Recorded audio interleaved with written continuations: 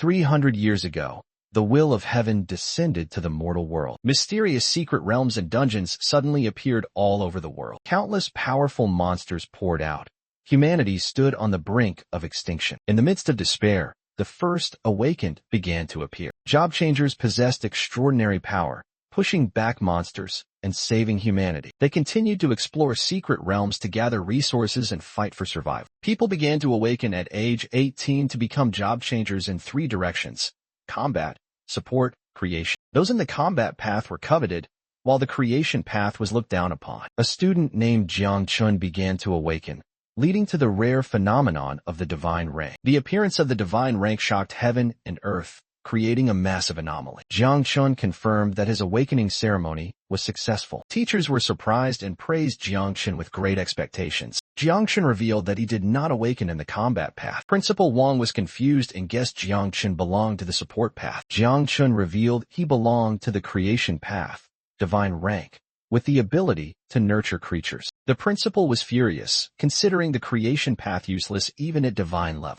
Another teacher tried to reassure and suggested research directions for Jiang Chun. Jiang Chun calmly responded and accepted the suggested ideas. Jiang Chun asked permission to leave because he had other matters to attend to. Students around whispered, thinking Jiang Chun was no longer valuable. Jiang Chun realized that new power was what decided everything. He questioned society's prejudice against the creation path. The system confirmed Jiang Chun awakened at divine rank with the insect disaster path. Jiang Chun was confident because the system perfectly matched. Jiang Chun revealed his real name. He had been reincarnated after death in the world of the awakened. After the Dark Era, the world was occupied by monsters and worshipped power. Jiang Chun was reborn as an orphan child and had to struggle to survive. Before age 18, he continuously trained his body. Jiang Chun believed he could only rely on himself to survive. The insect race once devastated humanity during the Dark Era. 9 of the 12 human kings sacrificed themselves to seal the disaster. In this world, power determines everything. If harnessed, the power of the insect race is formidable. Jiang Chun activated the system and began to awaken his power. He entered the sea of his own consciousness. Jiang Chun was surprised that his talent was a tree. Evolution skills require sacrifices. Each target can only be used once. Jiang Chun was pleased when the system analyzed his talent. Jiang Chun ordered the summoning of a larva. Jiang Chun successfully summoned the larva. He felt a strong pressure radiating out. The larva had a natural disaster rank: 9-winged dark spirit. A giant larva appeared before Jiang Chun's eyes. It had caused a great disaster and disappeared in the Third Era. Jiang Chun was amazed by its enormous size. The 9-winged called Jiang Chun master and wanted to eat monsters. Growth speed increased by 10%.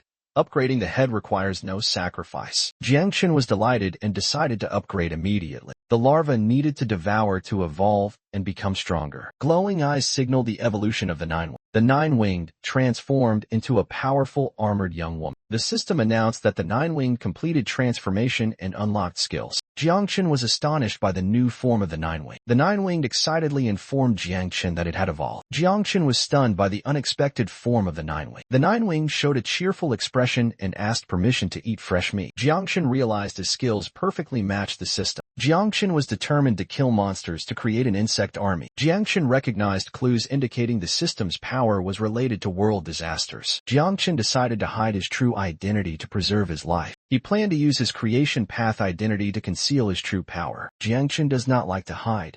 He wants to become strong so he can reveal himself openly. Jiang Chun walked, creating strange ripples of water beneath his feet. He noticed unusual phenomena around himself and Little Nine. Little Nine looked at Jiang Chun seriously, calling him master. Little Nine sensed that something was approaching. She warned that a threat was drawing near. Jiang Chun was surprised when someone's gaze focused intently on him. A mysterious man questioned Jiang Chun about the anomaly that had just appeared. The crowd buzzed as a man exuded an overwhelming aura. Jiang Chun felt constant pressure from the strange man. Jiang Chun suspected this person was secretly testing him. Little Nine warned that he was both a threat and very tempting. Little Nine revealed her intention to devour the man. The larva sensed danger and was about to take action. Toxic fumes erupted violently, terrifying everyone. Those around trembled before the chilling, murderous aura. Jiang Chun realized the hungrier the larva was, the more aggressive it became. Jiang Chun understood that the man intended to probe his strength. The system warned that the larva's devouring value was too low. Jiang Chun had suppressed the larva and was confident in maintaining control. The man praised Jiang Chun for being able to resist even though he had just awakened. Jiang Chun cautiously asked about the man's identity. The man introduced himself as Ji Gang,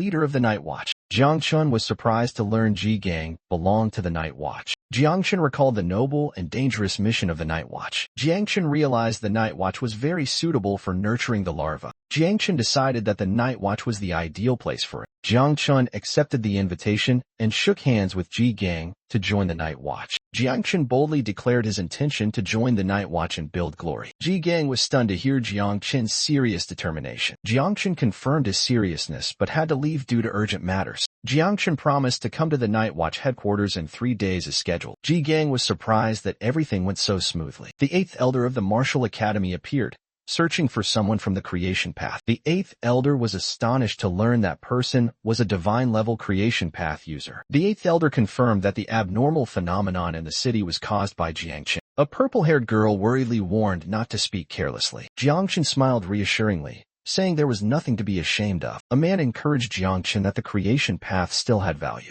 Jiang Chun thanked everyone in the building for always helping him. Friends invited Jiang Chun to enter a secret realm together to level up and get equipment. Jiang Chun agreed to join, completing the team formation. A spatial gate opened, taking the whole group into the secret realm. Jiang Chun entered the secret realm with a determined look in his eyes. The whole group officially stepped into the secret realm space. The torches in the secret realm suddenly lit up mysteriously. Warning: opening sea-level secret realm.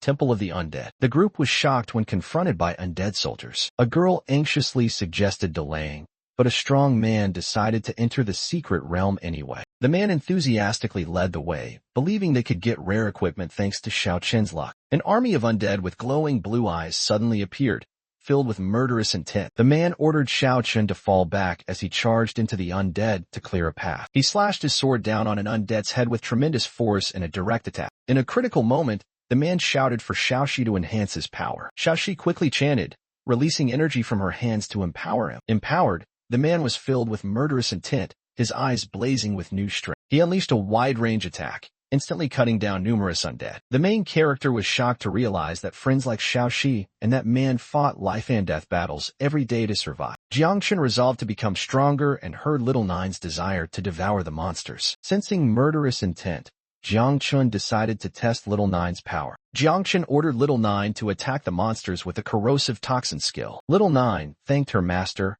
and began spreading poisonous mist across the battlefield. The monster corpses were immediately completely corroded upon contact with Little Nine's poisonous mist. Although the effect was powerful, Jiang Chun realized that low-level monsters made the growth rate too slow. Jiang Chun decided to wait behind and clean up the monster corpses to avoid unintended injuries. Little Nine signaled that she had detected something, causing Jiang Chun to become immediately alert. Jiang Chun noticed fresh blood and newly killed monster corpses ahead. A level 10 shadow lurker appeared, exuding a terrifying aura and superior strength. Jiang Chun guessed the monster was hiding due to its higher level and was confident in his skill advantage. After checking the stats, Jiang Chun decided to use them as targets to test his skills. He ordered Little Nine to transform into poisonous mist and charge into battle with it. The black-cloaked monsters rushed toward Jiang Chun in a fierce attack stance. Jiang Chun calmly chanted a spell, ready to confront without hesitation. Within the dense purple poisonous mist, Jiang Chun charged at the enemies with superior speed and strength. The monsters panicked as their bodies began to dissolve from the invisible poison gas. Jiang Chun stood in the middle of the battlefield, absorbing the purple energy crystals he had just obtained. He drank the poison crystals to increase his power, his eyes showing cold determination. The poisonous mist covered everywhere, while Jiang Chun coldly led the massacre of monsters. Jiang Chun easily defeated monsters and his devouring value rapidly increased. A horde of monsters surged like a flood. Jiang Chun calmly waited for them to approach. Seeing the overwhelming number of monsters, Jiang Chun decided to finish quickly and return. Jiang Chun asked Little Nine if she could handle all the monsters. Little Nine confidently declared that all monsters were her prey. Predicting a big battle, a preview revealed an undead secret realm boss preparing to appear. Jiang Chun discovered Uncle Wong was injured while confronting the undead in the castle. Despite his injuries, Uncle Wong affirmed he could still fight amid the monster siege. Uncle Wong realized the situation was worsening as more monsters appeared than expected. Uncle Wong asked Xiaoxi to lead everyone to meet Jiang Chun while he stayed behind to cover their retreat. Turning around, Uncle Wong immediately spotted a giant undead attacking from behind. Sensing imminent danger, he startled and exclaimed in panic. A sudden attack severely injured Uncle Wong's arm. The monster roared fiercely and threatened to close in right before him. Jiang Chun suddenly appeared, anxiously asking about Uncle Wang's condition. Everyone was amazed to see Jiang Chun easily kill monsters using only poisonous gas. Jiang Chun revealed his poisonous mist skill and urged the group to take Uncle Wang away immediately. Uncle Wang and Xiao Shi worried it was too dangerous and suggested fighting together. Jiang Chun reassured his teammates that he would be fine and asked them to trust him. As everyone retreated, the system announced that conditions were met to summon the secret realm boss. Xiao Shi affirmed that Chen was not reckless and urged everyone to trust him. Uncle Wang threw his sword to Chen and told him to remember to return it later. Chen caught the sword midair and promised to return it. Chen activated his skill and combined the sword with poisonous mist to expand the damage range. Heavy footsteps echoed as a giant monster approached. Chen unleashed a series of sword strikes covered in poisonous mist, sweeping through the undead monsters. Chen confidently stated he once ranked top in school for swordsmanship skills. Chen moved swiftly across the battlefield, delivering precise and decisive finishing blows. Chen sensed something unusual approaching and shifted his gaze seriously. Chen unleashed a powerful vertical slash that shattered the ground along with the undead horde. The leader of undead soldiers charged forward with blood-red eyes full of murderous intent. He launched an extremely fast attack with a giant sword blade. Chen counterattacked fiercely, clashing directly with the opponent's sword. The collision was so strong it shattered part of the sword. Chen was thrown far away as the leader of undead soldiers' power erupted violently. Chen took momentum to land on the ground, his eyes never leaving the enemy. He guessed that this black-armored figure was the dungeon boss, and stronger than expected. Chen was worried because he had damaged Uncle Wang's sword during the battle. The system displayed information. Level 15 leader of undead soldiers officially appeared. The leader of undead soldiers activated dark energy and began charging to attack. The leader of undead soldiers rushed forward and swung a powerful slash at Chen. Chen gritted his teeth and loudly called Xiao Jiu's name in the critical moment. Xiao Jiu immediately appeared to block the incoming sword strike. She asked permission to eliminate the enemy and received approval. She threw a punch that shattered the opponent's powerful attack. A strong burst of dark purple energy erupted around Xiao Jiu, creating a shockwave. The leader of undead soldiers launched an angry counterpunch. Xiao Jiu initiated an attack with eyes full of murderous intent. Xiao Jiu unleashed a series of fierce slashes, continuously forcing the boss to retreat. She swung her blade powerfully, striking the boss's armor and causing it to tremble. Xiao Jiu delivered a critical strike that shattered the enemy's body. The purple sword light pierced through the opponent, ending the battle in an instant. Xiao Jiu stood amid black smoke, majestic and overwhelming with the purple sword in hand. The young man was amazed by Xiao Jiu's power and declared the dungeon conquered. From the rubble,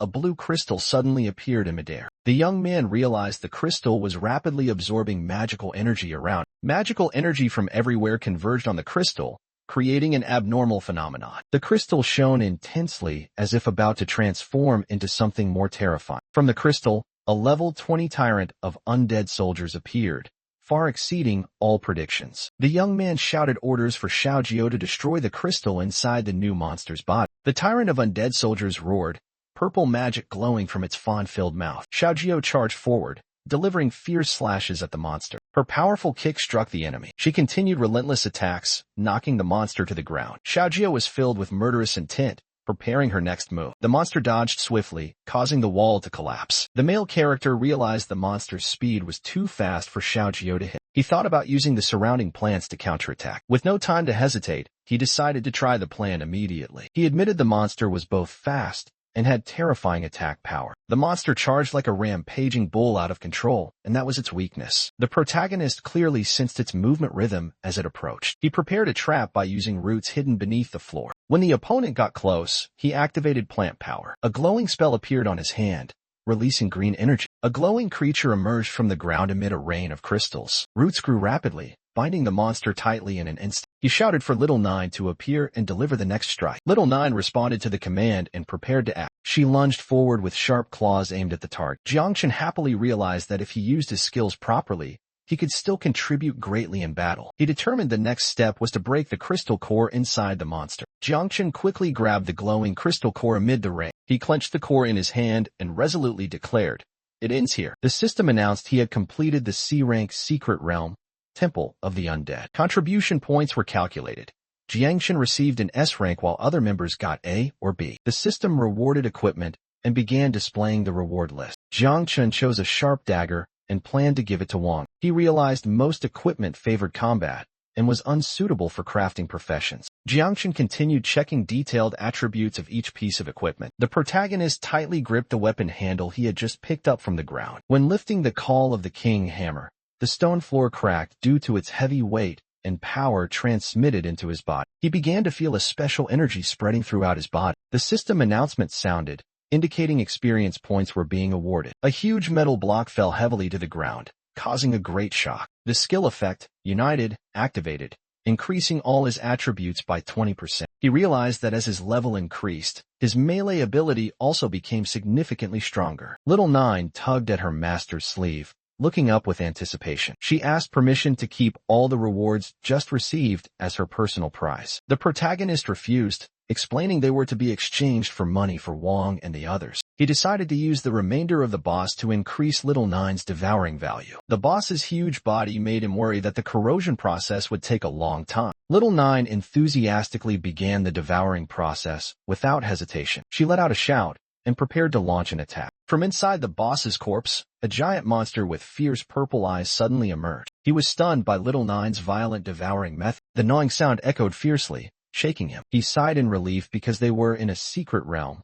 If in the main city, they would have been discovered. The system announced the devouring value continuously increasing in waves. He concluded that the boss had high value and needed to hunt more to continue growing stronger. He became alert upon hearing footsteps and feared that Uncle Wang's group had discovered them. The devouring stat had reached 8,876 out of 10,000, nearing the limit. He hurriedly told Little Nine to revert to her original form to avoid exposure as the devouring stat was about to fill. His group appeared, amazed that he had cleared the stage and obtained many pieces of equipment. Everyone happily accepted the new equipment and was surprised by his strength. He realized he could not stay in the secret realm any longer because it would no longer refresh. Someone expressed regret that he would transfer to the research department instead of becoming a warrior. He revealed that he was preparing to join the Night Watch, surprising everyone. He said he would go to the Night Watch in 3 days and needed to level up beforehand in the wilderness. He reassured Uncle Wang that he knew what to do and told him to worry about the monsters instead of him. The ruined city appeared with collapsed buildings amid cold gray mist. Passengers were notified to disembark to enter the wilderness outside the city. The male lead stepped off the train with a determined look under the spotlight. He was surprised by the number of people present at the gathering point outside the city. He realized his hunger was growing intense after awakening the system. Although the food was not tasty,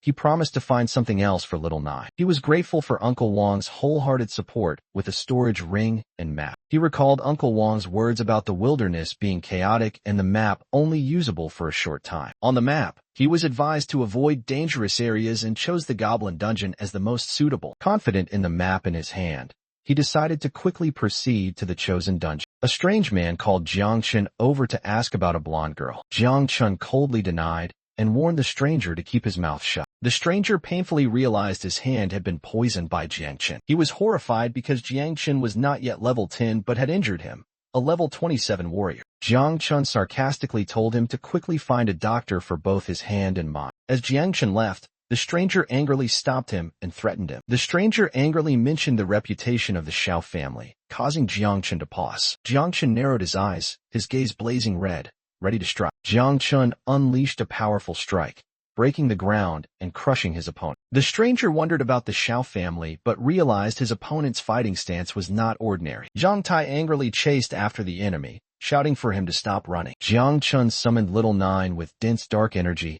and ordered her to attack the enemy. Zhang Tai angrily challenged Jiangchen, dismissing the threatening dark energy. Jiangchen coldly reminded Zhang Tai that he had told him to keep his whereabouts secret. A blue-haired young man appeared, questioning Zhang Tai about why he disobeyed orders. Zhang Tai stammered to justify himself, but was disdainfully called useless by the blue-haired youth. The blue-haired youth ruthlessly grabbed Zhang Tai by the neck as punishment for his failure. He emphasized that Zhang Tai was just a dog of the Xiao family, unqualified to use that name. Jiangchen silently judged that this blue-haired youth was far more dangerous than Zhang Tai. The blue-haired youth apologized on behalf of his dog and offered compensation, but Jiangchen refused. The blue-haired youth showed interest and asked Jiangchen if he intended to enter the wilderness. He invited Jiangchen to join his group. Jiangchen declined the invitation, affirming he preferred to act alone. Zhang Tai admitted his fault and asked to continue the mission to capture the target. Young Master questioned Zhang Tai for letting the target escape the city. He ordered to prevent the target from surviving to the next station. Humanity once ruled the earth and built countless magnificent cities. But supernatural forces and phenomena gradually changed everything. Only those craving power dared to risk returning to dangerous places. These areas are now called the wilderness, where the character is lost. Jiangchen worried because he no longer saw monsters along the way, slowing down reporting. Jiangchen pondered ahead, calculating his next step. The sky suddenly darkened. Thick clouds gathered. A heavy rain began pouring down in the dark space. Jiangchen realized he had entered a monster nest area and prepared to fight. Sensing something unusual, Jiangchen raised his head cautiously. A giant monster with many red eyes appeared above, confronting Jiangchen. Little Nine asked permission to assist, but Jiangchen refused because the opponent was not too strong. A lightning-fast attack rushed toward the monster. Jiangchen's sword slashed down hard, creating fierce pressure amid the rain. A huge black object crashed to the ground, causing a violent impact. Jiangchen threw a punch from midair with a six-eyed monster following behind. Jiangchen's punch struck the monster's head directly, shattering rocks and earth. Little Nine detected something unusual and signaled Jiangchen. In the rain, numerous glowing red eyes appeared from spider-like monsters. Flying monsters began gathering behind Jiangchen. Jiangchen gripped his weapon tightly,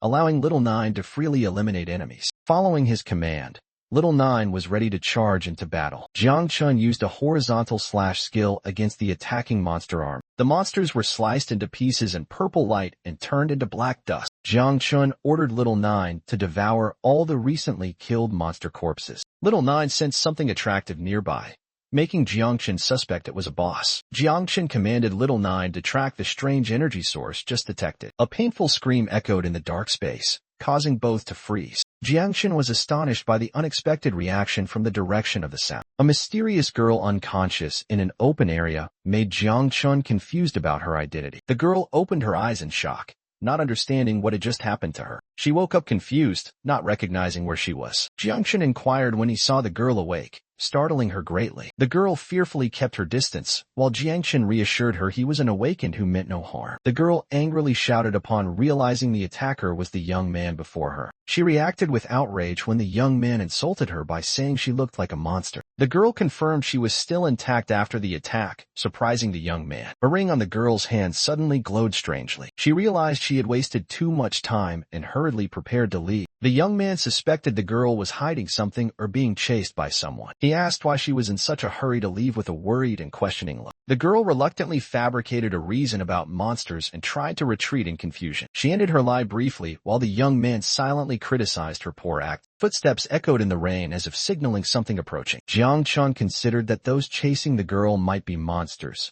making it easier to collect devouring energy. Jiangchen worried that if the pursuers were other awakened, the situation would be more complicated. Little Nine reported that many creatures were approaching, making Jiangchen feel pleased. Jiangchen suddenly froze as he sensed something was wrong. In front of Jiangchen was a large group of monsters with glowing red eyes in the mist. Jiangchen realized why the girl had panicked and fled. Noticing they were not awakened, Jiangchen decided not to miss the opportunity to devour their energy. Jiangchen ordered Little Nine to use her poisonous mist form to prepare for battle. Jiangchen faced the giant roaring monsters surrounding him on all sides. A beam of light shot through the mouth of the first monster, starting the battle. Jiangchen delivered a strong slash to the monster, causing the ground beneath to crack. Jiangchen noticed that the monster's speed this time was much faster than before. A monster suddenly attacked from behind, causing Jiangchen to startle and dodge. Jiangchen counterattacked with a spinning slash, destroying many monsters in an instant. The powerful strike shattered monster corpses, scattering them into the air. Jiangchen suspected something was wrong during the battle. He realized the monsters were attacking in rotation with coordinated tactics. A six-eyed monster smiled maliciously, seemingly controlling the formation. Facing the large and coordinated monster army, Jiangchen understood why this place was deserted. He decided to find a way to approach and kill the boss first to break the formation. Jiangchen felt pressure as he realized the situation was becoming difficult. Little Nine informed Jiangchen that the monsters were challenging him. Little Nine angrily roared, unleashing fierce murderous intent to protect her master. The monsters panicked and fled upon sensing Little Nine's murderous aura. Jiangchen realized Little Nine had severed the control link between the monsters and their prey. Jiangchen praised Little Nine and ordered her to kill the boss together. Jiangchen warned Little Nine to keep close distance to prepare for attack. Without the boss's control, the monsters became weak and chaotic. Jiangchen launched a decisive attack, wiping out the blocking monsters. His attack shattered many enemies, clearing a path straight to the boss. The black-haired young man shouted the single target and charged toward the giant spider monster. The giant spider screamed angrily, its glowing red eyes prominent amid the smoke. The young man identified the spider as the prey with the highest devouring value. A powerful slash from his weapon struck directly down on the spider's head. He stood amid purple smoke, declaring it was time to create his insect army. He confirmed the last spider had been completely eliminated. The system displayed.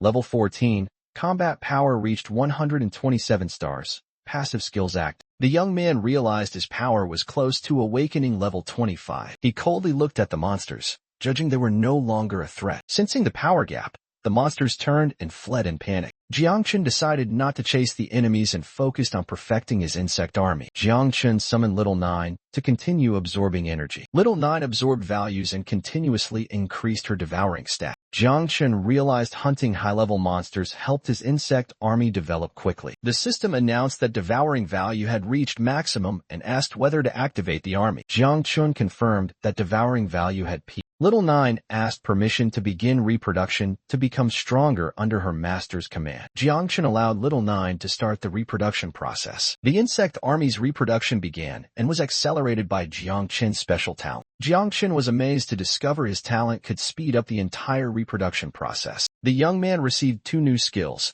Insect Nest LV, Max and Overlord LV.1. Beginning to reproduce his insect army. He was amazed to see his first insect swarm beginning to form. The 9 miasma wings insect swarm was completed with a total of 2,300 insects. He was astonished by the large number of the first generation and thought about the next development. He realized the new generation had additional skills like camouflage and self-destruction, very useful in combat. Little Nine happily hugged her master after completing reproduction. The young man confirmed that Little Nine had finished reproducing and had not changed much. Little Nine held his hand and said she wanted to rest. Little Nine returned to the nest within the light emitted from the young man's hand. He realized the insect nest was a space that could safely store the insect swarm. The white-haired girl fell asleep after consuming many insects, while the male lead checked his new skills. The male lead recalled that he also received a skill called Overlord. He activated the Overlord skill, his whole body radiating intense purple energy. Giant insects appeared, their eyes glowing under his control. The male lead quickly understood the skill's mechanism. He discovered that the Overlord skill allowed him to easily control the entire swarm. Not only controlling them,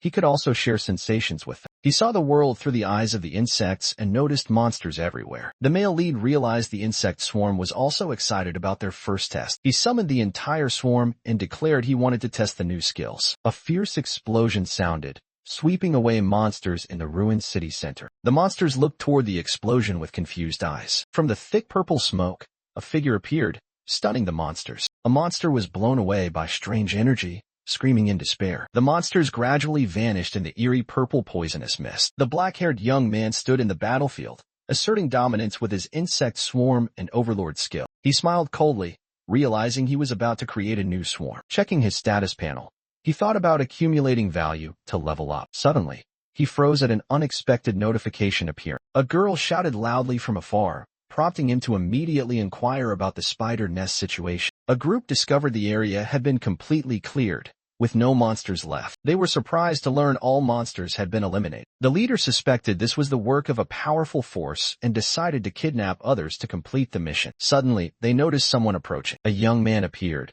happy to find another awakened person. Jiangchen stepped forward, saying he only wanted to trade food to level up. The group initially feared him, but then showed contempt because Jiangchen was alone. Jiangchen affirmed he had valuable items to trade, making the group greedy. A member suggested checking the items and secretly drew a sword, preparing to attack Jiangchen. Jiangchen raised his hand, the ring glowing, ready to counterattack. Jiangchen appeared with the corpses of defeated spiders, astonishing his enemies. 2 men in black were frightened upon realizing Jiangchen single-handedly defeated the spider swarm. Jiangchen revealed he had anticipated the enemy's actions and was currently level 17. Jiangchen warned the opponents to leave immediately after completing their purpose. Jiangchen ordered his monster swarm to guard the surrounding area. Jiangchen summoned a dark monster swarm with tremendous power. Jiangchen complained about side effects causing him to get hungry faster since having little nut. Jiangchen worried because his devouring value was increasing too slowly and needed 1 million points. Jiangchen realized that supplies from public beast nests were insufficient to regenerate his swarm. Jiangchen suspected Little Nine was still unconscious due to excessive consumption when creating the swarm. He suddenly recognized an acquaintance who should not be here. The scent of battle spread,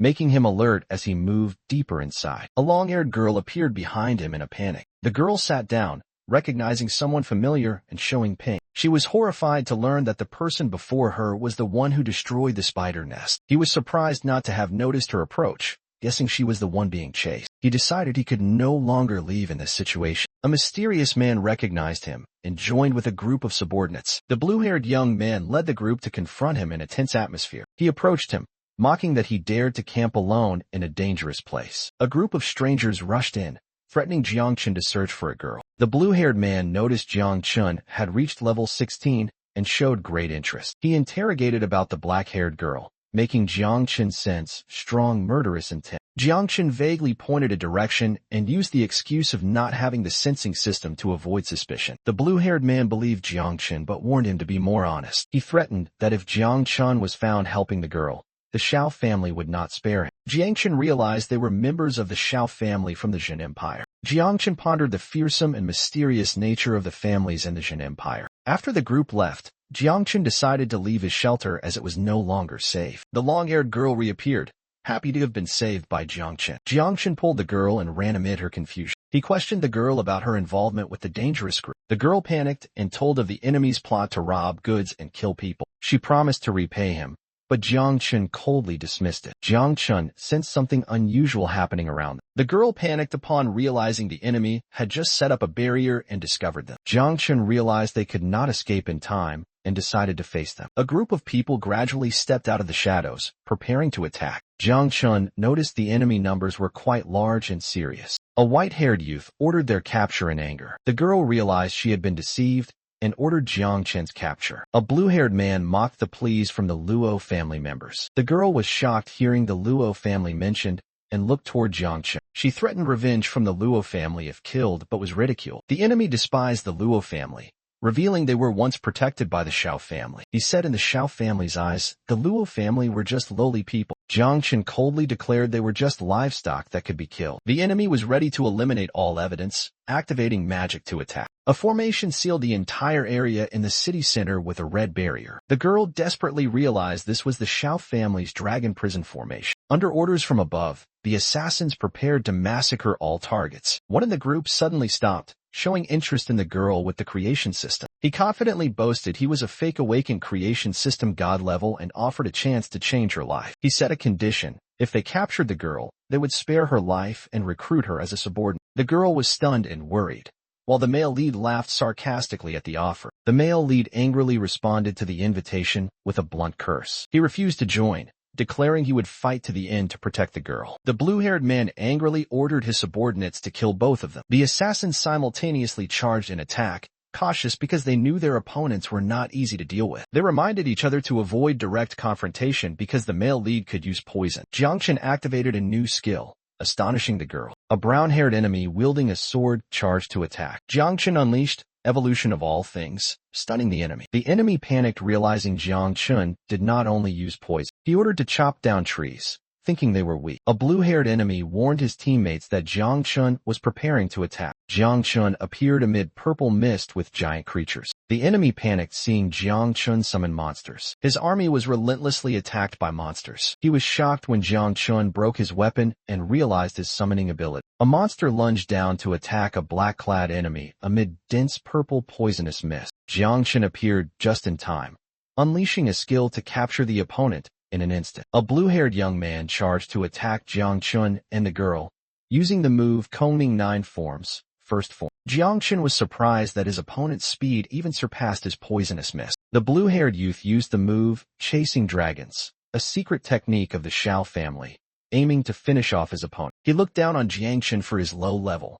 thinking a sword alone was enough to defeat him. But as he struck, he suddenly widened his eyes, horrified by something. The girl accompanying Jiangchen revealed her hidden profession, Earth's eternal shield, blocking the attack. The blue-haired man was annoyed for having forgotten the presence of that girl. Seizing the golden opportunity, Jiang Chun launched a counterattack while the enemy was still surprised. A man was grabbed by the collar and yanked up with a look of horror. The blue-haired youth used subordinates to block attacks from incoming black spikes. The attack burst, creating a large explosion on the ground. The blue-haired man coughed up blood, while the enemy was furious that he used others as shields. The dying subordinate called out, "Young master," in his last breath. The blue-haired youth calmly said he had not raised the subordinate in vain. He coldly smiled, taking a dragon yuan pill from his mouth. He declared this would be the end and prepared to deliver the decisive blow. He covered his face with a mask, radiated murderous intent, and declared he would behead his opponent. Jiang Chun silently faced him, his cold gaze unwavering. The blue-haired youth unleashed a powerful move intending to behead his opponent. Jiang Chun recognized the incoming attack. The blue-haired youth used the move Coning 9 forms,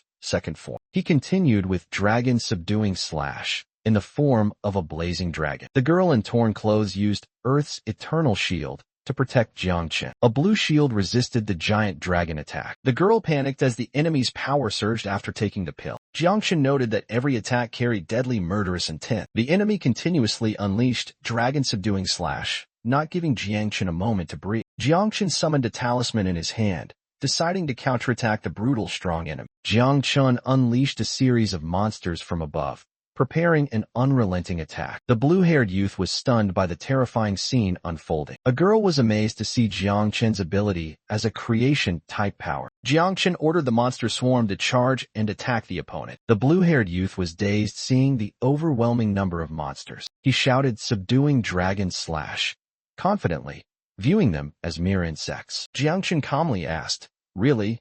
as he was overwhelmed. The injured monsters began to self-heal, surprising the enemy. He panicked, realizing the monsters were not dying and kept regenerating. Jiang Chun coldly challenged, "Let's see how long you can hold on." Xiao Yuanwu unleashed Dragon Subduing Slash in fury. He panicked as his dragon aura was devoured. His right hand was poisoned, forcing him to abandon his sword technique. Xiao Yuanwu used the secret life jade protector to create a defensive shield. He was confident his life shield could block all attacks. Though cornered, he remained arrogant because he believed he could not be harmed. He proposed that the male lead join the Xiao family to be granted noble status. Jiang Chun coldly refused and pointed out that he no longer held control. A group from the Xiao family threatened and overwhelmed the enemy, confident in their strength. Jiang Chun responded coldly, threatening to eliminate the enemy without leaving a trace. Jiang Chun launched a powerful attack with destructive purple energy. A subordinate cried for help as Jiang Chun appeared behind, radiating murderous intent. A giant dark creature with glowing purple eyes appeared before the group. The monster called Little Nine had awakened and was ready to attack. Little Nine showed her hunger,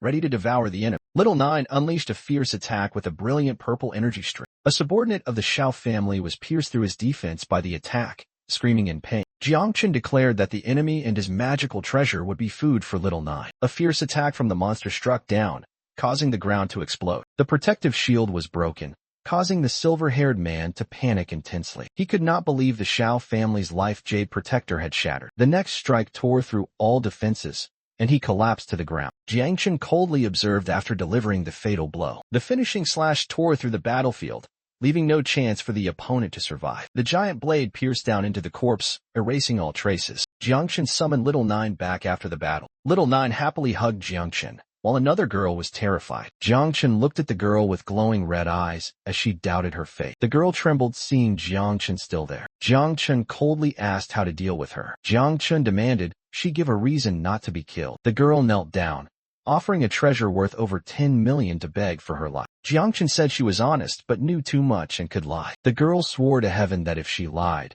she would be struck by lightning 5 times, and revealed her name as Luo Sandow. Luo Sandow affirmed she was telling the truth and gave Jiang Chun her ID for verification. Jiang Chun held the ID and asked if she was sure it was her. Luo Sandow hurriedly explained the photo was from 2 years ago, before puberty or weight loss. Jiang Chun laughed at Luo Sandow's clumsy excuse. Jiang Chun suspected the girl could not keep secrets and intended to kill her. The girl flew up, promising not to betray Jiang Chun. Jiang Chun was surprised to see what she was holding. The girl explained it was a life-death letter. Violation meant instant death. Jiang Chun agreed to spare her because she signed the letter.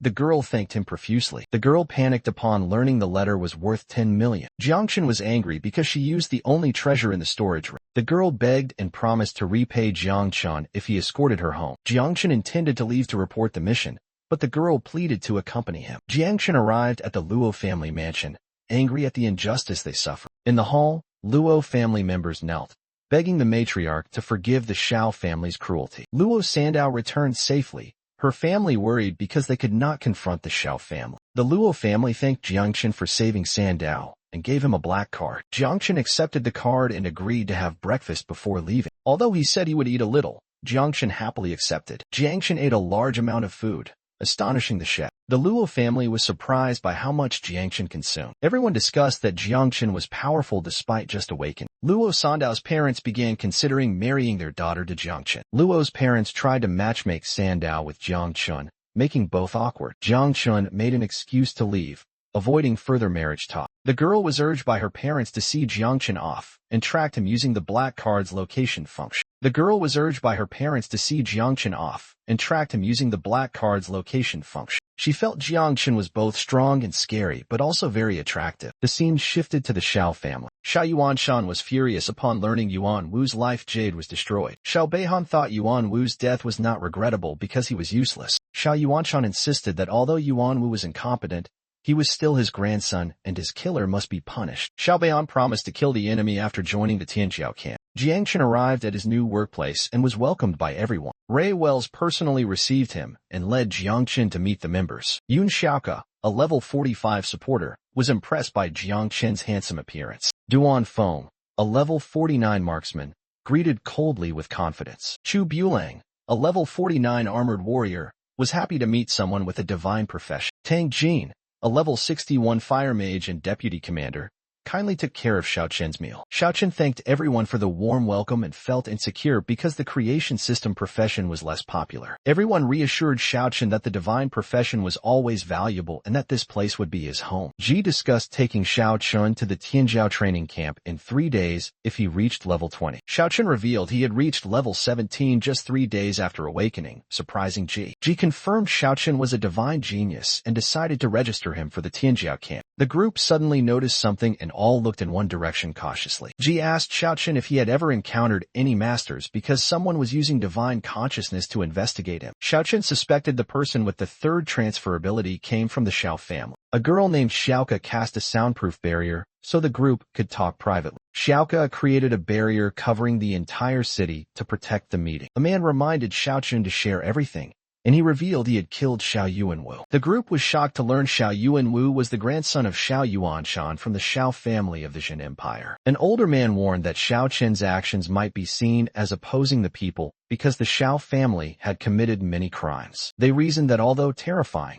Xiao Yuanwu was not valued by the family, so Xiao Yuanshan might not intervene. Xiaochen felt for the first time he had a place called home, while the group discovered Xiao Yuanwu had at least passed the second transfer. The man was angry that Xiaochen, only a level 17 creation system user, defeated a level 30 combat system user, but Xiaochen revealed he had helped. Xiaochen said his helper was Luo Sandow from the Luo family in Jiangnan, with a hidden profession in defense. Everyone was surprised to learn Luo Sandow's true identity, daughter of a wealthy Luo family in Jiangnan. A man enthusiastically praised the Luo family's wealth and promised to help if needed. The man noted Luo Sandow's defense system and questioned Xiaochen's true strength. Xiaochen revealed he had 2 professions, including a hidden one in poison. The group was amazed by Xiaochen's poison ability.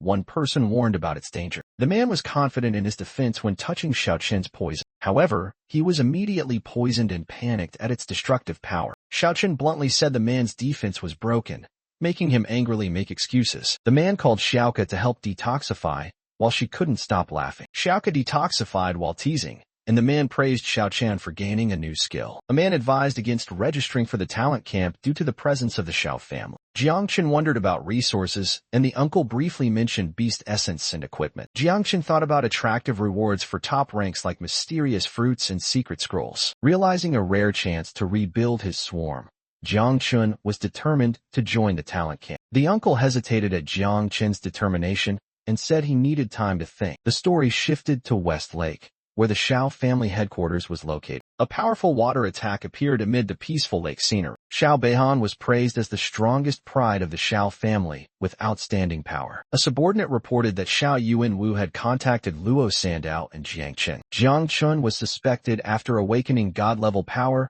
and registering for the talent camp with Luo Sandow. A blue-haired man showed interest in god-level talent and let the subject go to the Tianjiao camp to await death. Someone arrived at the door calling Xiaoqin's name. The man registered Xiaoqin for the Tianjia camp, but worriedly sought stronger allies for him. He introduced an ally, Mu Hanqiu, the little princess of the Mu family, and advised Jiangqin to make a good impression. When the bell rang, the mentioned girl arrived at the place. Mu Hanqiu appeared with a man, questioning why they were refused yesterday but helped today. The man awkwardly answered it was because of a handsome man, surprising Xiaoqin. Mr. Ji Gang explained they refused yesterday because they were angry at Mu Hanqiu's grandfather, but agreed today on the condition that Jiang Chun be brought along. Mu Hanqiu's grandfather argued that he had given a level 30 secret scroll for free, and the other side also needed someone with level 50 combat experience. Mu Hanqiu asked about Jiang Chen's combat power, and he replied level 17 creation system. Xiaoqiu angrily opposed because Xiaoqin was below level 20 and had a useless creation profession. A man angrily defended Xiaoqin and demanded to be called Uncle Ji. Another revealed Xiaoqiu had just broken up with her lover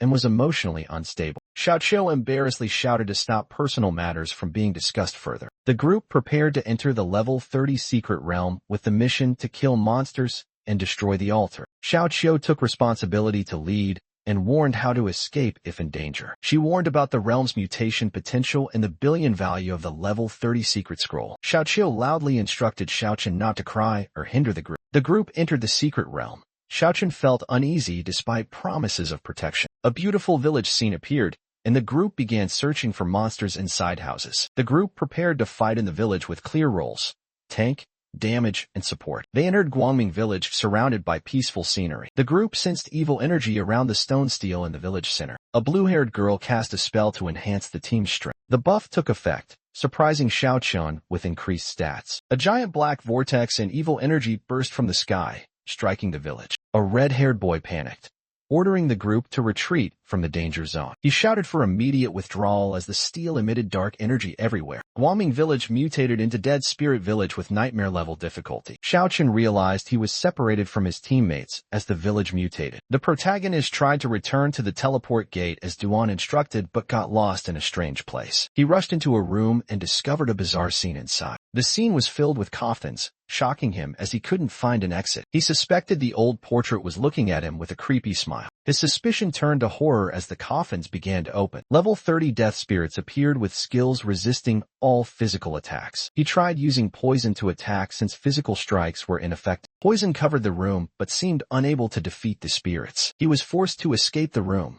jumping out among the zombies. He realized poison was useless and heard a voice. "Master, Little Nine wants to eat food." Little Nine begged to eat and was allowed by her master to try devouring zombies. Little Nine charged into the zombie horde, eagerly preparing to eat them. Little Nine declared her power and regarded zombies as food. Little Nine joyfully ate zombies amid the battle. The master recalled Little Nine was a dark species and could evolve beyond zombies. The master summoned all creatures to eat zombies together. The insects rushed out to attack zombies for experience and to feed Little Nine. The system announced leveling up from 17 to 18 with reward points. The master was amazed to gain 500,000 experience in just 10 seconds. Having reached the leveling goal, the master decided to investigate the strange portrait. Xiaoqin mocked a dead enemy through the painting while Little Nine reported the outside situation. Xiaoqin praised Little Nine and suggested checking if the figure in the painting could be eaten. Both Xiaoqin and Little Nine were startled as the painting exploded violently. The system announced Xiaoqin had scared to death Necromancer Guard LV-35 Elite and gained 8,701 experience. Zombies surged forward, and a brown-haired young man fought fiercely with a bow. He fought while worrying about others, especially Xiaoqin, who had not yet reached level 20. The system reported his teammates had killed many level 30 and 35 zombies, shocking him. He doubted who could have killed monsters so quickly in the mutated secret realm. He ruled out each person in the group, thinking Xiaoqin could not damage the immortal monsters. He suddenly thought of Mu Hanqiu and was stunned by her true power. The teammate with the bow ran toward the monsters, determined to save Xiaoqin. A girl tightly gripped her sleeve, her body covered in wounds, struggling to hold on. She fell down, with a horde of zombies rushing behind her like a flood. She got up shouting, vowing not to die because she still dreamed of reviving her family. She noticed the death spirits beginning to retreat from where she was. She sensed a strong murderous aura approaching her. She was knocked to the ground, crying out in pain as she was surrounded. Desperately, she reached out, begging for help. Jiangchen appeared from the distant light, astonishing her. She reached out to Jiangchen, calling for him to save her life. Jiangchen pulled the girl away from the attacking zombies. Jiangchen forcefully pushed the girl aside to avoid blocking the escape path. The girl fell to the ground in pain after being thrown. The girl got angry and called Jiangchen's name with dissatisfaction. She was amazed to see Jiangchen reveal his tremendous power. Jiangchen used a skill, summoning a swarm of purple monsters to surround the enemy. The girl admired Jiangchen's true strength, thinking he belonged to a hidden poison system. She blushed, her heart racing, thinking it was due to poison. Half an hour later, the group complained about the spirits and wondered about Mu Hancho's power. The group found signs of a recent battle and worried about Jiangchen. Upon finding a piece of a death spirit's corpse, the group immediately became anxious and searched for Xiaochen. 3 people split up to search the village for Xiaochen's whereabouts. Seeing something unexpected, they immediately paid attention. Meanwhile, Xiaochen and the red-haired girl sat on steps amid piles of death spirit corpses. The blue-haired girl confirmed the person they saw was Xiaochen, but the group remained suspicious. Xiaochen and the red-haired girl were stopped by the 3-person group and questioned about their identity. The red-haired girl shouted to protect Xiaochen, not allowing anyone to touch him. Xiaochen humorously explained and mentioned Ji Gang and Aunt Tang to prove his identity. The group confirmed his identity and happily embraced Xiaochen because he was safe. The whole group gathered, and Xiaochen happily stood among friends after the misunderstanding. The group was scolded by Chan while still joking, then immediately became serious again. They entered a large room, facing the next challenge. Before them appeared the dead spirit leader, a level 40 boss full of pressure. The group was cautious as Chin warned about the enemy's dangerous level. A young man ordered to fight, assigning clear roles to each person. The dead spirit leader began moving, making everyone more tense. A purple-black energy field enveloped as the boss seemed ready to attack. The dead spirit leader suddenly knelt down, causing great confusion in the group. Chun protected the group, signaling to summon Little Nine to fight. Chun summoned a strange power in the purple mist to confront the boss. The giant monster repeated the word eat, an uncontrollable hunger. Jiangchen defeated the dead spirit leader, leveled up to 26, and gained thousands of experience points. Jiangchen's group was stunned to see the boss easily defeated and the secret realm ended. Jiangchen humbly said it was thanks to poison, hiding his true strength. The group received rewards. Jiangchen was rated SSS with valuable items. Everyone was surprised and thanked Xiaochen for carrying the team through the secret realm. Xiaochen looked at the dropped equipment, evaluating them as extremely valuable. He kept the invisibility cloak and planned to sell the rest for blood crystals. As the secret realm was about to disappear, Xiaochen planned to use blood crystals to create more insects. The scene shifted to the Night Watch headquarters in a modern city. News about Jiangchen shocked everyone as it was unbelievable. A man named Ji requested a private talk with Jiangchen. Ji interrogated Jiangchen about the truth behind his unusual achievement. Ji did not believe Jiangchen's excuse about poison and corpses. Ji cornered Jiangchen, forcing him to reveal his secret. Jiangchen hesitated whether to disclose the secret about his swarm of insects. Ji ordered Jiangchen to tell the whole truth. Ji suddenly laughed at Jiangchen's worry and teased him. Ji affirmed he was not forcing him,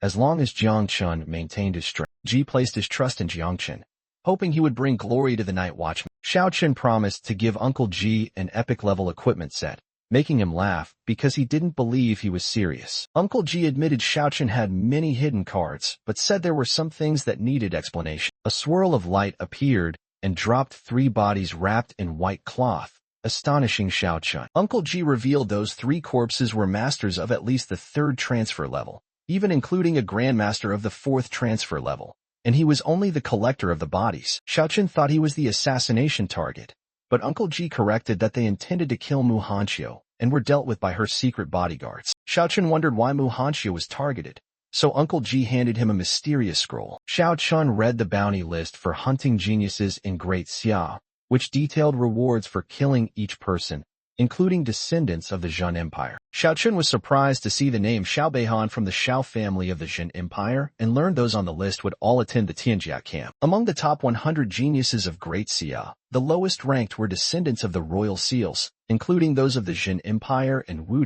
Mu Hancho, ranked 77 despite being a descendant of one of the 12 royal seals in Jiangnan, was still hunted by many masters but protected by secret bodyguards. Uncle Ji warned that if the royal seals were that strong, then the Xiao family of the Zhen Empire was far more terrifying. Xiaoqun realized Uncle Ji was warning him not to attract attention at the Tianjiao camp to avoid danger. Uncle Ji admitted he could not protect Xiaoqun well because he had only transferred 3 times, while other geniuses had strong back. Xiaoqun was touched that Uncle Ji did not blame him for hiding things and was devoted to protecting him. Uncle Ji believed that if news of Xiaoqun's achievements in the secret realm spread, he would surely rank higher than Mu Hanqiu. Uncle Ji suspected Xiaoqun had done something shady with Mu Hanqiu in the corpse-filled secret realm and teased him for his strange taste. Xiaoqun quickly withdrew from the conversation while Uncle Ji was annoyed at being misunderstood. Night fell, and Xiaoqun returned to his high-rise apartment after a long talk with Uncle Ji. Xiaoqun summarized his loot after selling equipment,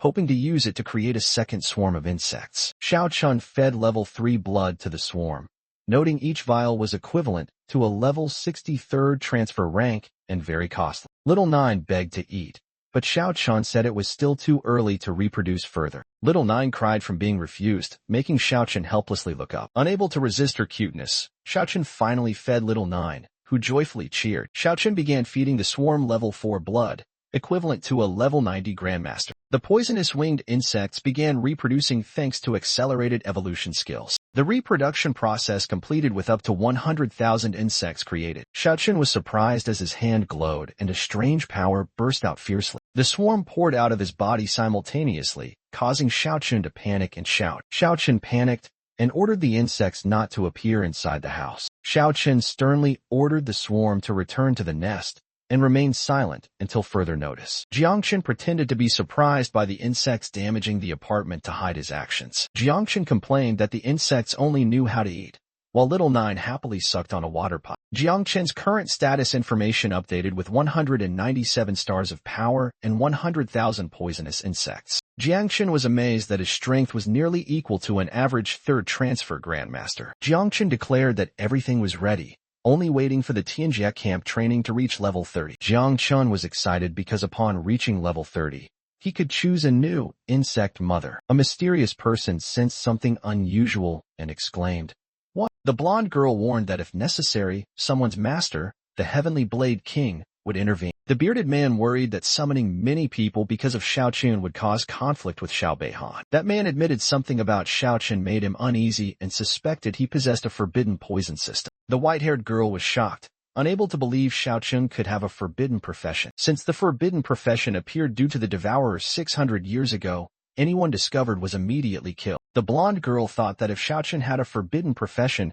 he would have been discovered upon awakening. The bearded man just hoped he was worrying unnecessarily. Xiaoqun got lost in the forest and was confused because he couldn't determine the direction. He heard a cry for help and turned around cautiously. A white-haired girl was stuck high in a tree, screaming in fear of heights. Xiaoqun used plant system skills to summon vines to rescue her. The vines lifted the girl, who screamed in fright. The girl complained that the bird's nest didn't look high until she climbed up, making Xiaoqun embarrassed. An old man with long hair asked Xiaoqun if he needed anything in return after being saved. Xiaoqun asked the old man to guide him to the Tianjia camp, and the man agreed to lead the way. Xiaoqun wondered why the old man didn't put his sword into item space if he was an awakened person. The old man said he wasn't awakened but had trained in swordsmanship all his life. He told how he lacked talent, failed awakening, and lived in poverty for 10 years. He once intended to die, but discovered an old hut and a sword in the mountain. Since then, he decided to practice swordsmanship daily in the mountain for 50 years and achieved enlightenment. He asked Xiaoqun if he wanted to learn the only sword move he knew. He laughed, mocking himself,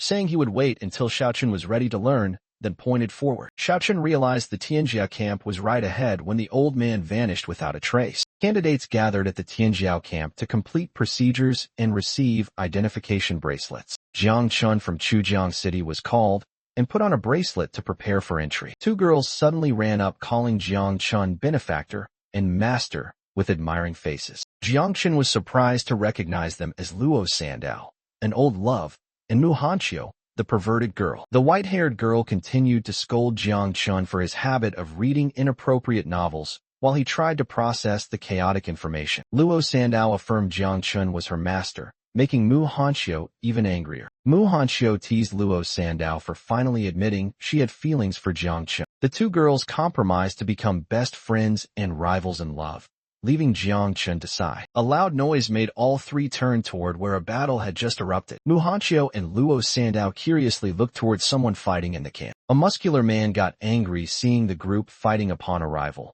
The protagonist recognized him as strong as a third transfer grandmaster. Without a word, the protagonist delivered a powerful kick to the muscular man. Thrown and slammed to the ground, the man panicked and shouted to report to his superiors. A girl was amazed that a third transfer grandmaster was defeated with a single blow, and guessed it was the top group from Jiangnan region. The short-haired girl named Tang Ying was the strongest assassin of the Tianji Tower, having assassinated a fourth transfer grandmaster in the Sakura Empire. The red-haired boy was Bai Feng, disciple of the East Sea frontline commander, a military genius prone to losing control. The blue-haired boy named Xiao Beihan was the grandson of one of the 7 pillars of Night Watch, possessing the divine-level sword Immortal Blue Lotus profession. A girl was furious upon realizing the epic-level sword in Xiao Beishan's hand was a treasure stolen from her family, while the protagonist silently acknowledged his superior strength compared to Xiao Yuanwu. While the 3 strongest people simultaneously exerted pressure, a mysterious person standing in the middle was surrounded by them. A powerful fist clenched in the thick mist, signaling the battle was about to erupt. Jiang Wushuang unleashed a destructive punch that left the opponent unable to resist. Jiang Chen recognized Jiang Wushuang as the third-ranked genius and considered using insects to counter. A young man with blue hair and a red cloak suddenly dashed down from above. Jiang Chen pushed the girl back after noticing the sudden attack from the stranger. The blue-haired man admitted he was knocked back by Jiang Wushuang's martial arts move. Jiang Chen and the blue-haired man recognized each other as Xiao Beihan and Jiang Chen. Mentioning Xiao Yuanwu's death, Xiao Beihan declared he would kill both Jiang Chen and Jiang Wushuang, but prioritized dealing with Jiang Chen first. Jiang Chen mocked the Xiao family's character and prepared to fight. Jiang Chen decided to break the rules and use full power despite promising Ji not to attract attention. A terrifying slash suddenly appeared accompanied by the declaration, "The Heavenly Blade King has arrived." A shockwave appeared as the silver-haired figure called Heavenly Blade King appeared. He plunged his great sword into the ground and declared his power with a challenge. The male lead was stunned, realizing the strange person he met on the road was the living legend Heavenly Blade King. Vice Commander Yang Guang called the silver-haired figure Senior Gu and emphasized his unprecedented king-level rank at the Tianjia camp. The trainees were terrified by his overwhelming power and speculated about the possibility of being accepted as his disciple. Some could not hide their admiration at witnessing a living legend in person. A muscular male trainee was determined to defeat Jiang Wushuang to impress and apprentice under the Heavenly Blade King. The male lead asked classmates about the old man's identity and was confirmed he was a legend since childhood. A flashback showed the Heavenly Blade King once slashed a dragon in one strike and had power comparable to level 8. A girl revealed he was someone even her grandfather respected, and becoming his disciple was extremely difficult. Everyone was surprised to learn Jiang Wushuang and Bai Feng had been rejected as disciples by Senior Blade God. The young man doubted whether the strange master climbing trees to scare birds was truly the Heavenly Blade King. Gu Kaidian officially introduced himself as the chief trainer of the Tianjiao camp. He declared the Jiangnan camp weak because their fighting was only for show, lacking lethality. Gu Kaidian affirmed more geniuses were needed to deal with increasingly strong monsters. He announced a new rule for the Jiangnan camp, a death quota. Facing opposition, Gu Kaidian declared he would take full responsibility for all consequences. An officer worried the death quota would cause chaos among the geniuses. Gu Kaidian coldly declared that 10 people must die each round and allowed anyone afraid to leave. Despite fear,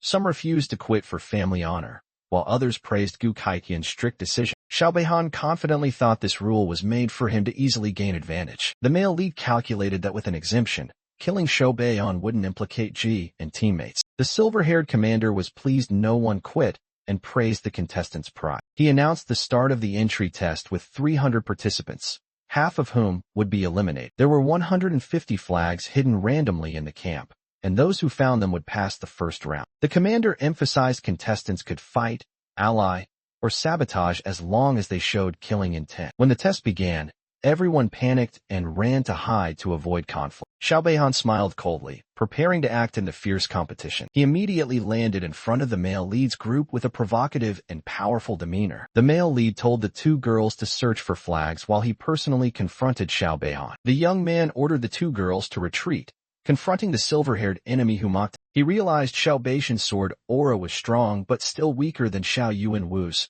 and worried that using only poison without revealing parasites would make victory difficult. The silver-haired man attacked with sword aura, declaring he wouldn't waste words on corpses. He was surprised by the attack and loudly called Xiao Beihan's name. A mysterious female assassin with sharp claws suddenly appeared. Xiao Beihan angrily asked Tang Ying about her betrayal, while he wondered if she was the assassin from before. Tang Ying accused Xiao Beihan of breaking promises and questioned if he feared Jiang Wushuang, making him angrily deny it. Tang Ying led Xiao Beihan away to pursue Jiang Wushuang, leaving him standing confused and suspecting she was helping him. He realized Tang Ying was indeed helping despite them never having met before. Tang Ying recalled Aunt Tang Jin's advice, revealing why she secretly protected Jiang Qin and how she dealt with Xiao Beihan. Huang Yongqiao knelt, offering a promotion flag to show loyalty to Jiang Qin. Jiang Qin refused the flag and ordered Huang Yongqiao to prove his loyalty through actions. The brown-haired girl silently worried about Jiang Qin, hoping Mu Hanqiu and Luo Sandao could protect him. The girl in the purple dress happily found 2 promotion flags and informed the team. Jiang Chun told the girls to keep the flags while he searched for more.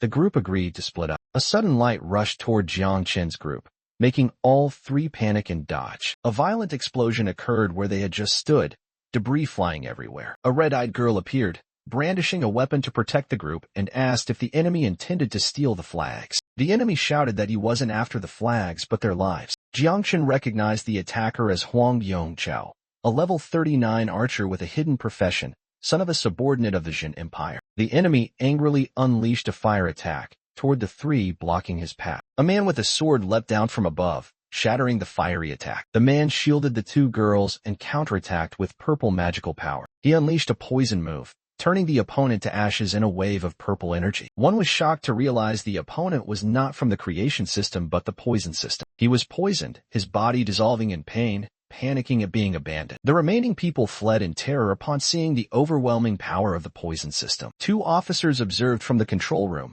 amazed at the protagonist's rare power. One officer was surprised to learn Jiang Qin had defeated a second transfer genius. The commander ordered Yang Guang to report and deploy more space system grandmasters to prevent risks. A young man decided to leave quickly to avoid disasters caused by geniuses. He was startled and fearful, thinking the old master had changed his mind. The old master instructed to attach Azure Cloud flags to 10 level 3 beasts to lure geniuses. The plan forced geniuses to compete for flags with monsters, avoiding harm to civilians. A blonde-haired boy challenged 3 people at once, asserting dominance. The blue-haired boy admitted fighting 3 against 1 wasn't glorious but was still uninterested in fighting. An announcement declared Huang Yongqiao had been eliminated by Jiang Qin. The blue-haired boy was shocked that someone as strong as Huang Yongqiao was killed so quickly. The girl in black was shocked that Jiang Qin, only level 26, defeated a level 39 opponent. The red-haired boy realized there was a hidden tiger in the Tianjiao camp. A blonde-haired boy sarcastically reminded everyone to pay attention to a new powerful master arriving. The organizers announced deploying 110 beasts carrying Azure Cloud flags and offered a 100 million reward for the leader. Tension spread as the blonde-haired boy calmly walked among the strands of vines. He said the Heavenly Blade King had given them new toys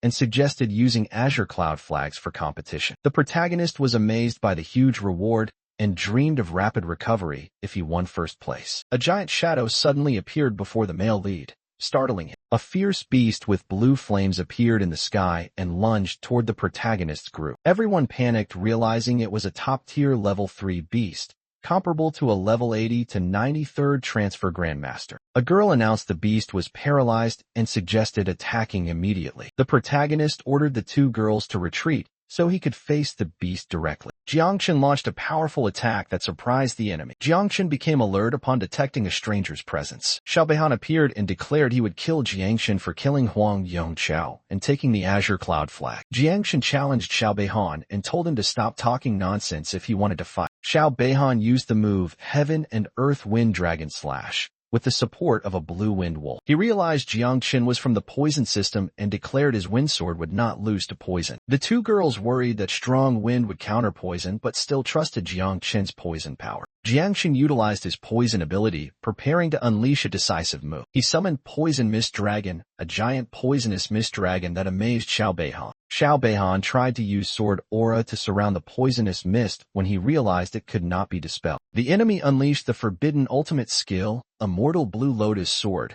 with sword aura filling the sky and a giant lotus shape. He declared his sword aura would devour all the poisonous mist. The male lead sneered, saying the sword aura blocking vision made devouring easier. The small white-haired girl excitedly flew over, continuously absorbing sword aura and praised it as delicious. The male lead asked the girl for help after she had absorbed enough sword aura. He ordered the destruction of the sword aura, dissolving the giant lotus in the sky. The enemy screamed in pain, blood spurting when hit. He was horrified to see the giant poisonous dragon appear, unable to believe poison could destroy sword aura. Shouting, "Life Protection Jade," he summoned a red spherical barrier around himself. He confidently declared poison could not penetrate the barrier, while the male lead regretted not being able to release all insects due to being monitored. Jiang Chun asked Luo Sandao to erect an earth barrier covering the entire area, and she agreed to try. Luo Sandao deployed Earth's eternal shield, creating a giant protective dome. The opponent was surprised and questioned Jiang Chen's actions within the newly erected barrier. Jiang Chen provoked Xiao Beihan by mentioning Xiao Xuanwu's death. Xiao Beihan mocked Jiang Chen for comparing himself to a cheap life jade of a weakling. Jiang Chen retorted that he was different now and ordered Little Nine to attack the opponent. Little Nine immediately responded and charged with full force. Little Nine unleashed a series of fierce attacks on Xiao Beihan's barrier. Jiang Chen was surprised that Xiao Beihan could defend with strong sword aura. A giant monster appeared, joining Little Nine in attacking Xiao Beihan. When the fierce beast awakened, the young man had to unleash all his power. He summoned Poison Mist Dragon to corrode Xiao Beihan's sword aura and ordered protection for Little Nine. Xiao Beihan's sword aura was corroded, preventing him from counterattacking. The summoned beast roared, dominating the battlefield atmosphere. Little Nine continuously attacked Xiao Beihan's defensive circle. The young man noticed Xiao Beihan's life jade was more durable than Xiao Yuanwu's. However, he believed Little Nine would destroy it within 3 minutes. Officers detected an emergency as Jiang Chen blocked surveillance signals. The deputy commander ordered Fong Cheng Yuan to monitor Xiao Beihan's spirit to teleport in time. An elder opposed favoritism, suspecting special protection privileges for Jingguo's grandson. Despite concerns about the fight with Xiao Zhengguo and Duan's involvement, the old commander remained silent. A young person warned that although information disclosure bans existed in Tianjiao camp, the outside world would eventually know everything. The old commander doubted whether Jiang Chun could kill Xiao Beihan,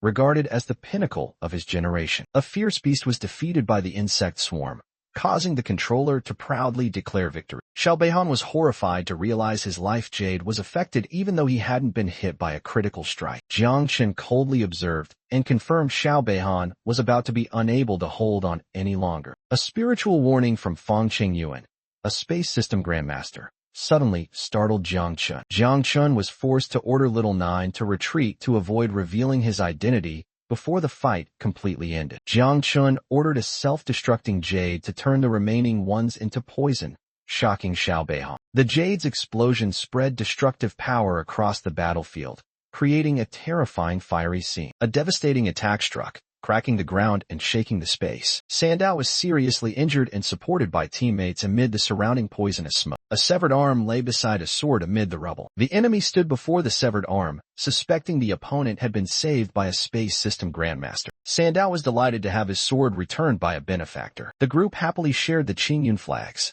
Sandao refused to take one to encourage the master to win first place. Someone slammed their hand on the table, angry about the incident. A superior questioned Fong Cheng Yuan why he didn't teleport Xiao Beihan in time. Fong Cheng Yuan explained that the poisonous mist weakened his spiritual power, preventing timely rescue. The superior was angry, not believing that poisonous mist could corrode spiritual power. The old general angrily ordered Yang Guang to be silent immediately. He criticized Yang Guang for always flattering power and thus unable to break through realms. The old general affirmed that if one dared to act, they must bear all consequences, including death. Yang Guang worriedly mentioned Commander Duan upon seeing the tense situation. The old general ordered internal secrecy and prevented Xiao Beihan from leaving the camp before the test ended. He turned and left, declaring he would go to Jiang'an headquarters first. The announcement of Xiao Beihan's elimination by Jiang Chen shocked the entire camp. Many were extremely surprised to learn Xiao Beihan had been eliminated from the test. Everyone was stunned to discover Xiao Beihan was the grandson of General Jingguo. A black-haired girl rushed to attack a giant horned beast confronting a pink-haired boy. The black-haired girl was stunned to learn Jiang Chen had eliminated Xiao Beihan. The pink-haired boy was shocked and couldn't believe what had just happened. A white wolf with blue eyes lay dead on the ground, Blood splattered everywhere. A muscular blonde-haired boy sat cross-armed before the wolf's corpse, looking interested. A man in military uniform calmly opened a tea box. Commander Duan Xinghai of Jiangnan District chatted with an acquaintance named Gu. The white-haired, old general cast a forbidden barrier spell before Duan Xinghai. A red barrier covered the entire building to keep their conversation absolutely secret. The two sat chatting. The old general wanted to ask Duan Xinghai an academic question. He seriously asked whether poison could corrode the spirit. Duan Xinghai confirmed that poisoning the spirit was possible but extremely difficult. He explained that spirit was a form of energy combining soul, nature, and thought, requiring extremely strong poison to corrode. Duan Xinghai admitted he had never seen this happen. Not even a king-level poison user could do it. He suspected a very powerful poison system genius had just appeared at the Tianjiao camp. The old general said it was too early to conclude, while Duan Xinghai demanded the truth about his stationing at Tianjiao camp. The old general suddenly asked Duan Xinghai if poison could have its own consciousness. Duan Xinghai laughed, saying that was illogical unless it wasn't poison but only disguised as such. The old general was stunned hearing about the possibility that poison was just a disguise. Duan Xinghai suddenly remembered something important that shocked him. He mentioned an ancient record about a catastrophic insect species that could transform into poisonous mist called 9 miasma wings. 9 miasma wings originated from 9 abyss and once caused an apocalypse wiping out the world. The old general exclaimed in horror upon realizing this was the ancient disaster 9 miasma wings. Duan Xinghai burst out laughing, reassuring that the world-ending insect species had long been extinct. He pretended to withdraw after admitting he had been enlightened, but revealed nothing further. The old general stood alone,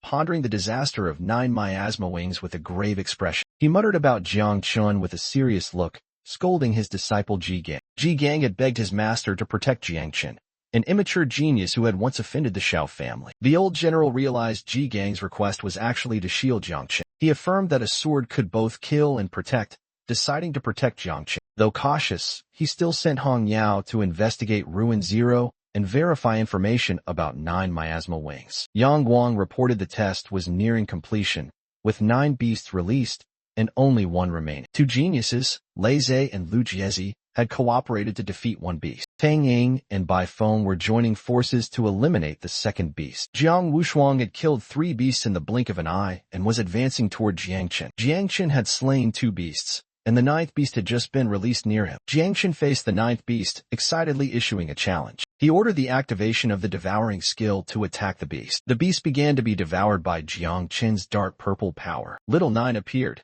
eating while loudly chanting slogans to urge herself to grow stronger. Little 9 reached level 22 after absorbing the beast and cheered excitedly. Jiang Chun was surprised to see Little 9 level up immediately. A giant fist descended from the sky with destructive force. The punch shattered everything, crushing the monster before Jiang Chun's group. Little 9 warned of a sneak attack, and the long-haired girl immediately raised the immortal shield to protect their master. The shield withstood the attack but began to crack. The shield broke, 2 girls were knocked away, and Jiang Chun quickly assumed a defensive stance. Jiang Chun leapt high to dodge the attack, then landed amid the spreading black poison trail. Jiang Chun was slightly injured upon landing, causing a widespread poisonous explosion around it. The poison from Jiang Chun continued to aggressively corrode the ground and air. Jiang Wushuang was amazed as his attack was completely swallowed by the poison and called Jiang Chun demon poison. Jiang Chun acknowledged the powerful punch of the 3rd-ranked genius and great Xia. Jiang Chun asked Jiang Wushuang if he had come to steal the beast. Jiang Wushuang replied that the beast had been poisoned until only its shell remained. Jiang Chun asked seriously what Jiang Wushuang intended to do. The blonde-haired young man smiled brightly, saying he was just curious and wanted to meet Jiang Chun. The solemn young man in black challenged his opponent.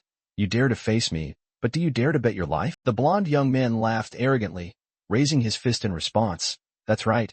At least we have to bet our lives." Both shouted in unison to fight to the death, their momentum exploding as a sign that the deadly battle had begun. The blonde charged forward with an explosive punch, his momentum like a flame burning everything down. The move 1,000-fathom cliff was unleashed, radiating tremendous power that crushed the space around it. The blonde used all his strength to throw a strike that tore through the sky, rushing down like a meteorite. The young man in black was astonished, unable to react in time to the overwhelming attack. He hurriedly stepped back, releasing a palm strike to block the fierce power closing in. He cursed silently.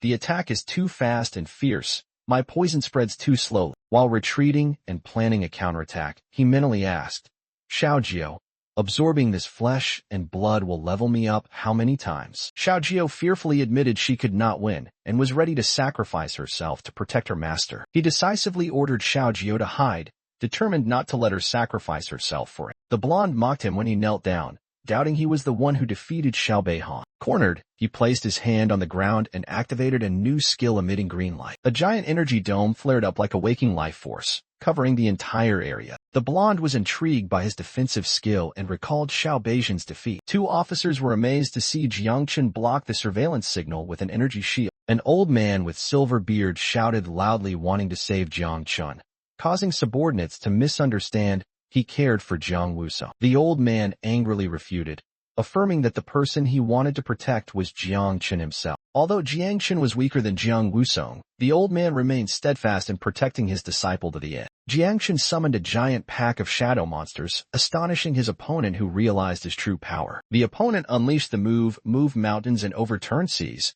creating a blazing red wave for a fierce counterattack. Jiangchen commanded encircle, directing the monsters to tightly surround the target. The monsters formed a violent vortex, engulfing the opponent standing at the center of the encirclement. The blonde shouted loudly, mountain peaks upon mountain peaks, launching an ultimate counterattack move. The ground cracked open. Giant golden mountain peaks rose up, smashing the monsters surrounding him. Jiangchen coldly drew his sword, preparing to deliver a deadly finishing strike. The blonde threw a powerful punch, charging through the monsters flooding the battlefield. Jiangchen gathered all his strength to throw a bruising black-purple punch with a resolute gaze. The two forces collided, creating a tremendous explosion that shook the entire space. The opponent leapt into the air, accumulating energy that surprised Jiangchen. He crashed down like a meteorite, striking while exclaiming he now understood why Xiao Beihan was defeated. The move, Mount Tai presses the summit, struck fiercely, forcing Jiangchen to brace himself to defend. Jiangchen was knocked back,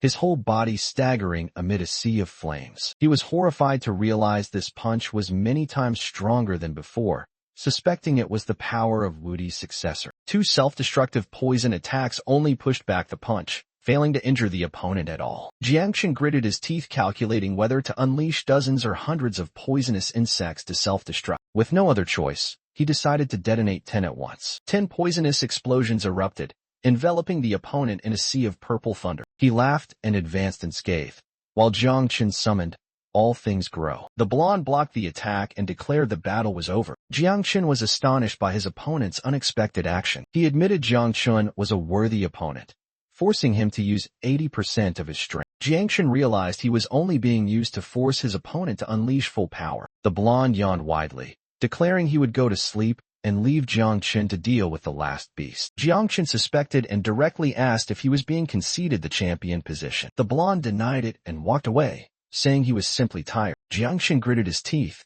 affirming he would not let pride stand in the way of gaining benefits. The blonde smiled contentedly, praising Jiangchen as an interesting opponent just as predicted. The old man was moved and praised Jiang Wushuang for not bullying the weak despite his strength, worthy of being Wudi's successor. Ruins number 0 appeared in the misty night full of mystery. Nian Hongyao appeared and realized this place was extremely dangerous, beyond the 6th transformation. For his junior brother, Nian Hongyao was determined to endure and proceed inside. She unleashed a strike that swept away the dark shadows guarding the entrance. Nian Hongyao discovered a strange stone stele emitting strong aura for hundreds of years. She realized it was the information database of the ruins. She activated her divine consciousness to examine all the information in the stone stele. The stored content was entirely information about rare ancient insects. She concentrated all her divine consciousness, quickly scanning through the vast data sea. Finally, Nian Hongyao found images of the ancient insect she needed. Nian Hongyao was horrified to realize her junior brother's insect was the extinct relic 9-winged miasma. She immediately left to report the urgent news to her master. In the darkness, the terrifying ancient insect revealed its true form with a dark purple body full of sharp spikes. Jiangchen was delighted as his devouring value increased sharply, nearing completion of his 2nd reincarnation. Jiangchen redistributed leftover flags to teammates, giving them a chance to enter the top 10. The red-haired person sighed in relief after the battle, believing Jiang Wushuang would definitely be first. The examination ended. Those qualified were summoned, and those who failed had to leave the camp within 3 minutes. The repeated summons made Jiangchen wonder if the 10 fierce beasts had been completely eliminated. Jiangchen ordered the ancient insects to finish hunting the beast corpses and stay away from humans. A male student severely injured lay silently on a hospital bed. Xiaobehan angrily vowed to take revenge on Jiangchen using his family's power. As the trainees went outside, someone approached. The old man with white hair summoned all those promoted to participate in the Forbidden Zone examination. Everyone was restless because they had never heard of the Forbidden Zone examination before. Some worried about the danger of the Forbidden Zone.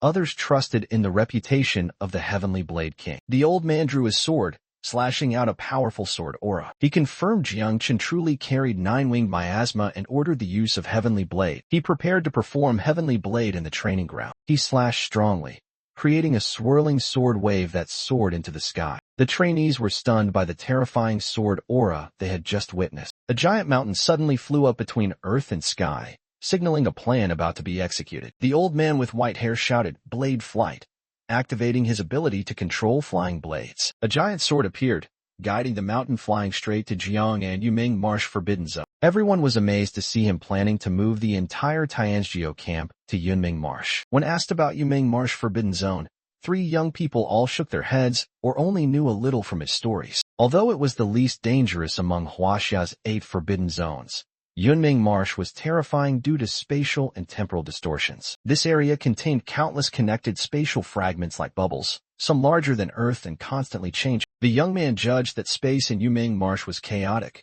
while the girl thought time there was completely different from outside. Someone once entered Yunming Marsh and became a 7th transfer-sealed king after 200 years passed in just 2 hours. The young man concluded that risks and opportunities in Yunming Marsh were entirely random. The girl believed the Heavenly Blade King already had a safe route planned, while the young man felt this action was related to himself. The Heavenly Blade King considered hiding 9-winged miasma from Great Xia and hoped Yuming Marsh would help delay them. The Heavenly Blade King's relocation of the entire Tianjia camp caused many to suspect he was plotting rebellion. Gu Kaitian's sudden action angered other commanders and worried them about this reckless decision. Commander Duan arrived and scolded Gu Kaitian for leaving him to bear the consequences alone. Some people worried they couldn't catch up and even feared their sons might encounter trouble in the Forbidden Zone. Commander Duan was angry, urging everyone to stay calm, because Gu Kaitian had promised to return on time. Commander Duan suspected Gu Kaitian was reckless due to some invincible genius or was trying to hide something. Commander Duan recalled Gu Kaitian's words about the conscious existence of the poison 9-winged miasma. Gu Kaitian informed Ji Gang that he would take Jiang Chun to the Forbidden Zone to avoid trouble because he was carrying a taboo. The bearded man suddenly looked up, his eyes full of surprise and alertness. After considering the troubles related to Jiangchen, the two decided to face the challenge together. With the support of 4 powerful sealed kings, the group believed they could overcome all hardships. They split up to seek more allies from major clans to protect Jiangchen. The bearded man was determined to fight to the end as he once stormed into the Xiao family's home. The blonde woman was moved to see him rekindled with passion after many years. In the clear blue sky, the giant mountain was still flying toward the Forbidden Zone. The brown-haired girl excitedly praised her junior brother's 9 miasma wings and dreamed of raising one. The old man with white hair sternly scolded the girl for joking too much in a serious situation. The girl admitted the difficulty of the situation and earnestly hoped her master could defeat Jingguo with one move. The old man angrily smacked Hong Yao's head for her lack of seriousness. He lamented that he only recruited strange disciples like Hong Yao and Ji Gang. Hong Yao asked why her master protected Jiangchen so much. The old man admitted he took disciples only because of the eye-catching red armor and coincidentally met Ji Gang. He recalled when Ji Gang rushed in to save Tang Jin and was willing to sacrifice himself to protect him. The old man said he protected Jiangchen because he felt compatible and respected Ji Gang's wishes. Hong Yao happily praised her master for being both strict and caring,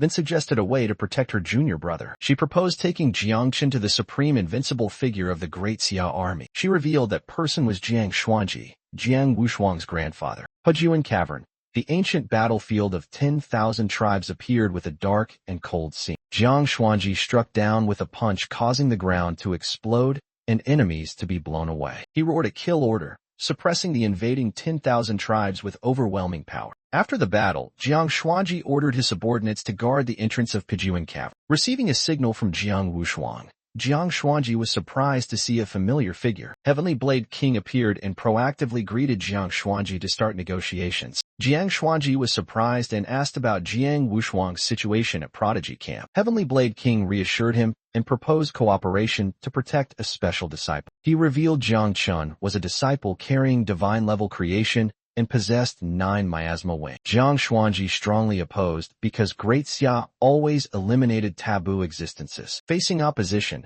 Heavenly Blade King suggested he propose exchange conditions. The martial god proposed taking Jiang Wushuang to the Hall of Taishu to receive a mysterious creation. Jiang Xuanji was shocked upon hearing the name Hall of Taishu, the treasure house of heavenly Tao. The martial god agreed on the condition that Jiang Chun would not use 9 miasma wing in competition. If Jiang Chun did not win first place, he would be thrown into the 10,000 tribes battlefield. The martial god forced Jiang Xuanji to accept if he wanted to preserve Jiang Chun's life. Jiang Xuanji reluctantly agreed, thinking going to the battlefield was better than dying at General Zhao's hands. The martial god believed that although Jiang Chun was creation type, he could not win without using taboo powers. He trusted that even if Jiang Chun caused trouble, he could still wipe out demons in an instant. A guiding sword pierced through chaotic spatial fragments in Yumeng Marsh. Jiang Chun and his friends entered Yumeng Marsh, where only Heavenly Blade King could lead the way. Jiang Chun discovered that the tree of all things in his mind was strangely pointing forward. Before him appeared a miraculous red fruit, the fruit formed by the tree of all things. The system notified Jiang Chun that he received a function fruit, red, with the ability to copy skills. Jiang Chun was amazed to learn he could copy any skill without limitation of faction. However, the copying was random, so he hesitated, unwilling to take the risk. The guiding old man declared they had reached the 6th layer of Yunming Marsh, the Taishu realm. Jiang Chun recalled the old man who once wanted to take him as a disciple and decided to copy that move. The trial group stood before the Hall of Taishu, a place that had helped many powerful figures enlighten the Great Tao. The Hall of Taishu had 3 challenges. First, climbing 1,008 steps to receive rewards from Heavenly Tao. The second challenge was to touch the Taishu Monument, and the third lay deep inside the Hall of Taishu where no one had ever stepped. The steps of Taishu Hall would be the final challenge, selecting the top 10 climbers from 150 contestants to enter the Jiang and regional finals. The crowd of contestants cheered excitedly, rushing up the steps as if life and death awaited. A girl hurriedly pulled her friend to run, though he wondered why, since Taishu Hall wouldn't run away. Some people did not rush but sat in meditation, carefully preparing their minds before starting. The protagonist realized preparation was the most important because one could only climb Taishu Hall once in a lifetime. Gu Kaitian stood high above observing, impressed by the calmness of the group meditating. The protagonist used the excuse of preparation to copy Gu Kaitian's heaven-splitting blade skill. He confirmed Gu Kaitian was not deceiving him. There was truly only one move. As the copying process began, the protagonist was surprised by a sudden strange sensation flooding it. Drawn into an unusual scene, he witnessed the copying progress increasing from 1% to 5%. The blade radiated brilliant light amid overflowing energy. Jiang Chun felt the powerful energy from Gu Kaitian. Jiang Chun was amazed to realize he was transforming into a swordsman. In the mystical realm, Jiang Chun played the role of a swordsman training in the forest. 10 years. He began a long chain of hard training with the blade. 20 years. His eyes were full of determination as he raised the blade again. 40 years. With mature aura, Gu Kaitian silently gathered strength to perform the move. Gu Kaitian unleashed heaven-splitting blade with full force, shaking heaven and earth. He comprehended the Tao, integrating the concepts of heaven, earth, and man into one sword move. Jiang Chun successfully copied 120%, gaining both skill and divine power. The protagonist meditated and discovered he not only copied the skill, but also divided heaven-splitting blade into 4 different forms. The old white-haired man and female disciple realized only one person had not climbed yet and worried about it. The old man found it strange that the protagonist's meditation state adjustment took so long. The female disciple's sword heart trembled strongly, surprising her. The old man realized the anomaly originated from the protagonist, astonishing him. A giant sword also resonated, showing that not only the girl's sword heart was affected. The girl realized it was very likely that junior brother Ji had succeeded in dividing heaven-splitting blade into 4 moves after years of stagnation. The old man suspected Ji Gang had succeeded or something else, but still tried to deny the familiar feeling from the recent aura. The girl informed her master that junior brother was approaching. The protagonist began climbing the stairs while others recalled that last time Ji only reached step 298. Jiang Wushuang held the record of climbing 289 steps, making everyone look forward to someone breaking the record next. The crowd discussed the difficulty of Taishu Hall steps and hoped for Poison Demon. The young man confidently overcame illusions thanks to his strong spirit. As soon as he stepped on a step, he was suddenly pulled into a strange illusion. In the illusion, Xiao Jinghua angrily attacked Jiang Chen for daring to touch his nephew. The old man unleashed a sky-shaking sword strike, turning the space red and full of killing intent. Jiang Chen was knocked away in the illusion, surprised that poisonous insects could not defend. Jiang Chen's teammates risked their lives to block attacks so he could escape. Xiao Jinghua ruthlessly attacked the whole group, allowing no one to interfere. Jiang Chen screamed in pain as he witnessed his teammates being slaughtered. Jiang Chen stood frozen at the first step, trembling and unable to move. Everyone was shocked when Jiang Chen was blocked at the very first step, fearing he would fail. Jiang Chen was knocked down by hallucinations, kneeling and begging to die from guilt. He realized it was just an illusion causing his spirit to collapse. Jiang Chen was surprised to see the Tree of All Things appear in the illusion. He snapped awake, angry at being insulted by the illusion and determined to overcome it. Jiang Chen shouted loudly with the Master Tree to counterattack the illusion mocking him. He successfully passed the first stage and received a valuable reward. Jiang Chen was happy because the reward could help feed the children. He was surprised that no illusions appeared in the second stage. Jiang Chen was amazed when the Tree of All Things appeared sparkling before him. He rejoiced knowing the Tree of All Things had blocked all illusions. The crowd was surprised as Jiang Chen laughed wildly after having gone mad in the first stage. Jiang Chen was determined to crush everything but suddenly remembered someone was watching. He told himself he must surpass Jiang Wushuang before showing humility. An old man and a young woman regretted, thinking Jiang Chen could not pass beyond the 10th step. The girl called the old man to look up, and both were stunned as Jiang Chen began to move forward. Jiang Chen walked leisurely, singing as he climbed the Taishu steps. The crowd was stunned to see him singing and leaping to the 100th step. Jiang Chen sang and pointed, wishing his sister to reach the 300th step. Jiang Chen was determined to surpass the 300th step as the brown-haired girl encouraged him with a song. A girl was shocked that Jiang Chen passed the 200th step without slowing down. Everyone was amazed at Jiang Chen's superior climbing speed. Jiang Chen noticed 3 people ahead had all stopped at the 299th step. Steps beyond 300 were extreme challenges, difficult even for geniuses to surpass. Jiang Chen quickly caught up with the 3 waiting at the 299th step. Jiang Wushuang took the lead with unleashed power. Jiang Chen suspected Jiang Wushuang was also divine level, hiding his strength. Jiang Wushuang's chain shattered amid a burst of power. Jiang Wushuang released all his power, accelerating past the 300th step. Jiang Wushuang activated a radiant purple aura after stepping onto the 300th step. 2 companions were amazed by the purple aura and praised Jiang Wushuang. Jiang Wushuang explained that Hall of Taishu had 1008 steps, with every 300 steps marking an extreme threshold. Jiang Wushuang reminded Jiang Chen to cultivate steadily due to his weaker background. The group was stunned as Jiang Chen easily stepped up without difficulty. Jiang Chen shocked Jiang Wushuang by saying this challenge was too simple. Jiang Chen received an origin crystal as a reward for passing the 300th step. The little white-haired girl urged Jiang Chen to continue climbing to find more food for Bebe. Jiang Chen was surprised to learn the next goal was to eat the Taishu steel at the summit. Pressure from the steps suddenly increased sharply, making Jiang Chen unsteady. Jiang Chen was swept away by a powerful force, shouting in panic. 3 companions were stunned witnessing the unbelievable scene before them. The blond man roared in pain as his power erupted. He shouted a challenge, unleashing War God Body, power with 6 arms appearing. Someone was amazed to realize he had truly mastered War God Body. The red-haired man was extremely angry seeing Jiang Chen and Jiang Wushuang surpass him. In his rage, he activated God Demon Blood power with overwhelming killing intent. He screamed his ultimate move,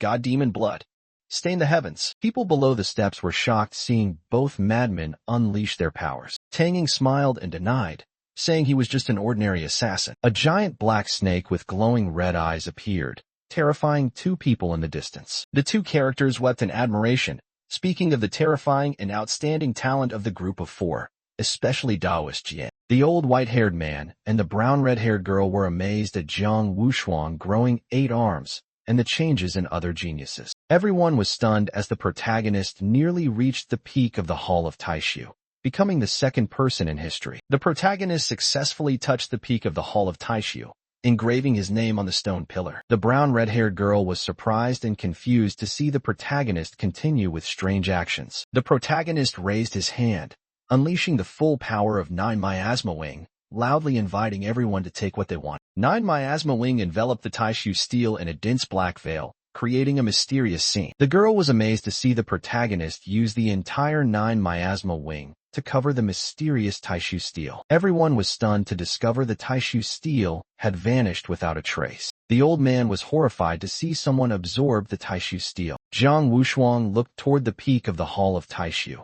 silent and speechless. Jiang Wushuang admitted defeat and promised to fight with all his strength at Granxia. Seeing Jiang Wushuang give up, others also decided to stop. 2 girls were happy to have completed their mission and praised the master. Jiang Qin surpassed everyone with 1,008 steps, leading absolutely. The old man and female fellow disciple admired the talent of the new generation. The woman wondered why Jiang Chun was still standing still before the Hall of Taishu. Xiaojiu swallowed the Taishu steel, continuously upgrading and increasing devour value. Jiang Qin suspected the steel was connected to 9 miasma. The Taishu steel was actually a treasure guarding the abyss, linked to Xiaojiu. Jiang Qin was amazed to witness the appearance of the Taishu steel. Jiang Qin became the sole master of the Taishu realm, holding absolute control. Jiang Chun decided not to enter Taishu Hall temporarily to avoid attention. An old white-haired man hurriedly pulled Jiang Qin away amid everyone's astonished eyes. The crowd discussed Jiang Qin being taken by Heavenly Blade King due to involvement with Taishu steel. The old man said one could only observe the Taishu steel to comprehend it and questioned Jiang Qin about 9 miasma wing. Jiang Qin was alarmed to learn the old man had discovered 9 miasma wing. The old man scolded Jiang Qin for using poison to hide 9 miasma wing,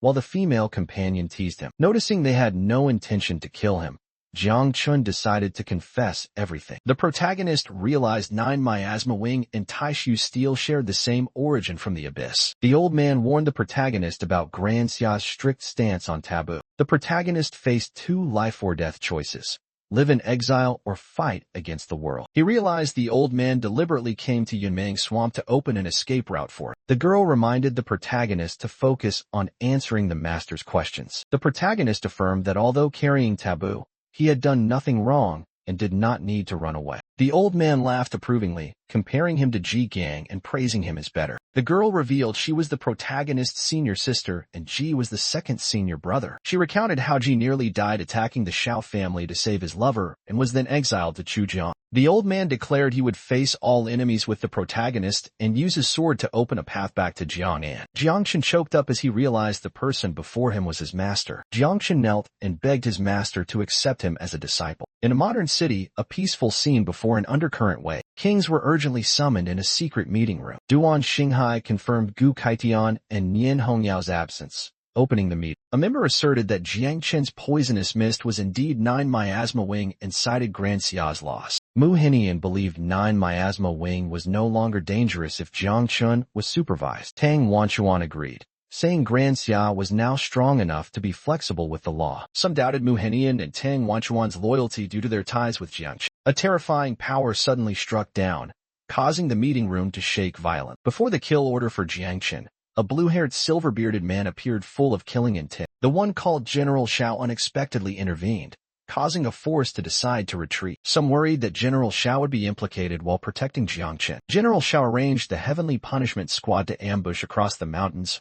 A mustached man declared readiness to fight and handed over responsibility to Duan Feng. Duan Feng refused to retreat, determined to stand with his comrades as before. The light green-haired girl joked that she was just a healer while everyone prepared to fight. Someone pointed out spotting Xiaoqin and his group from afar. The ambusher on the mountain confirmed the target had been spotted. General Xiao ordered preparations for battle. The divine crossbow troops all ready. The white-haired master and the brown-red-haired girl argued, the latter teasing, like master, like disciple. The girl turned to ask junior brother if he agreed, but the young man was lost in thought. The system reported completion of producing 5 million third-generation 9 miasma wings from the insect mother Xiaojiu. The young man was proud to finish production before the battle, believing the 5 million insects would trouble the enemy. The girl reassured her junior brother not to be afraid since she and the master were here. The young man said he wasn't afraid, just saw Uncle Ji and others and wanted to greet them. The girl allowed him to go,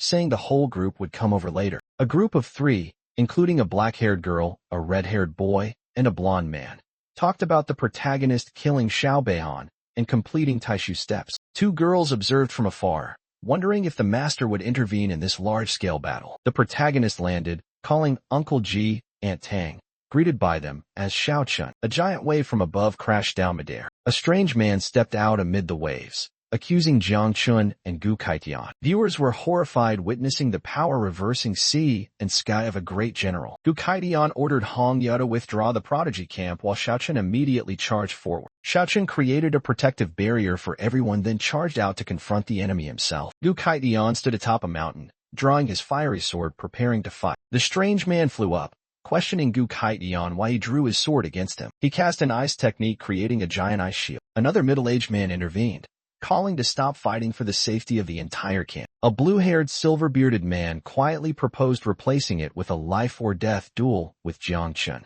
His name was Xiao Beihan. The protagonist excitedly distributed gifts to each friend according to their personality and style. On a high cliff, a man looked into the distance and called Xiao Chun's name. An old silver-haired man discovered Jiang Chun was about to appear and ordered the Heavenly Dao Punishment Squad to prepare action. A man stopped the old general, worried about the safety of over 100 prodigies with Gu Kaitian. The old general agreed to postpone, but threatened to kill Gu Kaitian if necessary. A man demanded Jiang Chun be handed over to avoid losses for Jiang An. Gu Kaitian declared no regrets and affirmed he had safely returned all 150 prodigies from the Jiang An war zone. Everyone was amazed at Gu Kaitian's achievement and expressed deep gratitude. Another emphasized Gu Kaitian's great contribution to Jiang Nan's future. The old general became furious, shattered space, and shouted for everyone to be silent. He decided to personally deal with the enemy, who had once cut off his hand. The elder agreed to let the younger generation settle the grudge. The protagonist suspected Xiao Beihan's intention when proposing a 1v1 duel. Xiao Beihan set the condition that the protagonist could not use 9 miasma wing. An old man proudly said Xiao Yuanshan was his grandson and supported the duel. The white-haired old man angrily opposed the plan under the pretense of serving the people. The protagonist stopped his master from fighting and asked to face the opponent himself. The protagonist reassured his master and said he had a way to cope. He requested his master to teach him heaven-splitting blade right now. A female swordsman was amazed to hear the protagonist wanted to learn the ultimate skill immediately. The blue-haired man laughed scornfully, refusing to wait 8 or 10 years. Xiao Chun confidently replied that 5 minutes would be enough. The old master was angry, thinking Xiao Chun was belittling the heaven-splitting blade skill. The blue-haired man mocked, saying the old master was too foolish. Xiao Chun proactively grabbed the sword in his master's hand. Xiao Chun requested to be taught, leaving the old master stunned. The old master was amazed as the sword began to resonate. The old master realized the one resonating with the blade heart in the hall of Taishi was Xiao Chun. Xiao Chun softly called, "Master," and both stood silently in an awkward atmosphere. The old master unexpectedly agreed to teach immediately. The old man in uniform summoned a battlefield for the life-or-death duel. A giant arena appeared in the sky, allowing only Xiao Beihan and Jiang Chun to fight. Xiao Beihan stood waiting for Jiang Chun, vowing to kill him before everyone. The sound of battle erupted as both sides began fierce attacks. The mustached man angrily blamed himself for letting Xiao Chun join the prodigy camp. The old master emphasized that the heaven-splitting sword was a sword of will, instructing Jiang Chun to remember. He ordered Jiang Chun to carefully observe the next move. He performed heaven-splitting blade, creating a giant slash tearing through space. Xiao Beihan was shocked by the attack and immediately activated full defense. The gray-haired old man called the other old Gu and scolded him for breaking the one-on-one duel rule. The extremely powerful slash suddenly changed direction, not aiming at General Xiao, surprising him. The sword path tore through the sky, causing a fierce explosion of light. The slash hit a giant black dragon, blood splattering in midair. The black dragon screeched angrily, then fled, leaving a threat aimed at Gu Kaitian. Gu Kaitian discovered the black dragon from the bottom of the Yangtze River had been secretly ambushing since the start. The white-haired old man judged the dragon intended to seize 9 miasma wing and estimated its cultivation level. General Xiao silently acknowledged Gu Kaitian's keen observation and quick reaction. The master happily showed off the ultimate move just unleashed, asking his disciple if it looked cool and if he had learned it yet. The protagonist raised his hand to gather energy, ready to perform the skill just copied from his master. The protagonist loudly asked to borrow Uncle Ji's sword, surprising him. Xiao Chun confidently declined his master's sword and prepared to enter battle. He excitedly jumped into the battlefield, determined to show off his coolness. The red-haired girl worried seeing Xiao Chun sent to certain death and angrily blamed Zhang Wushi. She intended to rush to help but found herself unable to move. The master explained only 2 people in the battle could enter, and Jiang Wuxian was hiding in the void. The girl was shocked, realizing even a single aura from Jiang Wuxian could paralyze both generals and kings. The master affirmed Jiang Wuxian did not want chaos to occur, thus sacrificing himself to maintain the bigger picture. She questioned sacrificing Xiao Qian, but the master denied it, revealing he had taught him heaven-splitting blade. Xiao Qian's opponent sneered, doubting it was possible to learn heaven-splitting blade just by watching. Xiao Qian coldly retorted he would soon show his true strength to his opponent. Xiao Beihan mocked and challenged Jiang Chun for lacking 9 miasma wings. Companions discussed with Jiang Wushuang the possibility of victory if Jiang Chun used 9 miasma wings. Jiang Wushuang asserted Jiang Chun could not use 9 miasma wing by rules, increasing the risk of failure. Xiao Beihan had reforged his martial heart and held the divine weapon Moon Soul, ranked 20th in Grand Xia. He arrogantly invited Jiang Chun to strike first and insulted his opponent's broken sword. Jiang Chun confidently responded, ready to strike with a cold smile. Jiang Chun summoned a sword of thunderlight, declaring an attack before his master. Jiang Chun performed the ultimate skill, heaven-splitting blade, blade of humanity, astonishing Xiao Beihan. The strike was so dazzling that the audience had to cover their eyes in pain. A female monk shouted to protect the weak-spirited and was amazed by the power of the junior brother. The white-bearded old man was astonished to see the young man comprehend the technique. The sword aura targeted only the soul and consciousness. The blue-haired youth mocked the heaven-splitting blade as useless against the Shao clan with strong souls. He gathered his strength to perform the move. The stars and moon fill the cup. With earth-shaking power, the Star-Moon Slash was unleashed. The male lead confirmed the first move was Blade of Humanity and prepared to launch the second. The second move attacked directly at the body, not targeting the soul. He unleashed the second move named Blade of Earth. The opponent was stunned, overwhelmed, and unable to believe his eyes. The sword aura, filled with black-purple energy, tore through the battlefield, heading straight for the opponent. The life-and-death arena was about to explode, causing elders to panic at the overwhelming power. Ice element monks immediately used ice to reinforce the collapsing foundation. A blue-haired youth braced his sword, exerting all his strength to block the sweeping power. He performed a great forbidden technique with fierce killing intent and absolute determination. The surrounding swords vibrated violently beyond the crowd's control. Moon Soul, a giant divine weapon, was summoned between heaven and earth, preparing to merge all swords. The opponent countered with a devastating skill named Annihilating Blade Light. Elders hurriedly dispatched more people to assist as the battle was destroying the arena. The blue-haired youth laughed arrogantly, declaring victory and insulting the heaven-splitting blade. He launched his final strike, disdainful of his opponent and confident of absolute victory. Jiang Chun unleashed Heaven's Blade, Slash of Karma, with overwhelming power without hesitation. His opponent was terrified beyond belief, unable to comprehend what was happening. A purple-haired man screamed in despair, calling out Beihan's name. The mustached man emotionally admitted that Xiao Qian had fulfilled a dream from years ago. The red-haired girl and the long-haired old man were amazed as Xiao Qian comprehended and improved heaven-splitting blade in just 5 minutes. 3 young people admired Jiang Qin's terrifying strength and talent. 2 children hugged and cried with joy seeing their master's victory. The enemy acknowledged the talent of the Heavenly Blade King's disciple and wanted to keep him to train prodigies. Ji Lingqiu judged that even without action, Xiao Yuanshan would not ignore this matter. Xiao Beihan landed midair, his face showing clear shock. Xiao Yuanshan painfully demanded justice for his nephew, ordering Jiang Wuxian to stop. Jiang Wuxian refused to intervene, reminding Xiao Yuanshan to accept the consequences of his gamble. Xiao Yuanshan hesitated, but could not stop the events. Xiao Yuanshan's disciple appeared, requesting permission to perform the 4th move on behalf of his master. Others were alarmed seeing that disciple aiming directly at Xiao Yuanshan. 2 bystanders mocked the young man's actions, saying he would die. Xiao Yuanshan activated his power, declaring that a weakling like him was unworthy to face him. The disciple responded with a blazing slash, determined to strike down for justice. The move, Blade of the Great Way, descended,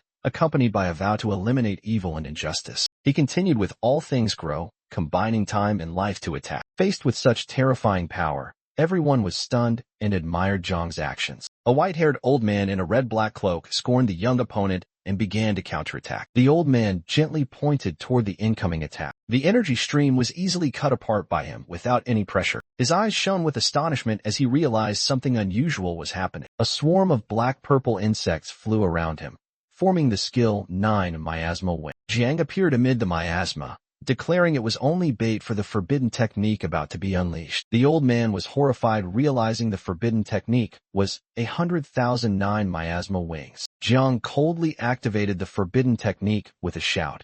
Explode. A series of purple miasma spheres exploded violently, creating a devastating attack. The silver-haired man remained calm amid the storm of fierce blows raining down. The young man launched a barrage of purple energy spheres, determined to break through the opponent's defense. Soldiers around panicked and fled from the chaotic and dangerous battle zone. Xiao Yuanshan angrily declared the young man must be eliminated because his future was a threat. Xiao Yuanshan cast the forbidden spell, Water Curse, Blood Fury, on the opponent from above. The young man was shocked to realize this was a terrifying forbidden spell never seen before. He panicked as his blood was controlled by Xiao Yuanshan's dark magic. Despite the pain, the young man tried to stay conscious under the pressure of the evil blood curse. Xiao Yuanshan unleashed the move Contract, forcing the young man to sign with a blood curse. The young man coughed up blood in pain, completely controlled by the blood-controlling magic. Jiangchen was trapped in a barrier, causing his teammates to scream in despair. One by one, people rushed desperately to rescue Jiangchen. Two girls were pulled back by red cords in midair. The two girls were restrained by the old man and father using magical artifacts. They pleaded with the old man and father to save Jiangchen. The two men admitted their helplessness against Zhengguo's curse. The Tianwang organization had set out to confront Xiao Yuanshan. Xiao Yuanshan sneered and declared Jiangchen was about to explode. The others launched a coordinated attack to save Jiangchen. They used the ultimate skill, Heavenly Blade, to prevent the explosion. The skill, The Good is Like Water, gently neutralized Gu Kaiyan's attack. The brown-haired girl and white-haired master charged forward to attack the opponent. The young man was sucked into a red vortex, experiencing extreme pain. The two disciples were pleased as they cornered the young man into a desperate situation. A purple-haired man used the forbidden spell Blood Explosion to save his disciple. The blood circle exploded violently as the spell was cast. A fat man was sucked into the blood sphere and exploded immediately. The blood explosion spread widely, shaking the entire battlefield. The mustached man and blonde girl screamed in horror. No. The brown-haired girl and master were stunned to see Jiangchen still alive. The two disciples naively believed their master was just teasing them. The green-haired old man laughed loudly in the sky, declaring he had avenged Bei Han. The master and disciple charged forward to fight to the death with the enemy to repay their grudge. Another old man anxiously begged the martial god to save the two who were about to die. The martial god intervened in the battle and proposed changing the duel location. The green-haired old man refused, insisting on dueling right there with only his opponent. A young man appeared amid swirling black-purple aura like thunder. The girl and master were horrified to recognize the newcomer as Jiangchen. Jiangchen declared he was still alive and had many cards yet to play. The green-haired old man was stunned, unable to believe his eyes after having seen him die. Two people were amazed to discover Jiangchen had been reborn. Two disciples burst into tears, feeling betrayed by Jiangchen. Thanks to Reaper's order, Jiangchen avoided death. Jiangchen declared a counterattack as the enemy could not kill him. Jiangchen unleashed the ultimate skill, 1,000,009 Miasma Wing Barrage. A silver-haired old man was horrified by the destructive power of the move. Two men realized the number of bugs Jiangchen possessed was absurd. One admitted underestimating Jiangchen and was reminded to act. The old man in a black cloak unleashed all 9 miasma wings to eliminate Jiangchen. The old man began chanting a curse spell to counter Jiangchen. Bound by the war god, the old man could not move and was full of doubt. A fierce attack from darkness descended upon the old man. The brown-haired girl was surprised to see the war god helping her benefactor. The young man explained favoritism depended on the level of debt and value. Jiangchen was spared because of his great achievements and special potential. The old man angrily cursed all of Great Xia and struggled in resistance. The old man declared he still had a trump card and would not die easily. The purple force continued to press the old man in a rage. He realized the image of Jiang Xuanji was just an illusion and prepared to risk his life to escape. A blazing red blade carrying divine power descended onto the battlefield. Xiao Yuanshan angrily charged toward Jiangchen, his eyes full of killing intent. Jiangchen was shocked to see Xiao Yuanshan break the seal and trigger the trap explosion. The two rushed at each other, clashing swords in a lightning-fast attack. Xiao Yuanshan was struck by the sword, spitting blood midair. Ji Lingqiu suppressed Xiao Yuanshan with an extremely strong sword aura. Jiangchen unleashed 9 miasma wing, deathly aura erupted. Xiao Yuanshan screamed in pain, powerless against Jiangchen's strength. Xiao Yuanshan's whole body began to disintegrate in the deathly light. Xiao Yuanshan looked at Jiangchen in despair, as his soul gradually burned away. Jiangchen coldly affirmed that Xiao Yuanshan's death was already decided. Jiang Wu asked Jiangchen if the sentence had calmed his anger. Jiangchen humorously replied, and received praise from Jiang Wu. A gray-haired old man warned Jiang Wu about the risk of poison spreading to the abyss. Jiang Wu calmly responded to the warning with confidence. Jiang Wu performed a purifying move to cleanse the toxin with a hand gesture. Jiangchen was amazed as the poison in his body was removed in an instant. Jiang Wu declared absolute control and issued an order to suppress traitors in the name of the nation. Jiang Wu began mentioning Jiangchen with a serious gaze. Jiangchen listened attentively with a serious expression. A new man stood up to guarantee Jiangchen with all the Mu family's assets. The golden-bearded man asked the young man if the sentence had calmed his anger. The young man happily accepted Jiang Wu's verdict and thanked him for the praise. An old man warned that the poison would spread and pollute the abyss. Jiang Wu replied calmly, saying that was very simple. He activated a purifying skill with dazzling light power. The young man was amazed as the poison was wiped out with just a snap of the fingers. Jiang Wu declared he could control everything and ordered the enactment of rules. He regarded traitors as enemies and punished Xiao Zhenghua as an example. Jiang Wu mentioned Jiangchen with a serious look. A representative of the Mu family guaranteed that Jiangchen would not harm Great Xia. Tang Wangchuan, Jiangnan army, and Jiangnan martial faction competed to invite Jiangchen. The girl urged her father to quickly speak out in support of Jiangchen. He hesitated, reluctant under pressure. Finally, he shouted, "Me too," causing his daughter to cover her face in exasperation. A red-haired girl and a white-haired old man believed Jiangchen deliberately attacked Zhenghua to guide public opinion. They concluded Jiangchen exploited Xiao Yuanshan's crimes to push forces into action. Both agreed that Jiangchen's public display of 9 miasma wing power was the right choice. Although all 9 miasma wings had exploded, they believed Jiangchen still retained part of it. Other forces continued vying for Jiangchen due to his status as Tianwang Dao's disciple. The forces unanimously supported Jiangchen. A man in a red cloak advised him to use his power properly. The male lead suspected someone aimed at Jiang Wushuang but forbade using 9 miasma wing in the Haven tournament. Upon hearing orders from the man in the red cloak, the male lead agreed not to use 9 miasma wing and speculated on the true purpose. The male lead confidently believed he was still strong without 9 miasma wing and thought this was a power test from the other party. The man in the red cloak declared it was time to clean up and summoned Big Dreamer. Big Dreamer, commander of Great Xia, appeared from a light gate amid viewers' astonishment. Big Dreamer yawned, sleepy and tired upon arrival. She hovered midair, complaining about the number of people and 6-star awakenings. The bearded man assigned Big Dreamer the task of handling 9 miasma wings memory, promising her a year of sleep. Big Dreamer requested to transfer night command duties to someone else because she was too tired and just wanted to sleep. Big Dreamer began to act after being reassured that she would deal with things later. The Great Dream, Zhuangzhou's butterfly dream, was cast, causing everyone to gradually fall asleep. A group of people were amazed at the illusion of butterflies covering the scene. They wondered whether it was Duke Shou dreaming of butterflies or butterflies dreaming of Duke Shou. Everyone gradually sank into the dream created by the power of the dream. A female disciple asked the master why Jiang Wushan and the Great Dreamer did that. The old man replied it was to protect Jiangchen and delay the impending disaster. Da Xiao was threatened by 8 forbidden zones,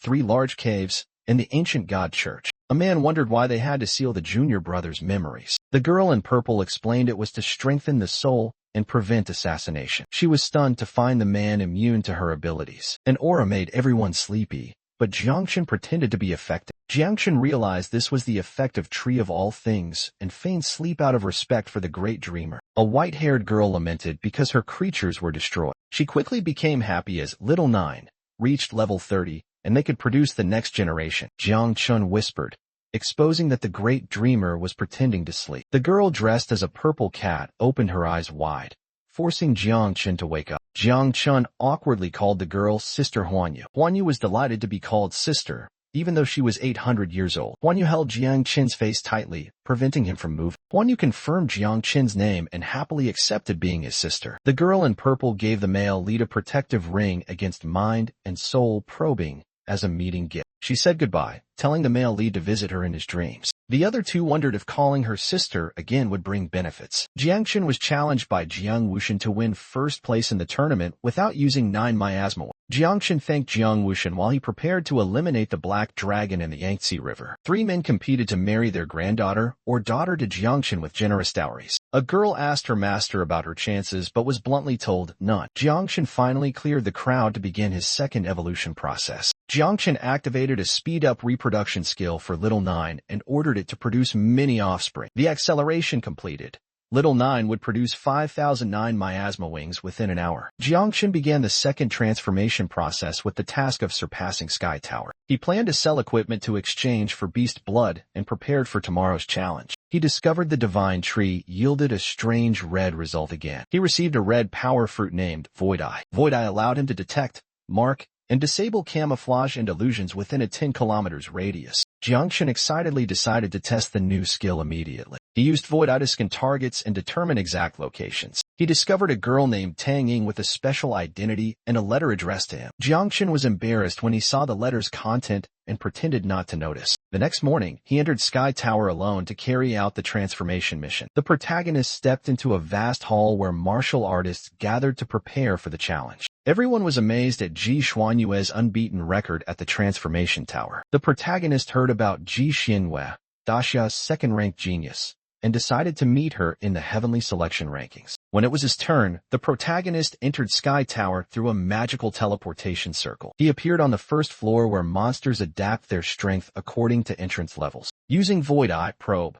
he identified level 40 corrupted goblins with formidable power. The protagonist called Little Nine, a succubus-like creature, to attack enemies with her swarm of insects. Little Nine eagerly demanded to eat flesh, but the protagonist promised a better treat later. In the silent sea of blood, a white-haired man was entering meditation to cultivate. He was the top genius of Daxia, Ingzhang. The man in black requested to ignore information about Jiang Wushuang and Ji Xianwei to focus on Jiangchen, the god-level soul refiner. The man reacted fiercely upon learning about Jiang Chun, emphasizing that he had killed Xiao Beihan and dared to confront the national guardian. The white-haired old man rose from the pool of blood upon hearing the intriguing news. The white-haired old man calmly confirmed the matter with interest, holding a piece of paper. In front of the giant red dragon, the white-haired old man quoted Jiang Chen's strike and called Jiang Wu the war god. He regretted that Jiang Chen could not use 9-winged miasma in the Tianjiao tournament. A combat robot was completely destroyed by an arrow during training. The blindfolded archer was introduced as Ji Xianyue, the second genius of Daxia. Ji Xianyue fired a rapid volley of arrows, destroying multiple robot targets simultaneously. A soldier affirmed Jiang Wushuang was the third genius, once fighting on par with level 5. The short-haired girl trained in close combat to fight Jiang Wushuang despite being skilled at ranged attacks. Ji Hongyin, commander of the Mado War Zone, arrived and told her to rest. The girl happily called Ji Hongyin father. She boasted to her father that she had improved today. Ji Hongyin advised his daughter to relax instead of pushing herself too hard. She retorted that he became one of the 4 kings of Daxia without relaxing either. Ji Hongyin handed her a youth talent file, telling her to pay attention to Jiang Chen. The girl was worried while reviewing information about Jiang Chen. Ji Hongyin asked if she was capable of facing Jiang Chen. Ji Hongyin reminded her that even Ji Lingxiu and the ancestor warned about Jiang Chen. The girl was shocked to learn Jiang Chen broke the 10-floor record of the primordial heaven tower. Jiang Chen completed it in 37 seconds, astonishing the girl, then broke the 20th floor record. She shouted, "What?" Unable to believe her record was surpassed so greatly. She suspected Jiang Chen was provoking her and resolved to go to the primordial heaven tower for revenge. Jiang Chen received rewards for breaking the 20th floor record, skills, and a treasure map fragment. Jiang Chen commented that the tower rewards were not very useful, only the map fragment was valuable. The system asked if he wanted to continue to floor 21. Jiang Chen immediately agreed to proceed. Everyone was surprised by Jiang Chen's achievement, far surpassing Miss G's performance. A mysterious girl was reading news in bed with a suspicious expression. Reading that Ji Xianwei was publicly humiliated and live-streamed, the girl could not believe it. Jiang Chen dominated the Tongtian Tower rankings, angering Magic City residents. A long-haired girl was furious seeing Jiang Chen insulted online. She called Xiao Qiu to livestream and defend Jiang Chen's honor before Magic City residents. Ji Xianwei appeared, declaring she would reclaim her ranking from Jiangchen. She entered the lower floors of Tongtian Tower determined to surpass her former self. With upgraded gear and skills, Ji Xianwei was confident she would regain her rank. She completed floor 10 in 59 seconds, but still lagged behind Jiangchen's record. Ji Xianwei suspected the gap was due to her profession and decided to start climbing from floor 41. She believed higher floors with only bosses would give her an advantage over Jiangchen. 5 minutes later, Ji Xianwei fought fiercely on a high floor against a strong enemy. The girl unleashed Golden Crow Firestorm,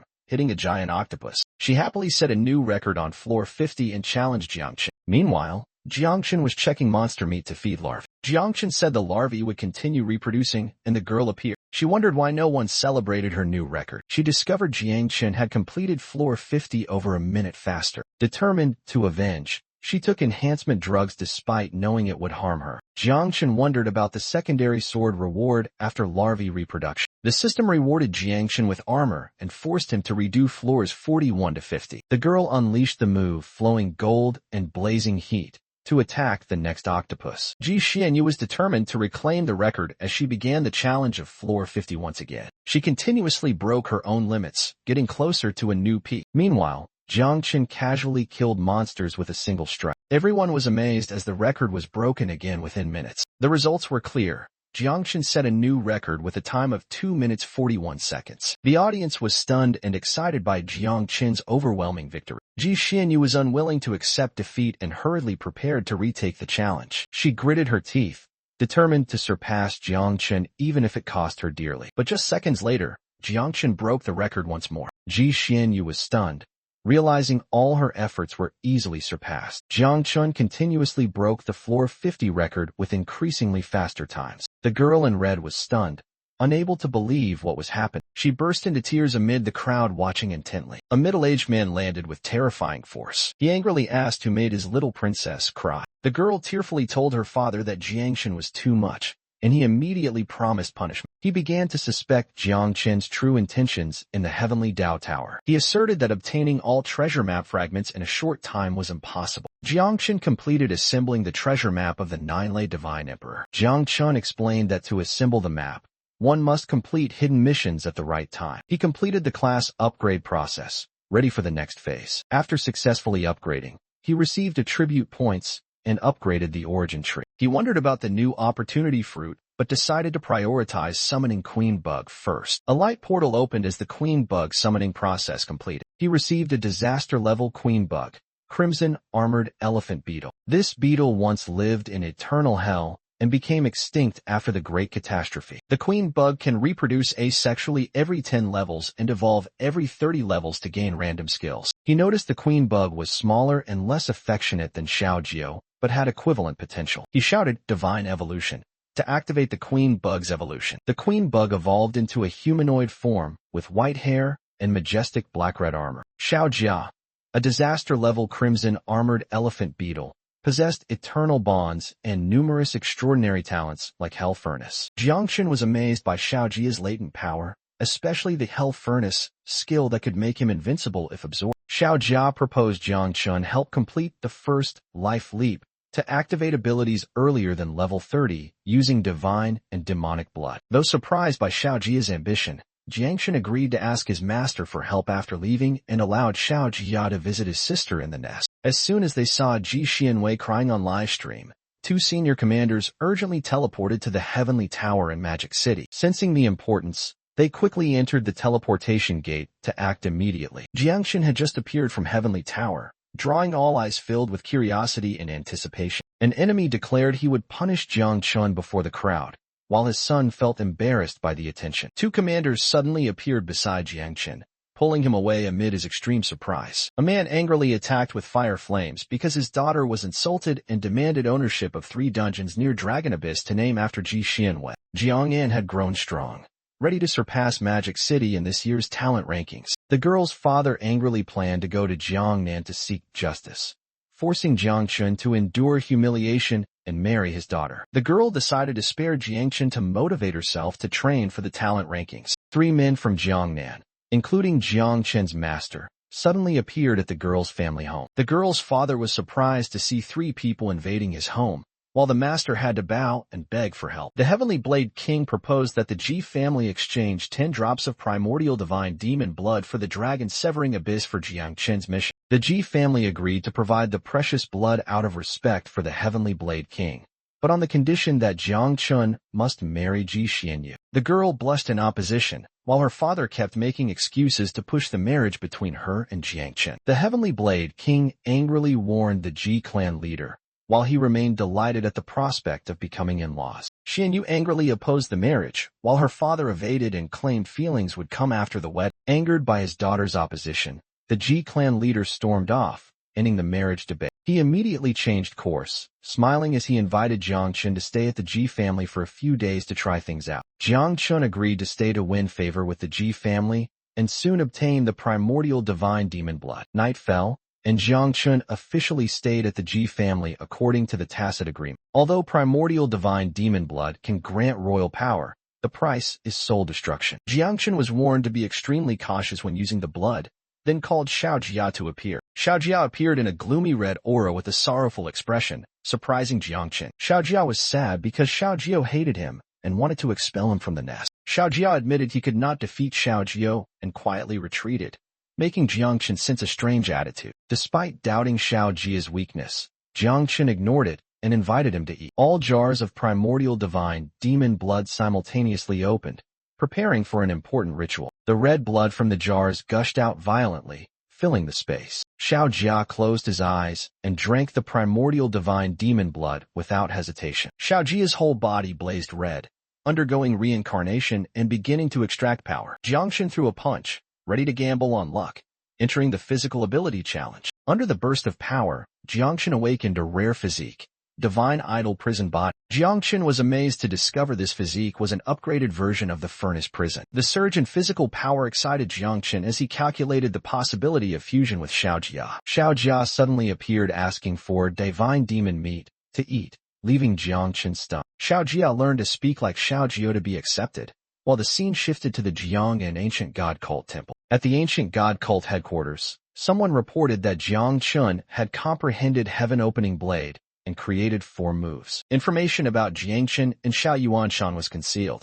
Anyone probing with soul power died from backlash. The person in the 7th seat believed Dreamer intervened and ordered Jiang Chen ranked 4th in the Genius Hunter list. The organization decided to increase rewards for the 4 individuals and granted Ancient God's blessing to anyone who killed them. Under Ancient God's blessing, the cult resolved to act after a long dormant period. A cloaked figure arrived at a cave, greeting a giant many-eyed creature called Spider Emperor. Spider Emperor refused cooperation, distrusting humans. The cloaked figure asserted their soul belonged to Ancient God and claimed to be an Ancient God apostle. Spider Emperor was annoyed by the explanation and demanded the true purpose be stated plainly. The cloaked figure wanted Spider Emperor to lead beast troops to attack Jiangnan during the Genius Rankings competition. The Ancient God apostle promised to use chaos as a sacrifice to summon Ancient God and let Spider Emperor demand any price. The next morning, the girl in red knocked on Jiang Chen's door and woke him up. Jiang Chen opened the door happily, and the girl immediately pulled him along. When asked if they were dating, the girl blushed angrily and scolded Jiang Chen away. She quickly explained that her father had planned this and called Jiang Chen to follow. At the Ji clan training ground,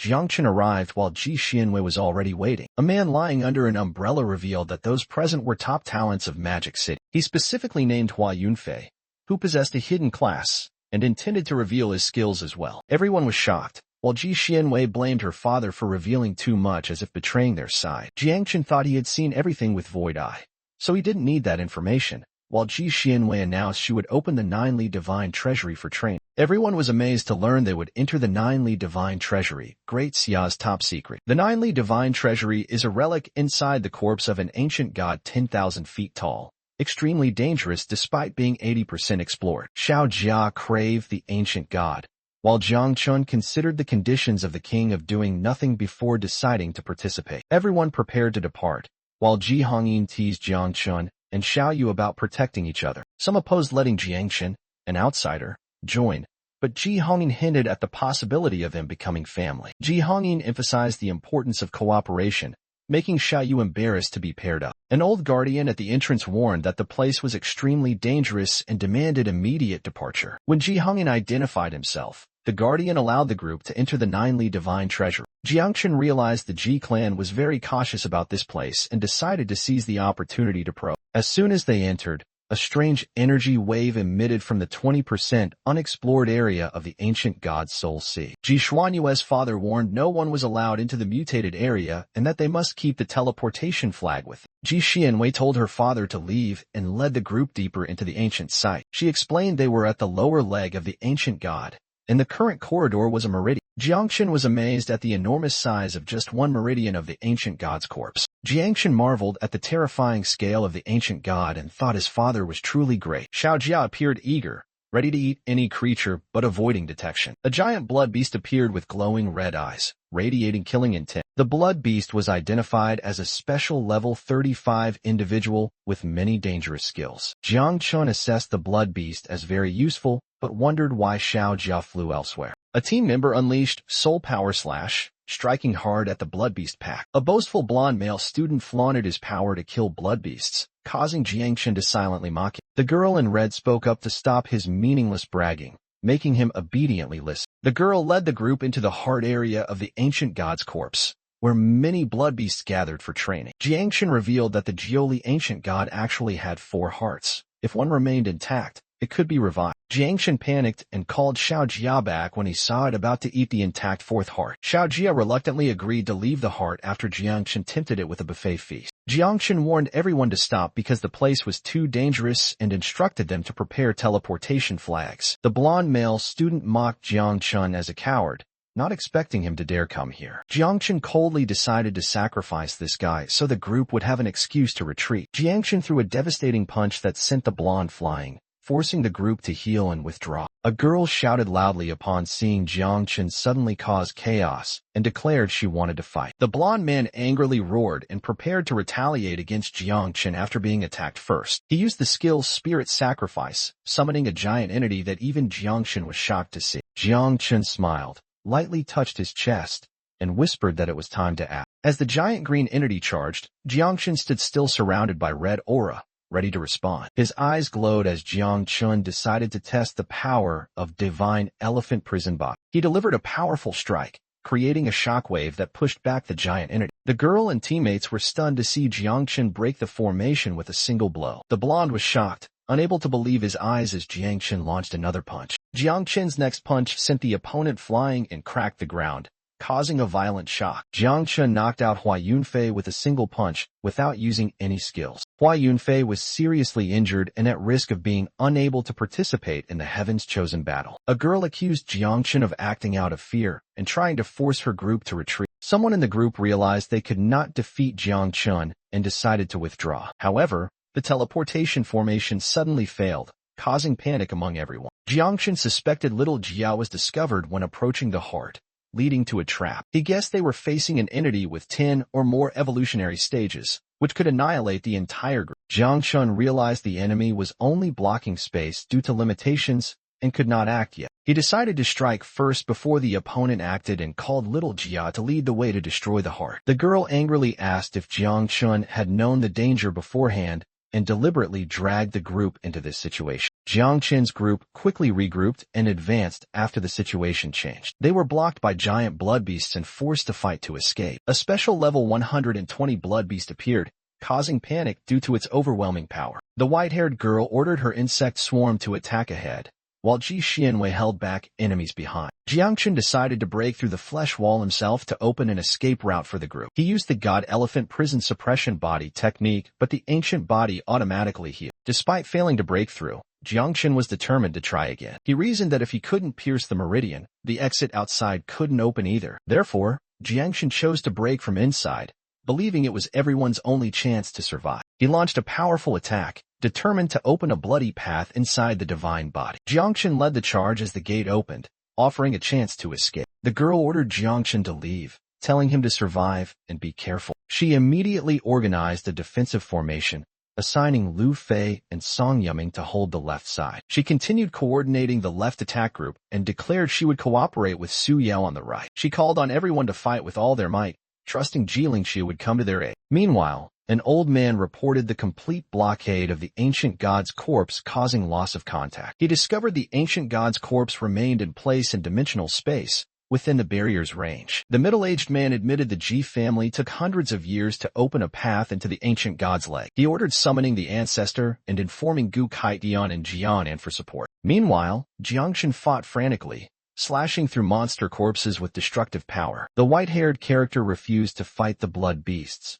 having a greater goal awaited. The protagonist charged into battle, surprising enemies with his strength. Two enemies, Brother Manlong and Brother Duanxiu, recognized the formidable human presence. Brother Manlong praised the opponent and revealed he had summoned the insect nine-winged plague of heaven's wrath. Brother Duanxiu feared the heart's destruction and admitted he could not stop the opponent. Brother Manlong reassured Duanxiu, declaring he still had enough power to curse the enemy to death. The protagonist panicked as the blood beast grew stronger, worried for Ji Xianwei and deciding to act faster. The white-haired character informed the protagonist that the ancient god's heart was nearby, prompting both to accelerate their approach. The protagonist noticed the blood beasts fleeing unusually and sensed something was wrong. He suddenly lost connection with consciousness and could no longer see Tree Grandpa. His eyes suddenly glowed with strange characters as he sensed imminent danger. A giant purple dragon suddenly appeared amid the chaotic space. The protagonist suffered extreme pain as strange power invaded him. A masked man declared that he no longer had a chance to survive. The protagonist was frozen by a curse, his body paralyzed and wanting to faint. Two children called Father in panic as they saw the protagonist lose consciousness. The ring on the protagonist's hand glowed and triggered a counter-reaction. The system announced the curse was blocked by the heart of the star god, though it was damaged. The protagonist realized the life-saving ring was a gift from Dreamer. He smiled meaningfully after escaping danger thanks to the divine gift. The protagonist was shocked to see an opponent who looked exactly like him. Not allowing the opponent to pretend any longer, he unleashed the move, Blade of the Great Tao. The white-haired enemy easily blocked the attack and praised the power of the new era. Surprised by the unexpected block, the protagonist was angry at wasting his essence in vain. The white-haired old man became furious and summoned a swarm of demonic bats to surround the opponent. The protagonist was horrified by the terrifying power of the high-level creatures. In a critical situation, he decided to summon all insects for support. He was shocked to discover his connection with Xiao Jia and Xiao Jiao had been severed. The white-haired old man closed in, trapping him with bats and declaring the battle over. In pain, he was drained of life by the old man who promised to help him live better. The young man felt his heartbeat synchronize with that of the ancient god's heart. The white-haired boy declared he would begin action with his father. The young man was stunned by the giant heart, sensing something strange. Realizing the ancient god's heart was about to stop beating, he panicked as his own heart felt the same. A voice told him to go to the ancient god's brain region, where there was a great opportunity. Although his heart was still fine, he was strongly compelled to enter that brain region. He wondered if a destined opportunity awaited but decided to save Ji Xianwei and others first. The white-haired boy stopped eating and announced he had refined all the spirit blood. The young man was happy that Xiao Jia had reached level 30 and could reproduce 3 times continuously. A mysterious person declared that the karmic curse had been cast. The silver-haired stranger asserted there was no escape and promised to play a little longer in the brain region. Exhausted warriors collapsed while the commander ordered them to hold the line. A girl unleashed the skill, God's Arrow, to destroy blood monsters attacking from the left flank. The exhausted girl gasped,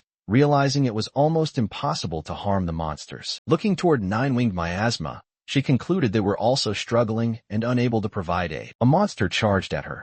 She turned her back to face death in despair. She wondered if Magic City would be completely destroyed this time. A black-haired young man rushed in, scattering the monsters and saving her at the last moment. The blood monsters panicked and retreated after the fierce attack from the newcomer. She recognized the newcomer as Jiang Chun and emotionally exclaimed, while he gently apologized for being late. The protagonist activated Star God's blessing to heal the wounded. Everyone gradually recovered, and the commanding girl immediately ordered the buglings to retreat. The protagonist smiled, thinking the buglings were now exhausted. The white-haired girl cried and complained to Daddy about being abandoned, exhausted, and suffering casualties. She shouted to beat this stinky little brother for being too much and scaring her. Everyone began to recover and focused on retreating before the blood beast attacked again. The protagonist ordered Xiao Jia to use the divine elephant technique to break open the meridian points. He held the opening for teammates to quickly pass through. A mage was amazed to see Jiang Chen only needed 1 punch instead of dozens as before. Jiang Chen rushed to carry Ji Xianyue,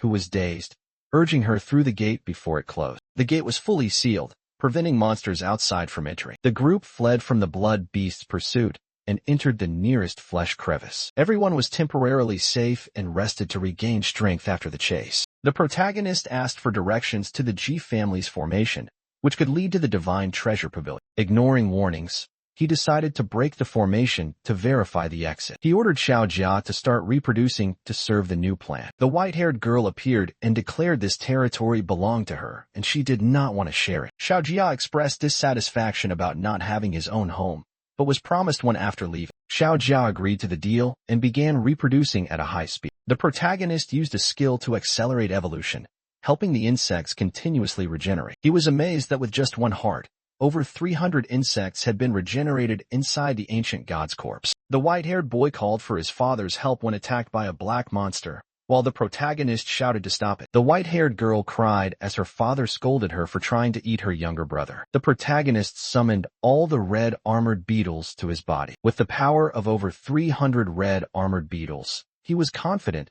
he could face Jiang Wushuang and led the group to break through the space. Outside, an elder confirmed it was impossible to infiltrate the ancient god's corpse from outside in a short time. He ordered that if anything happened, the treasure must be destroyed and the ancient god's space banished into eternal chaos. Someone objected because Ji Xianyue was still inside, but the elder said national safety was more important. The white-haired old man immediately intervened, vowing to risk his life to protect his disciple even if it meant the 8th or 9th reincarnation cycle. He drew his sword, challenged Gu Kai Ian, and asserted he deserved to be called master. A strange barrier appeared, stunning everyone as they saw Xiao Chen. The long-haired man panicked and ordered full support upon realizing something terrifying. Someone unleashed the move, Divine Elephant suppressing Hell Fist, to break the defense. The attacking group suffered severe counterattacks and had to retreat to avoid casualties. The protagonist seized the opportunity when a crack appeared in the defense layer. However, the wall healed too quickly, causing the chance to slip away. The protagonist refused to give up and prepared to coordinate with Xiaojiao. The next powerful explosion was immediately launched. A member signaled readiness but noticed the situation was unfavorable. The wounds on the barrier instantly healed,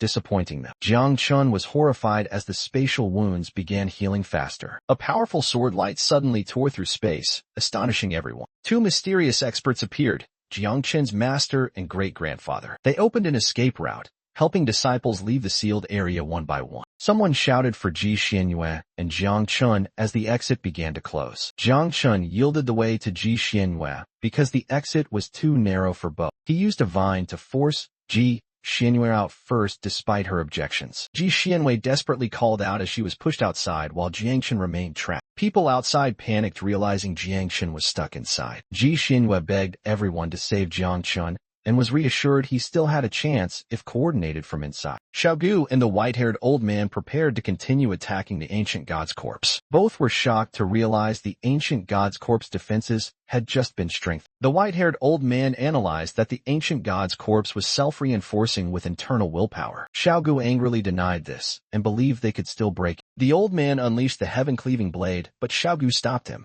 emphasizing following the plan. Both warned that if signs of spread appeared, they must immediately expel the anomaly. The disciples were saddened to learn Jiang Chen had sacrificed himself to save them. Everyone unanimously admitted they owed their lives to Jiang Chen. Jiang Chen appeared in the ancient god's brain region, determined to find a great opportunity. A mysterious creature with red eyes and a devilish smile rejoiced as Jiang Chen entered the trap. Before a giant gate, the young man stood silently, holding a sword and looking at words carved in sword aura. The inscription left by the sword god still radiated strong sword intent after a century, revealing that behind the door was the brain. The young man instructed Xiao Jia and Xiao Jiao to stay hidden and not act unless he ordered. As he opened the door, strange whispers echoed in his head, causing him pain as he held his head. He screamed in despair, trying to stop the madness caused by the mysterious voices. A shining entity appeared from above, calling the young man child, and saying it had waited a long time. The young man felt a familiar warmth from the entity and asked for his identity. The entity claimed to be Duanxiu, the ancient god, and asserted that he was himself. When the young man doubted, the entity smiled and confirmed, "Exactly. I am you." Duanxiu reached out, calling, "I am you. You are me. Let us merge into one." The protagonist was astonished to see someone identical to himself. The protagonist unleashed the move, Blade of the Great Tao, in a fierce attack. The white-haired old man easily blocked the strike and showed interest in the new era's martial path. He was secretly angry about wasting his essence while blocking the sword aura. He prepared to unleash a destructive move but hesitated, wanting to seize the opponent's body. The protagonist was terrified by the powerful creatures surrounding him. He realized the critical situation and ordered Xiao Jia and Xiao Jiao to release all the insects. The protagonist was shocked to discover his connection with the insect swarm had been severed. The old man rushed in and trapped the protagonist among the creatures to finish him off. He tightly embraced the protagonist, beginning to invade his body in pain. The ancestral tree suddenly trembled, stunning the intruder. A 7-colored orb sprouted from the tree trunk, dripping magical light. The protagonist woke in the sea of consciousness, confused after being possessed. He realized the ancestral tree had grown a new orb with rainbow colors. This orb far exceeded the tree's current level, containing a divine soul. The ancient god's soul was transformed into an orb by the overwhelming power of the ancestral tree. At that moment, a familiar voice called, "Father," astonishing him. A giant creature appeared with the white-haired boy, claiming to have taught the monsters a lesson. The boy excitedly showed off the level 9 creature he tamed before his father's amazed eyes. The sky was covered by conscious monsters surrounded under little Jia's control. The white-haired boy invited his father to ride the giant monster he had just tamed. Both sat on the beast's back as the boy confirmed he was controlling it. The boy explained this was a level 9 nether demon monster, suppressed by his inherited memory. Although it could be taken outside, it would be destroyed by heavenly Tao if it existed too long. The father regretted not keeping it longer, but saw it as a powerful card for emergencies. He suddenly remembered there were other nether demons, but did not see them anywhere. The boy casually said he had eaten them all due to reincarnation and hunger again. The father comforted his son and wanted to leave for a moment of peace. He covered his face and bitterly laughed thinking about how his son had consumed their precious assets. He told himself to be content since one remained, seeking comfort in disappointment. The young man reminded his master about the upcoming Ji family event,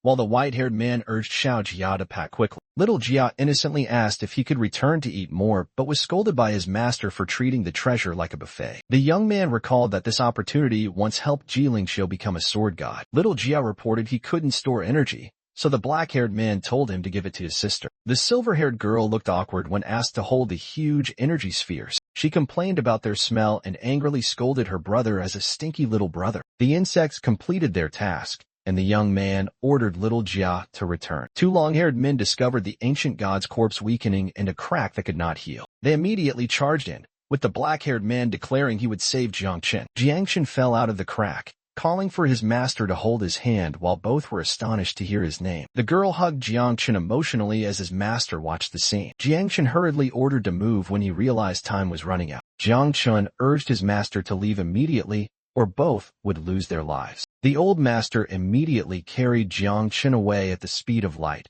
leaving everyone behind. The middle-aged man angrily shouted, believing Jiangchen hated him and ignored his daughter's beauty. The girl retorted against her father, believing Jiangchen saved her because he cared about her. She was intoxicated imagining Jiangchen and concluded he did so to not affect her achievements. She was determined to prove herself in the ranking battle, while a man in green doubted Jiangchen's reaction. The long-haired man checked the place where countless mine monsters once were and found everything had been taken. He speculated Jiangchen left hastily feeling guilty for taking all the treasure and leaving nothing behind. The mysterious character was amazed to see someone survive against 8 level 9 monsters. He suspected the youth was hiding secrets and was determined to prove himself. The youth confirmed he had surpassed the sword god's treasure. Gu Kaitian's master sighed because both his student and family caused trouble. The youth asked about the chance to fight Jiang Wushuang and Ji Xianwei in the next 3 days. The master commented Ji Xianwei was easy to deal with, while Jiang Wushuang had just broken through with the 8-armed war spirit. He said Ingzhan was praised as the strongest genius in 800 years in Xia. Ingzhan awakened at age 3 and received a divine weapon at 9. Despite early cultivation, Ingzhan focused on learning supreme skills from 10,000 clans. He was about to perfect the blood demon physique and inquired about news of Jiangchen. On the giant sword suspended in the gloomy sky, the young man asked his master if he could cultivate the Tianan clan's technique. But the master replied that it was once considered defying heaven and no one had succeeded except Ingzhan. Although the young man had potential, the master admitted he had no way to obtain the Tianan clan's technique, as only Ingzhan, the descendant of the great Xia emperor, had ever seized it when counterattacking this clan. The master said times have changed, and even the martial god Jiang Xuanji could only guard the entrance to the Tianwan clan. He suggested that if the young man could achieve first place on the Tianjia ranking, he might have enough authority to request some secret manuals from the imperial capital. Returning home, Jiang Chun was delighted because the trip to the ancient god's corpse had brought many gains. He discovered fluctuations in his spiritual consciousness and was overjoyed to learn that his worms could reproduce again. The origin fruit bore fruit once more, possibly due to the sudden increase in insect numbers. Jiang Chun found that it was the blue fate fruit, which awakened the hidden profession Thunder Court Master, along with 3 powerful electricity-related skills.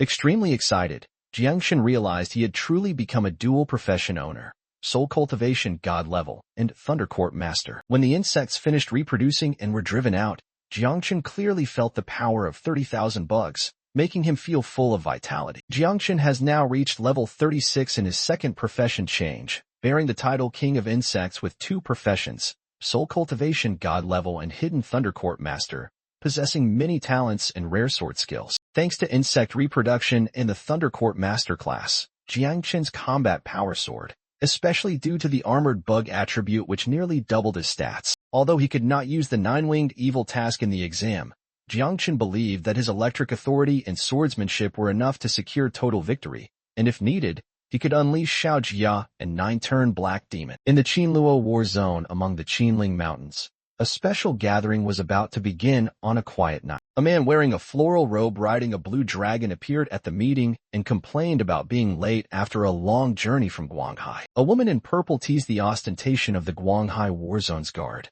making colleagues laugh at her eccentricity. The man in the floral robe defended that people from Guanghai liked appearances, while others were gruff and urged to get to political matters. The meeting shifted to discuss the new situation of this year's Tianjiao competition, where Jiang Nan was excelling thanks to both Jiang Wushuang and Jiang Chun. A middle-aged man expressed regret that Jiang Nan was no longer allied with them as before and worried about the fate of their old friend Xia Yuan Shan, who was mysteriously exiled. The woman in purple proposed an alliance of war zones to eliminate Jiang Nan first, since they had previously united to attack the capital but still failed. After agreeing with Xinghe's proposal, all war zones raised their hands to vote accordingly, aiming for runner-up position rather than competing for the top spot. When everyone had finalized their opinions, only Yun Zhantian remained silent and appeared confused as if not understanding the matter. Yun Zhantian suddenly declared he was not there to form an alliance but only wanted to inform them of something, confidently asserting that victory in this year's Tianjia competition belonged to the Guanghai war zone. Yun Zhantian caused dissatisfaction and opposition among everyone. Despite being mocked, Yun Zhantian gleefully shouted, and then announced his departure from the meeting. Riding his blue dragon away, Yun Zhantian promised not to reveal any plans of the newly formed alliance. The others suspected Yun Zhantian was crazy or had some secret trump card making him overly confident. An old man with silver beard firmly stated to ignore Yun Zhantian. As long as the remaining 4 war zones planned carefully, they could defeat Jiang Nan. In Chujiang City, atop Wushan Mountain, a group in black cloaks discussed the holy son of the ancient god sect who was hiding in the Guanghai war zone. The leader of the ancient god sect believes the holy son will definitely take first place and looks forward to the moment when the great Xia guardians will be humiliated. The sect's chaotic plan began as the Tianjiao competition was about to start. The entire sect gathered, sacrificing Chujiang to summon the ancient god amid wild beast waves. At the central square of Jiangnan, contestants prepared for the Tianjiao competition. A man in military uniform reiterated the rules before the whole team, causing the male lead to feel confused. He announced that the first round was a team competition among 8 war zones, eliminating the 4 teams with the fewest survivors. The first test was teamwork spirit. Anyone who failed to protect teammates would lose. Standing still in the secret realm would result in being struck by lightning, and the safe zone would gradually shrink. The male lead was happy because his thunder system could use lightning to increase his power. The second round took place in the capital with a single elimination format. Winners advanced, losers were eliminated. The commander asked the group of 10 to choose a captain, and everyone's gaze turned to the male lead. 2 excited girls joined forces to vote Jiangchen as captain. The boys also agreed one by one to have Jiangchen lead. A muscular young man objected and, along with Tang Ying, voted for Jiang Wushuang. Jiangchen was embarrassed when 2 strangers supported him because of his handsome appearance. The 2 newcomers introduced themselves as Li Bing and Wang Zi, a medic and a prince, respectively. The blonde-haired young man changed his mind and voted for Jiang Chen just for fun, surprising him. Jiang Chen used psychological weakness as an excuse to refuse the captain role. An older man scolded Jiang Chen for pretending and forced him to accept the leadership role. He expressed hope in the new generation and gifted them a crystal staircase to the teleportation area. The whole team entered Qinluo, a permanent secret realm, officially starting the competition. Senior elders sat in the stands watching the solemn selection event. Jiang Chen noticed Tian Daowang sitting in the front row of the Warzone Guardians area, drawing attention from the group. A girl revealed that Ji Hongyin was temporarily replacing Magic City Warzone, which was lacking Guardians. A giant warship from Capital Warzone landed with overwhelming momentum, astonishing everyone. A white-haired man named Injan appeared full of vigor, attracting attention with his extraordinary aura. Viewers were angry at Capital Warzone showiness, but Guanghai Warzone refused to be outdone. Guanghai Warzone appeared with a coffin pulled by 9 dragons, stunning everyone. The man in floral robes declared boldly, "Life towards death." A figure in white led Guanghai Warzone, confidently declaring they would take first place in Tianjiao. The competition rules were announced. The survival area in the secret realm would shrink every hour, and standing still would result in lightning strikes. The Jiangnan team entered the secret realm and was assigned a mission led by Jiang Chen. A member suggested acting first to eliminate strong opponents. Jiang Chen agreed that a plan was needed and reassured the members. Jiang Chen took items from storage, raising everyone's expectations. Contrary to expectations, Jiang Chen prepared ingredients to hold a barbecue party. The whole team was amazed to discover it was just a barbecue. Members questioned whether Jiang Chen's actions were appropriate for the situation. Despite reminders about lightning rules, Jiang Chen insisted on grilling meat to replenish energy. Jiang Wushuang appeared, praised him, and offered to help grill the meat. Everyone was confused by Jiang Wushuang's support and suspected deeper intentions. Everyone praised Jiang Chen's intelligence and immediately followed his grilling instructions. Jiang Chen admitted he organized the barbecue because he was hungry and not afraid of lightning strikes. A girl did not understand Jiang Chen's plan but pretended she did. She confessed she lied because she did not want to appear ignorant. Jiang Wushuang reasoned that Jiang Chen's strategy was rare and very clever. Jiang Wushuang admired but also worried about risks from such a bold strategy. Jiang Chen realized he lacked willpower, not talent, compared to Jiang Wushuang. Jiang Wushuang humbly admitted she was not as good as Jiang Chen and was reminded about burnt meat. Jiang Chen and Jiang Wushuang sat eating together amid surprised looks from others. The image of the two was projected in front of the other groups, causing them to gossip. An elder was angry to see his student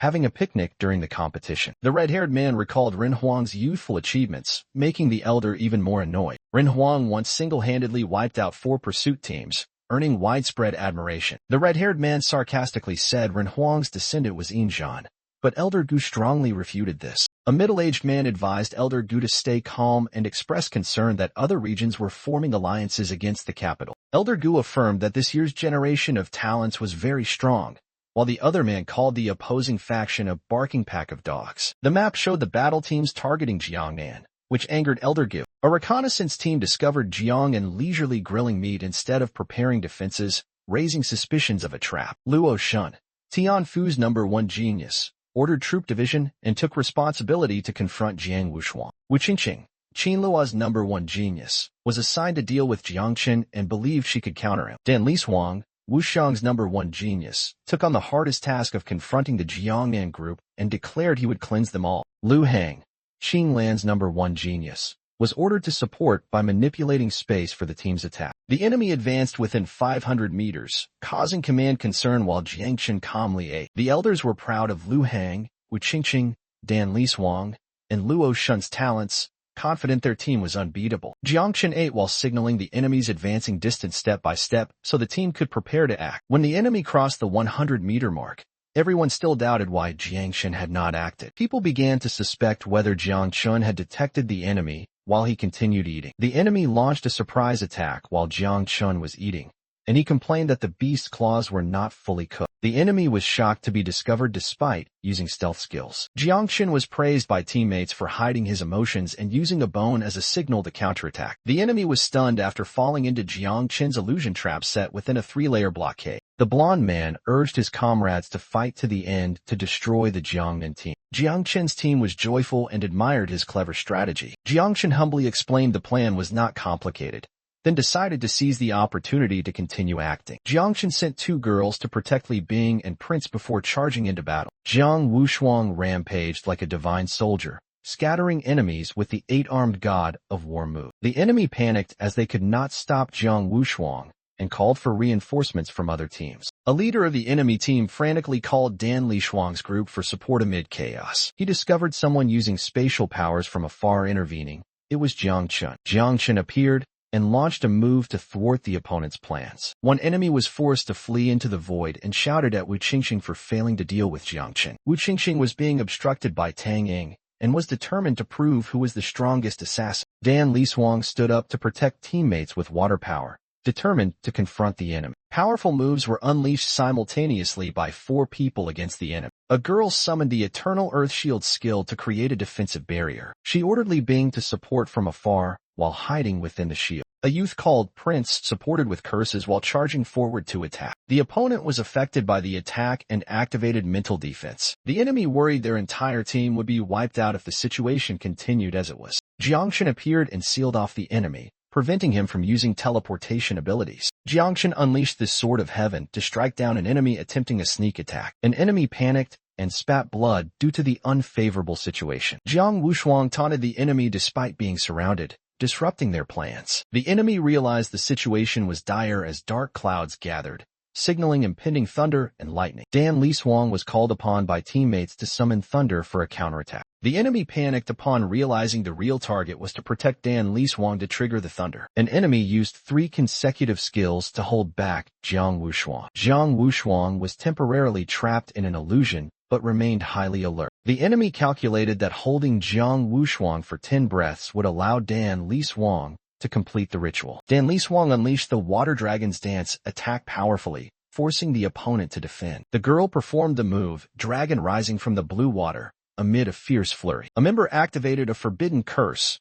marking the entire team and forcing them to flee. Lightning struck, forming the shape of a fierce dragon in the sky. The members panicked upon realizing they were targeted by a lightning punishment with a King Level 7 power. A black-haired girl attacked with a knife, declaring the enemy had been slashed 3 times and defeated. A short-haired girl mocked the opponents for failing in the Tianjiao ranking competition and called them losers. 2 boys looked up disappointedly, wondering if fate had destined their defeat. A red-haired boy attacked Dan Lishuang with power, declaring he would cleanse her. A blonde boy accepted death alongside Mohanchio, while the girl beside screamed to find their master. The blonde man swore to destroy all 4 war zones if Jiangnan lost, regardless of lightning punishment and illusions. Jiang Chen charged straight into the lightning punishment without hesitation. Facing the thunder's might, Jiang Chen remained calm and challenged life and death. The enemy mocked Jiang Chen as crazy for seeking death himself. Jiang Chen smiled provocatively, saying this move was too weak to trouble him. 9 lightning dragons suddenly changed direction and rushed straight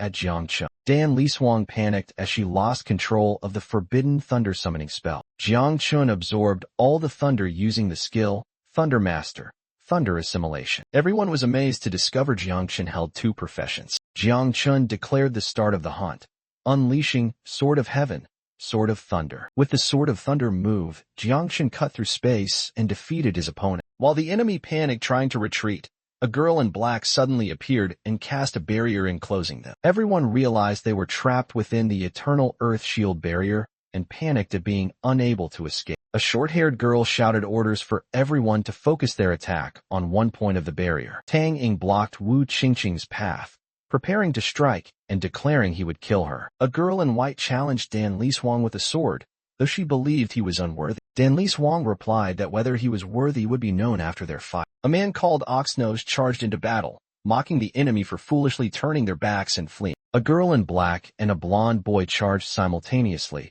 determined to kill at least one opponent. A thunderstorm covered the sky as a fierce attack descended from above. The lightning sword tore through the clouds, unleashing fury upon the battlefield. Jiang Chen coldly finished off 2 more enemies with dark lightning bolts. The commander ordered Lu Hang to use Void Ambush to control Jiang Chen. Lu Hang teleported through space, but still could not keep up with Jiang Chen's killing speed. A teammate linked consciousness with Lu Hang, providing Jiang Chen's location for a counterattack. Jiang Chen ambushed before Lu Hang could act, leaving him no time to react. Jiang Chen unleashed Sword of Heaven, Great Sword of Thunder, striking directly down on Lu Hang. Jiang Chen mocked the enemy for stealing prey that belonged to him. Jiang Wushuang requested to face off instead, as teammates could no longer control him. Luo's army arrived as reinforcements, determined to fight to the death. Jiang Wushuang threw a powerful punch preparing to confront the enemy. A girl used water techniques to control the enemy and called for Jiang Cheng's help. Jiang Cheng immediately appeared after the call for help. He used Sword of Heaven to rescue his teammates. Jiang Cheng used Growth of All Things to hand the injured to Luo Sandao and Li Bing for treatment. Someone noticed Jiang Cheng's speed came from an electric field with a 50-meter radius. Someone requested Dan Liswang to disable Jiang Cheng's electric field. Dan Liswang immediately cast Red Gold Water to isolate Jiang Cheng. Jiang Cheng despised the blockade and declared it was not enough to stop him. He swung this Sword of Heaven to break the surrounding water pillar. Jiang Cheng shattered the water pillar, freeing himself from the seal. Jiang Chen was surprised to see that slashing could not break the water layer. Dan Liswang explained that the more the water was cut, the more it flowed, and the stronger the sword, the more it was restrained by the water. Jiang Chen decided not to use the knife anymore and asked Xiao Jiao to put it away. Jiang Chen refuted Dan Lishuang's reasoning and prepared to strike with bare hands. Jiang Chen unleashed the prison-busting Divine Fist to break the water layer. Jiang Chen's giant red fist pierced through the water defense screen. Dan Liswang was horrified to see red gold water, the strongest defense, destroyed. Dan Liswang was severely injured and spat blood from Jiang Chen's attack. Jiang Chen calmly declared that Dan Liswang brought this upon herself. Jiang Chen asked Dan Liswang to live a little longer so he could have water to wash his hands. Jiang Chen broke red gold water, angering Dan Liswang, who transformed into the war god and fiercely counterattacked. The enemy desperately activated Origin Combustion and Realm of Flaming Sea for a final attack. Dan Liswang and Jiang Chen resisted simultaneously, declaring illusions could no longer restrain them. The enemy recklessly charged, intending to take Dan Wushuang or Jiang Chen down, believing their teammates still had hope. Dan Liswang crushed the opponent with a punch, declaring she would destroy all 4 enemy war zones. Dan Liswang affirmed that once spoken, she would definitely act, while Jiang Chen warned not to celebrate too soon. The secret realm space began to shrink, forcing everyone to retreat urgently. At the monitoring center, elders recognized Jiang Chen's hidden lightning profession and praised his potential. Jiang Chen was evaluated as having the potential to enter the Golden List thanks to his talent and the power of Nine-Winged Miasma. Jiang Chen, Dan Liswang, and their teammates prepared to face a fiercer phase as the secret realm continued to change. A man praised the achievements of Jiang Wushuang, Luo Shun, and Dan Liswang. He criticized Xian Yu for leading the team astray, while another tried to console with excuses. Someone discovered Jiang Chen had a lightning profession and was angry at being kept in the dark by disciples. Another flattered and praised the lightning profession as the strongest, then teased Tian Daowang for hiding his talent. The remaining warzone lists were announced, with Jiangnan and Capital still having full teams. A group worried about losing half their lineup and were angry at being outperformed by Jiangnan. They accused Jiangnan of playing dirty and were bitter about being counterattacked after a failed sneak attack. Someone realized Jiangnan had a chance to surpass Capital, but was sarcastically rebutted. Another mocked back, emphasizing Capital's team was about to fall and pointed out other teams' positions. They discovered Yin Zhantian was also scheming to ally with Guanghai to take down their team. A man laughed loudly and insulted provocatively. A red-haired girl shouted loudly and slashed enemies to avenge Song Changa. From above, Song Changa watched teammates defeat enemies. Song Changa was pleased for destroying enemies without lifting a finger. A red-haired girl recalled her new identity arranged by the ancient god cult. Song Changa had won the girl's trust with his polite and strong demeanor. He schemed to take all female geniuses as concubines after topping the Tianjia list. The girls worshipped Song Changa and asked about their next direction after completing their mission. They approached an abandoned city surrounded by mountains with only one bridge leading it. Ingzhan, Capital's #1 genius, decided to set a trap at the city's only bridge. A silver-haired man ordered the destruction of all 7 other teams to claim all top 10 Tianjia spots for Capital. Statistics showed 4 war zones had been completely eliminated, leaving only 4 intact teams. The silver-haired man was shocked that 4 teams were eliminated so quickly, suspecting Jiangnan or Magic City was responsible. Unwilling to wait, he ordered a direct attack on the remaining teams. The entire team responded in unison and immediately set off. Another team panicked upon learning that 4 war zones had been eliminated in less than an hour. The girl in red was determined to impress Jiang Chun believing Jiangnan had not yet fought. A long-haired boy sensed something unusual when looking up at the sky. The girls' group detected killing intent and immediately went on high alert. The second-ranked genius of Great Xia appeared with divine-level weapons and teammates, preparing to attack. The girl in red's group unleashed the fiery meteor attack on the opponents after a provocation. The attack created tremendous pressure, leaving the enemy stunned and reliant on a person named Chang'e. Song Chang'e appeared, easily dispelled the move, and affirmed his strength. Chang'e stopped a missile with a single thread, astonishing the opponent. Chang'e revealed he had 2 god-level professions, the first being Sky Weaver. His second profession was Divine Shadow of the Great Jotian, adding to his fearsome reputation. Although admitting these two were weaker than God Yi's Sun Destroyer, Chang'e believed their combination was extremely dangerous. The enemy panicked, confirming all of Chang'e's copies were teleportation anchors. The girl in red ordered her team to retreat as planned and requested protection. As she prepared a new move, the enemy still did not understand why she was surrounded. The Golden Crow Fiery Rain move appeared, terrifying the enemy who thought it was the sun itself. Despite the magnificent move, the enemy confidently believed countless clones would block all attacks. A proud man cast the 1,000-strand silk move to counter. The dragnet covered the divine bird, surprising the enemy as the move was restrained. Under increasing pressure, the fiery divine bird was shattered by the net, stunning its creators. The short-haired girls group reported the net was still shrinking and prepared to counterattack with personal skills. Someone cast Protection of Extreme Flame to clear a path for the group to break the siege from above. Jiangchen recognized the move as Ji Xuanyue's and assessed the group was in danger. Jiangchen decided to rush to rescue Magic City, ordering teammates to follow closely behind. Another man revealed he possessed 2 god-level skills, unprecedented in Great Xia's history. The man in floral robes mocked other geniuses, asserting Song Chang'e surpassed them all. An observer worried about Magic City Warzone, while another refuted Yun Zhantian's boasting. Magic City's teammates were defeated, and the power from the extreme flame bow was weakened. The female captain despaired at the risk of elimination, regretting not impressing Jiangchen yet. Hua Yunfei sacrificed himself by casting Heroic Spiritual Sacrifice to protect the female captain. Under Hua Yunfei's sacrificial power, the ice seal began to crack. A man in white believed the sacrifice was insufficient to break 1,000-strand silk. The man in white was surprised, sensing something unusual happen. Hua Yunfei screamed, exchanging his life for explosive power, startling the enemy. The female captain was horrified seeing Hua Yunfei willing to sacrifice his body and blood to summon the gods. A single weak point was broken by self-destruction, making the enemy think they had succeeded. However, the net weaver used Sky Weaver to activate a second net layer, rendering the break attempt useless. He revealed he could weave many net layers and mocked the opponent's naivety in thinking self-destruction could open a path. Cornered, a girl in red launched a desperate attack, declaring she no longer wanted to play but to destroy all. While enduring the blows, she thought of Jiangchen and felt heartbroken for soon disappointing him. Her teammates looked up in surprise seeing thunder gather, thinking it was punishment for standing still too long. A lightning bolt struck through the army, causing all enemies to scream in pain and be annihilated. The net weaver was shocked to see all his teammates wiped out, suspecting this was the immobility punishment, but the timing did not match. Suddenly, a young man descended from the sky amid lightning, recognized as Ji Xianwei, calling for the injured to hold on. The girl in flames realized the arrival was Jiangchen, silently relieved as he glided on lightning to rescue her. Jiangchen cast Lightning Punishment, terrifying the opponent with his pure lightning attribute. The net weaver was angry that Jiangchen was favored by the heavenly way, gaining power others needed centuries to cultivate. He used the skill Golden Silk to add more layers to the net, while Jiangchen ordered the lightning birds to assign combat roles. Jiangchen unleashed the skill Divine Elephant Avatar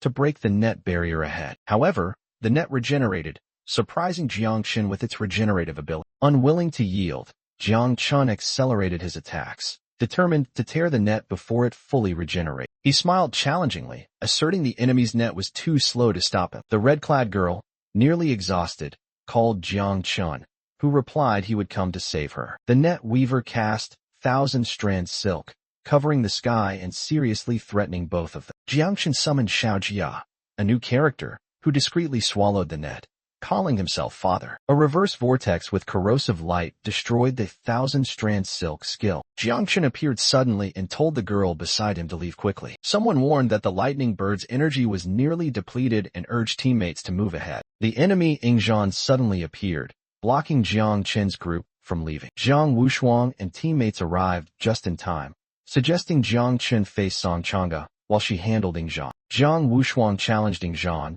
but was mocked as unworthy. Ingzhan launched an overwhelming strike, asserting Jiang Wushuang's Wargood's avatar was too weak. Jiang Wushuang broke the 9-layer seal and counterattacked with full force. Jiang Wushuang used Invincible Wargood's avatar, appearing gigantic with 6 powerful arms. Ingzhan activated Blood Dragon armor, summoning a giant red dragon head to counter Jiang Wushuang. While Jiang Wushuang fought, Ji Xianwei was called to assist the group against the capital's forces. A man in white called Song Chang'e's name and prepared to join the fight. Jiang Chen stood beside the lightning birds, declaring it was his turn to act. The enemy revealed all 4 great Xia geniuses had gathered, and he would no longer hide his power. Jiang Chen was shocked to hear the enemy say they had disguised themselves and limited their power to only 30%. The enemy broke the seal, revealing his true form as a Tianqing God clan member and imprisoned the entire secret realm. Jiang Chen was shocked to discover the enemy came from the Tianqing God clan, one of the cave clans. Jiang Wushuang tried to resist, but found herself and teammates locked down,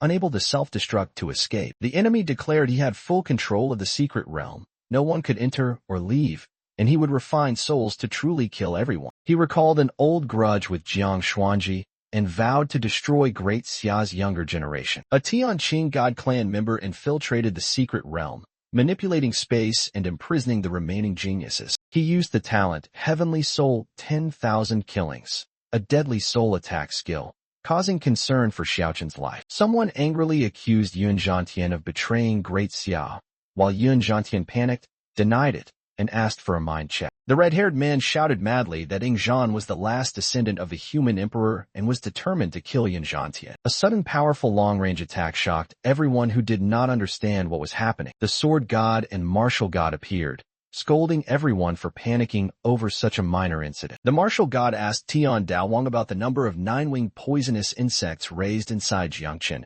hoping to use them for a counterattack. The martial god worried that just a week ago Jiang Chen had detonated 1 million 9-winged insects, so it was unlikely he could have produced another 100,000. The sword god suspected that the Tianqing clan's infiltration was not accidental and warned of the risk of a greater incident. The martial god believed the most vulnerable places were the Great Xia headquarters or forbidden zones like the Bone Temple in Qinling Mountains. The sword god declared in horror that the chain reaction had officially begun. The White Bone Temple appeared amid a blazing red sky, causing panic and suspicion. An indistinct monk chanted about the nature of no-self and the title of Buddha. The demon-faced old monk laughed loudly, reciting the Diamond Sutra before 2 familiar figures. The sword god angrily questioned the old monk's purpose in stirring chaos. The evil old monk declared that those who heard his sutra would soon be enlightened. The sword god's group was amazed, speculating something was happening from the strange phenomenon. Red smoke wrapped around the eliminated geniuses, showing they were the evil monk's targets. The martial god shouted to warn everyone not to think about the evil sutra. Those who had just awakened gasped in fear,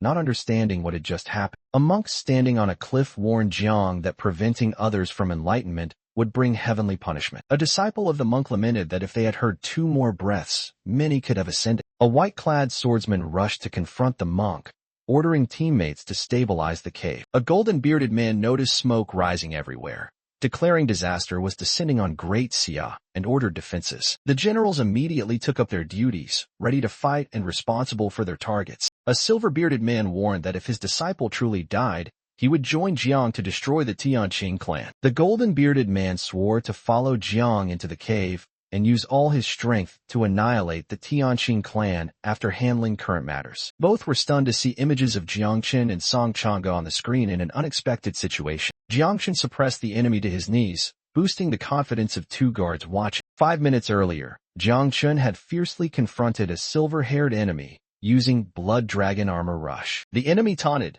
declaring resistance only caused more harm, then gleefully tortured the girls. He used Heavenly Soul Guidance to break the soul defenses of the bound girls. Witnessing this, the male lead tried to stay calm, seeking ways to save teammates without revealing his trump card. He composed himself, considering alternatives instead of using 9-wing miasma in battle. The enemy activated Void Eye, revealing his identity as Shumanda, the 19th descendant of the Tianqing divine clan. The male lead realized he was from a divine ancient race branch, and asked Xiao Jia to provide demon blood taken from the Ninlu treasure. Xiao Jia confessed he had consumed all the demon blood, shocking the male lead. However, Xiao Jia was willing to draw his own blood for his father, assuring equivalent effect with fewer side effects. The male lead immediately absorbed some demon blood to free himself and prepare a surprise counterattack. As he broke free from control and formed a sound barrier, the enemy was shocked but unaware of the imminent danger. Jiangchen suddenly called out Shulan Da's name directly,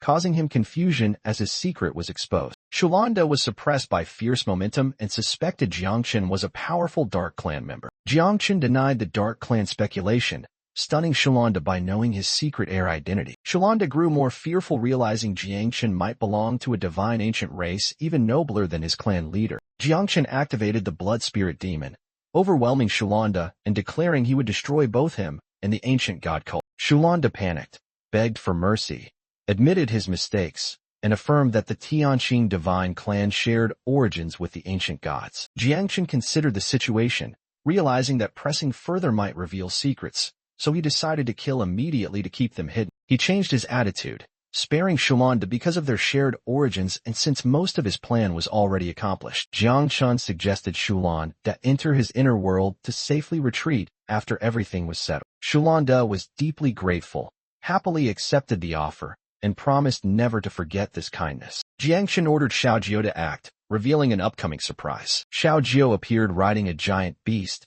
terrifying Shulan Da immensely. Xiao Jiu cheerfully declared it was mealtime and looked toward his master. Amid desperate screams, Xiao Jiu and his beast tore Shulan Da apart ferociously. After resolving everything, Jiangchen casually asked why everyone was still kneeling. Others were stunned that Song Chang'e knelt before Jiangchen without fighting. The rescued girls were moved, hugging Jiang Chun and regarding him as their guardian deity. The opposing group also abandoned their fight upon realizing Jiang Chun had saved everyone's lives. Jiang Chun proposed everyone rest and hold a barbecue at the ruins while waiting for the event to end. At the ruins center, everyone enjoyed a joyful barbecue, closing the tense incident. Jiang Chun leveled up 9 times after Xiao Jiu alone devoured Shulan Da's corpse. Xiao Jiu vomited a strange object and found a sharp item not fully digested. They discovered it was Shulan Da's 1,000-strand Heavenly Soul Guide that remained. The Heavenly Soul Guide was described as a top-tier divine weapon with soul-destroying and soul energy-absorbing skills. Jiangchen decided to nurture this weapon in the Sea of Consciousness for later use. The weapon quickly completed restructuring, ready to accept its master, astonishing Jiangchen. Jiangchen praised Tree Grandpa for his ability to enhance weapons and protect souls. The Heavenly Soul Guide officially accepted Jiangchen as its master after treatment. The divine tree bore fruit again, producing many low-level but numerous fruits. Jiangchen received triple experience cards and 2 mission exemption cards from the fruits. Jiangchen checked his current status and realized he was ready for the next breakthrough. Jiangchen found the triple experience cards and planned to gain more experience to reach the 3rd transformation. At the Evil God Sect's main hall, Lover, holder of the 7th seat, declared that the god's son could annihilate all Great Xia geniuses. Lover ordered immediate action without waiting for the tournament results. The plan to sabotage Great Xia began with cooperation among the heterodox, Sea Clan, and Abyss. Lover schemed to ignite war across Great Xia, so the kings could not intervene. Lover revealed a plot to sacrifice a city to open a rift for the ancient god's descent. Lover and accomplices frantically chanted, hoping the ancient gods would come to cleanse humanity's bloodline. At Chujiang City, guards noticed 8 of 9 Great Xia forbidden zones were in chaos. The Chujiang City watchman reported that war zones were battle-ready and about to activate defensive barriers. A sudden large explosion shook the entire city, leaving everyone stunned. That news arrived as the communication center was destroyed, contact cut off, and beasts besieged Chujiang. The whole Chujiang City was isolated, seeming to be the true target of the riot. Amid chaos, the leader ordered specific assignments for immediate response. Gao Zhan rushed to the front line to block the attack, leaving the rest to his teammates. The main characters finally escaped, but found the surroundings completely silent. An old man appeared and announced 2 important recent events that made the situation critical. Urgent news reported that Chujiang City might have been attacked by beast tides and its defenses were shaken. Because the coastal defense line was in danger, his master and senior sister had to go there to suppress the riot. No one could split forces to save Chujiang, the last city among the 108 cities of Jiangnan. Some chose to abandon Chujiang to preserve the overall situation, but this angered others. They feared the enemy was dividing forces and Chujiang might only be bait. A mysterious person asked Jiangchen what he would choose between the greater good and his homeland. Jiangchen resolutely declared he would never abandon Chujiang, his true hometown. The Jiangnan team united to stand with Jiangchen, determined to protect Chujiang. Jiangchen was moved by his teammates' support. An elder warned they would face an extremely dangerous wave of monsters. Some members expressed fear and self-doubt, worried they would become burdens. Another scolded them as shameful, saying cowards should not fight. Jiangchen firmly affirmed that even facing tens of thousands of enemies, he would still set out. The young geniuses swore with spirit, affirming none of them were cowards. They united and advanced, impressing the elder with their courageous spirit. Since only 10 remained, the group was directly placed in the top 10 of the Tianju list. The others were immediately eliminated, and the next qualifying round was cancelled and replaced by a merit contest. Jiangchen was surprised to find their wristbands recorded combat achievements. The elder warned that if they died, Great Xiao would remain stable and they were not qualified to survive. While he was still lecturing, the group entered the teleportation gate to the battlefield. They humorously said goodbye to the old man, promising to survive and return. The elder was angry at being teased as old, but secretly acknowledged their talent. The eliminated were full of fear and regret, but some hoped to replace top 10 if they died. The generals noticed something unusual in the massive sea monster attack. They suspected the Sea Clan's riot was a diversion from the strongest forces. With many small cities attacked, they could not guess the enemy's true target. They received news Jiangchen had moved troops to Hubei, surprising both sides. Old Gu was furious to learn Jiangchen's group might be heading to Chujiang, where he had deliberately concealed information. Another tried to reassure Old Gu that many other masters had followed Jiangchen, and a high-level enemy had appeared. Old Gu unleashed sky-splitting sword against an approaching level 8 Sea King. At Chujiang, the city was fiercely attacked as protective barriers cracked in many places. In Hangying, defense leader led troops to plug gaps, ready to sacrifice to hold back the enemy. A young swordsman also charged into battle, unleashing sky-splitting sword, Sword of Man. A girl unleashed the ultimate move, Burning Red Lotus, incinerating enemies with blazing red fire. A boy activated Wolf Soul Tiangang armor and launched a full-force attack. A blue-haired girl used Holy Light Priest buff stacking and warned Bulang of enemies behind it. Bulang was controlled and panicked, unable to evade an attack from Sky-Devouring Crow. A teammate appeared just in time to repel the enemy, and Bulang breathed a sigh of relief. Duan Feng and teammates vowed to die protecting Chujiang Night Watchmen from extinction. The high-level monster army changed attack direction. Duan Feng ordered nuclear bomb activation when shields broke. Duan Feng raised his sword, vowing to bring dawn to end the long dark night. The warriors shouted their battle oath in unison, ready to sacrifice for their noble mission. They simultaneously unleashed Sky-Splitting Sword and Sword of Great Tao in the life-or-death battle. The group coordinated continuous moves to confront the powerful enemy. The blue-haired girl warned everyone that something dangerous was approaching. A level 6 giant ape appeared, plunging the group into despair. In an unavoidable situation, the group decided to fight desperately to hold on. The ape's attack struck down, knocking the entire group back. The protagonist nearly gave up, feeling this might be where he died. Suddenly, the ape was severely injured, shocking the group. Jiangchen appeared just in time, killed the ape, and declared his identity. Jiangchen used a skill to protect the group, ordering them to retreat into a healing shield. Everyone was surprised and happy that Jiangchen had returned to rescue them just in time. Seeing Xiaochen return at such a brutal moment, everyone was amazed mixed with despair due to the beast-tide attack. Xiaochen explained the previous event using 9-winged miasma and erased everyone's memories. He reminded them to observe the current situation to assess strength, and confirmed 9-winged miasma was a disaster-level power. Both were stunned by Xiaochen's power in killing a level 6 beast. Xiaochen revealed he was not alone but had teammates, and this was also a battle for position on the Tianju list. Teammates acknowledged Jiangchen's superior power in killing a level 6 beast in under a minute. Amid the exciting battle, the cultivators fought while warning each other about the danger of the beast tide. A girl fought fiercely to protect her master amid blood and magic. A mage cast a blazing spell determined to prove herself so as not to be a burden to Jiangchen. An opponent declared he would never let Jiangchen become the sole hero of this battle. Ingzhan summoned the human emperor's sword, determined to fight Jiangchen for the top spot on the Tianjiao list. The elders were amazed at the outstanding talent of the younger generation. Jiang Wushuang and Ingzhan exerted full power, making Xiaochen feel great pressure. Xiaochen declared before Uncle Ji and Aunt Tang his determination to destroy the beast tide and claim the Tianjiao top spot. Xiaochen's team quickly acted to protect the perimeter and repair the barrier. An enemy was surprised to see Jiangchen and his teammates still alive. He suspected the Son of God had encountered trouble and was angry about false intelligence regarding 9-winged miasma's power.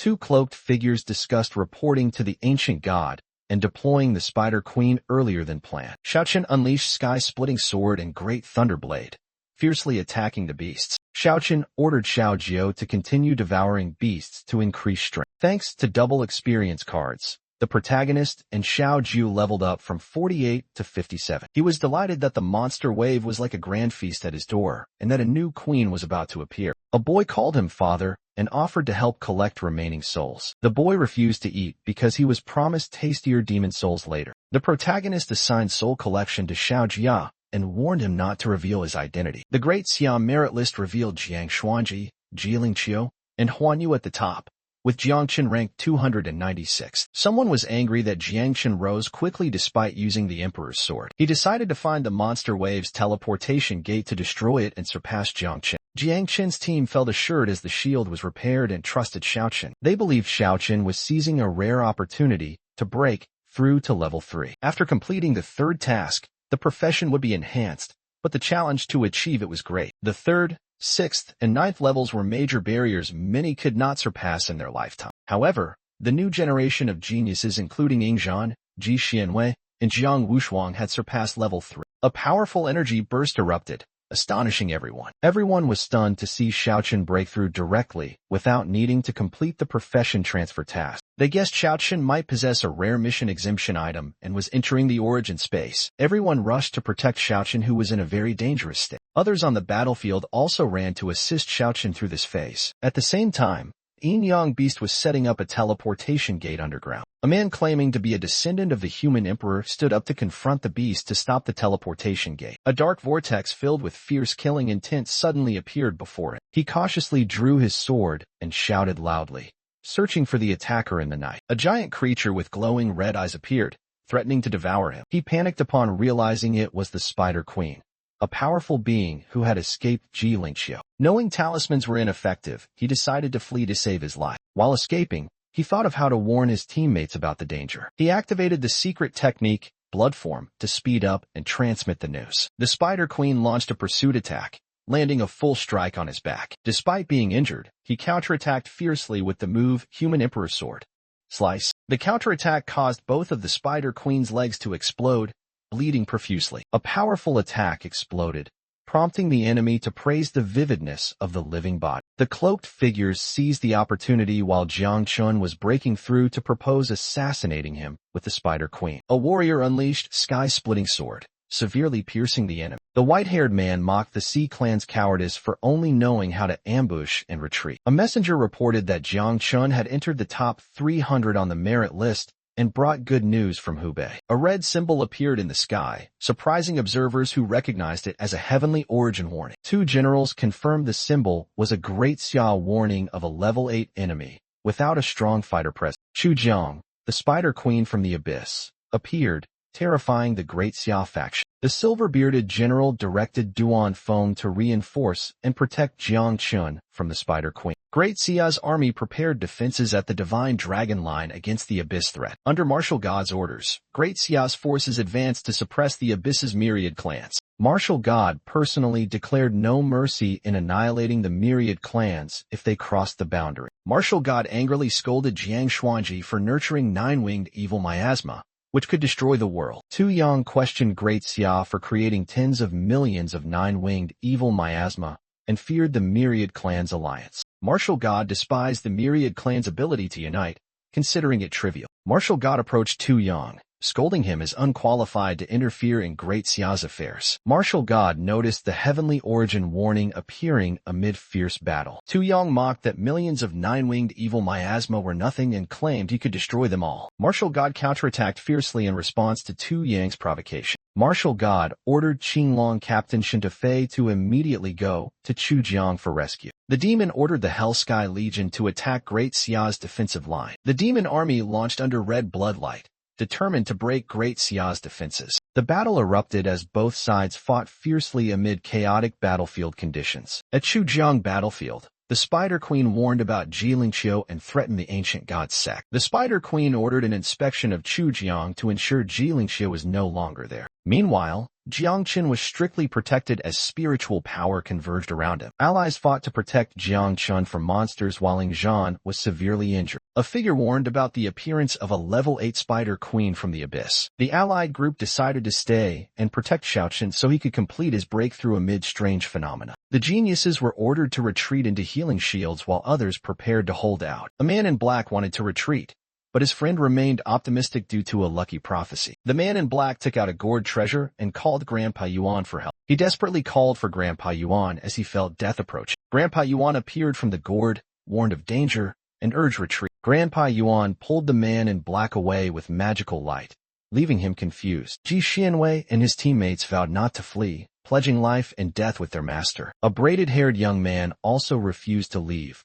unwilling to abandon the women behind. The whole group prayed for Xiaochen to awaken, ready to sacrifice themselves to protect him. 2 minutes earlier, in Origin Space, Xiaochen was sucked in after using a mission exemption card for profession transfer. Xiaochen pondered the profession transfer task and admired the stars as high-level profession talismans. The protagonist used the exemption card to complete the third-level task of Thunder Master and began filtering Thunder System talismans. Among countless stars, the protagonist kept only those related to the Thunder System, hoping for a god-level profession. The filtering process completed, leaving only 9 suitable stars. The profession, Thunder Master, was upgraded to Thunder God, reaching god level. The protagonist received 3 powerful skills, 1 gold skill and 2 rainbow skills belonging to the Thunder System. He realized he already possessed a personal domain upon his 3rd profession change, usually only available after the 6th change. Seeing new light, he discovered the profession, God's Soul Cultivator, had also completed level 3 thanks to the exemption card. The profession, God's Soul Cultivator, was upgraded to the Origin of All Things, God level, with new skills. The protagonist learned 2 new rainbow skills that accelerated skill learning and upgrading along with reproduction beyond limits. Xiaochen appeared in human form despite never using evolution skills. During the chaotic battle, the natural disaster-level spider swarm overwhelmed Xiaochen's 9-winged miasma. The warriors unleashed ultimate moves to decisively block the Spider Queen's advance. A young woman used numerous defensive spells to protect her companion and threaten self-destruction. The powerful enemy attacked fiercely, causing the main faction to be completely overwhelmed with continuous heavy injuries. Little Black cried, begging his master to wake up as he witnessed the massacre firsthand. Xiaochen awoke in a halo of light, reassuring Xiao Jiao and declaring he had awakened. Xiaochen cast Growth of All Things, unleashing natural power around. Ignoring warnings, Xiaochen ordered a retreat so he could face the Spider Queen alone. He shouted for everyone to retreat and heal, affirming he had once eliminated a national-level threat. Facing the Spider Queen, Xiaochen reassured Xiao Jiao and declared he would handle it himself. The monster confidently claimed that even a 9th-level sword god could not kill it, let alone a 3rd-level one. The protagonist asserted he surpassed the 9th-level sword god by reaching 3rd-level grandmaster, confident despite being underestimated. The monster laughed mockingly at the 3rd-level grandmaster and ordered the Spider Queen to strike before Ji Lingqiu returned. Xiaochen asked Xiao Jia to provide a complete drop of ancient divine blood, so no one else would have to bear the burden this time. Ancient divine blood was summoned through the skill Divine Elephant Body. Xiaochen's body was severely damaged while absorbing power from the ancient divine blood. Enemies were terrified, sensing 7th-level aura from Xiaochen, believing he would explode from surpassing limits. Xiaochen transformed into an empowered form with tremendous strength, affirming he could withstand 7th-level realm. Xiaochen charged forward, declaring he would kill the Spider Queen, while she realized this was a bluff, helping him increase his realm. The Spider Queen unleashed the ultimate skill Dry Bones and Souls, claiming Xiaochen was naive to dare confront her. He laughed angrily, eyes glowing red, challenging all constraints. A terrifying attack was dodged, astonishing the enemy. The enemy could not believe a weaker person predicted his move. The silver-haired character unleashed a powerful lightning strike amid the purple sky. The Eye of Evil, lightning strike descended powerfully, tearing the sky apart. Everyone was horrified, realizing the attack affected the soul's origin. He ordered Eye of Evil to lock onto the Spider Queen as the target. The enemy screamed in pain as his soul was attacked. In desperation, he summoned 1,000-thread blood shield for defense. He admitted his soul was weaker but trusted his physical strength. The enemy appeared with a lightning attack, determined to chase down the fleeing target. He was astonished when the target dodged the lightning strike as fast as lightning and suspected future prediction abilities. He unleashed 8 wild blood veins to block the opponent's lightspeed movement. An electric web covered the field, providing feedback to help the Spider Queen predict the path. The white-haired character counterattacked fiercely, declaring he could no longer be detected. He declared that the one who could not be dodged was the Spider Queen. He executed a combo of Sky-Splitting Sword and Great Tao Thunder Sword to attack the opponent. The powerful slash caused the Spider Queen to lose a leg in agony. Observers were amazed by Xiaoqin's power, suspecting he had clairvoyance surpassing even the Warzone Guardians. Xiaoqin admitted his body was overloaded from borrowing blood spirit power and decided to quickly deliver a finishing blow. The Spider Queen was furious at being injured by the surprise attack and mercilessly provoked. Enraged by the insult, the Spider Queen prepared to use her damaged origin power. The tremendous pressure from the Spider Queen made the opponent doubt whether Xiaoqin could withstand it. Xiaoqin calmly faced her, mocking that she was a step slow in deploying her domain. Xiaoqin activated Thunder God, Eternal Domain with great majesty, shaking the space. The Spider Queen was struck by a sudden lightning attack and amazed by Xiaoqin's transcendent power. The Spider Queen panicked as her domain was completely nullified before Xiaoqin. Xiaoqin coldly declared the end and unleashed the skill 3000 Thunder Tribulations. The fierce lightning bombardment caused the Spider Queen to scream in extreme pain. Completely defeated, the Spider Queen begged for mercy and promised not to cause trouble again. He was cautious about the remaining soul, knowing the opponent was still very dangerous. He ordered Xiao Jiu to guard and consume the soul once the threat was gone. The soul was being ravaged by Thunder Tribulations, struggling in pain. A girl jumped out to save a severely injured man. The girl blamed herself for being useless, but the man affirmed that thanks to her they won. The girl was shy when praised, thinking she was undeserving. Information was revealed about Xiaoqian, an insect species capable of foreseeing the future. Xiaoqin instructed Xiaoqian to stay hidden and only appear when truly necessary. Everyone was amazed to see Xiaoqin had a domain despite being only level 3. Someone compared himself to Jiangqin, admitting he was far inferior without medicinal support. All gods felt powerless compared to Jiangqin, angering the human emperor's descendants who vowed to surpass him. A girl lamented that her benefactor's talent made all efforts meaningless, while at the Chu Jiang's secret altar, a conspiracy was beginning. A loyalist summoned power from the 7th seat of the ancient god sect. A man in black discovered anomalies in the beast tide and was shocked to learn someone in Great Xia controlled 9-winged miasma. The deity warned that 9-winged miasma was taboo and Jiang Xuanji would be considered an enemy by all myriad clans if allowed to proliferate. The deity angrily demanded the extermination of the Great Xia people and vowed to destroy Jiang Xuanji. The man in black panicked, begging the deity to calm down and said he had sent out the Spider Queen. The man in black screamed as he was granted 9th level power by the deity for a short time. The empowered one ordered the destruction of all 9-winged miasma, killing their masters and sacrificing entire cities to welcome the descending god. 10 minutes later, he knelt before the magic formation and respectfully called upon the ancient deity. A loyal follower vowed to sacrifice his life and was ordered to retrieve the Spider Queen's soul. He immediately departed, rushing straight to the deep abyss front line at the Shenlong defense line. He arrived just in time and declared he had obtained the Spider Queen's corpse. Chang mocked Jiang Xuanji for thinking the Spider Queen was the final card,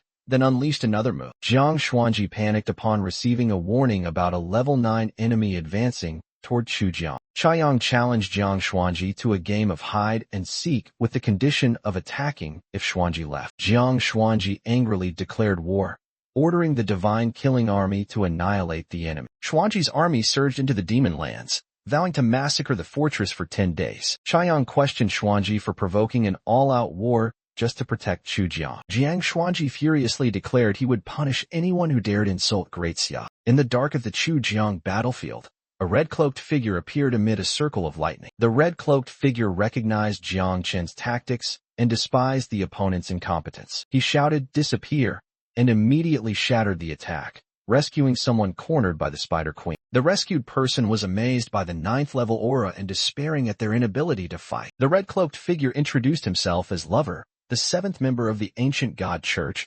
appearing before the victim for the first time. Lover summoned the true forms of 9-winged creatures, shocking the opponent who recognized their 9th level power. He created a fierce explosion like a fireworks display, mocking the beauty of destruction. Xiaoqin tried to calm the frightened Xiao Jiu, instructing him to stay hidden and not reveal himself. Lover mocked Xiaoqin's dissatisfaction and struck him hard, causing him to fall like a living firecracker. Xiaoqin's teammates were suppressed by 9th level pressure, despairing at their inability to save him. Xiao Jia summoned Black Demon, a giant creature with destructive power. Black Demon appeared majestically and roared in greeting to his father. The enemy was horrified to realize this was a 9th-level Black Demon from the ancient god's Sea of Consciousness. Black Demon attacked the enemy with overwhelming power. Xiaojia was furious at losing 9-winged miasma and counterattacked fiercely. The enemy tried to resist, but Black Demon maintained the upper hand. Xiaojia worried because Black Demon could only exist for 10 seconds before being destroyed by Heavenly Dao. Teammates rushed to assist with Sky-Splitting Sword and Earth-Splitting Axe,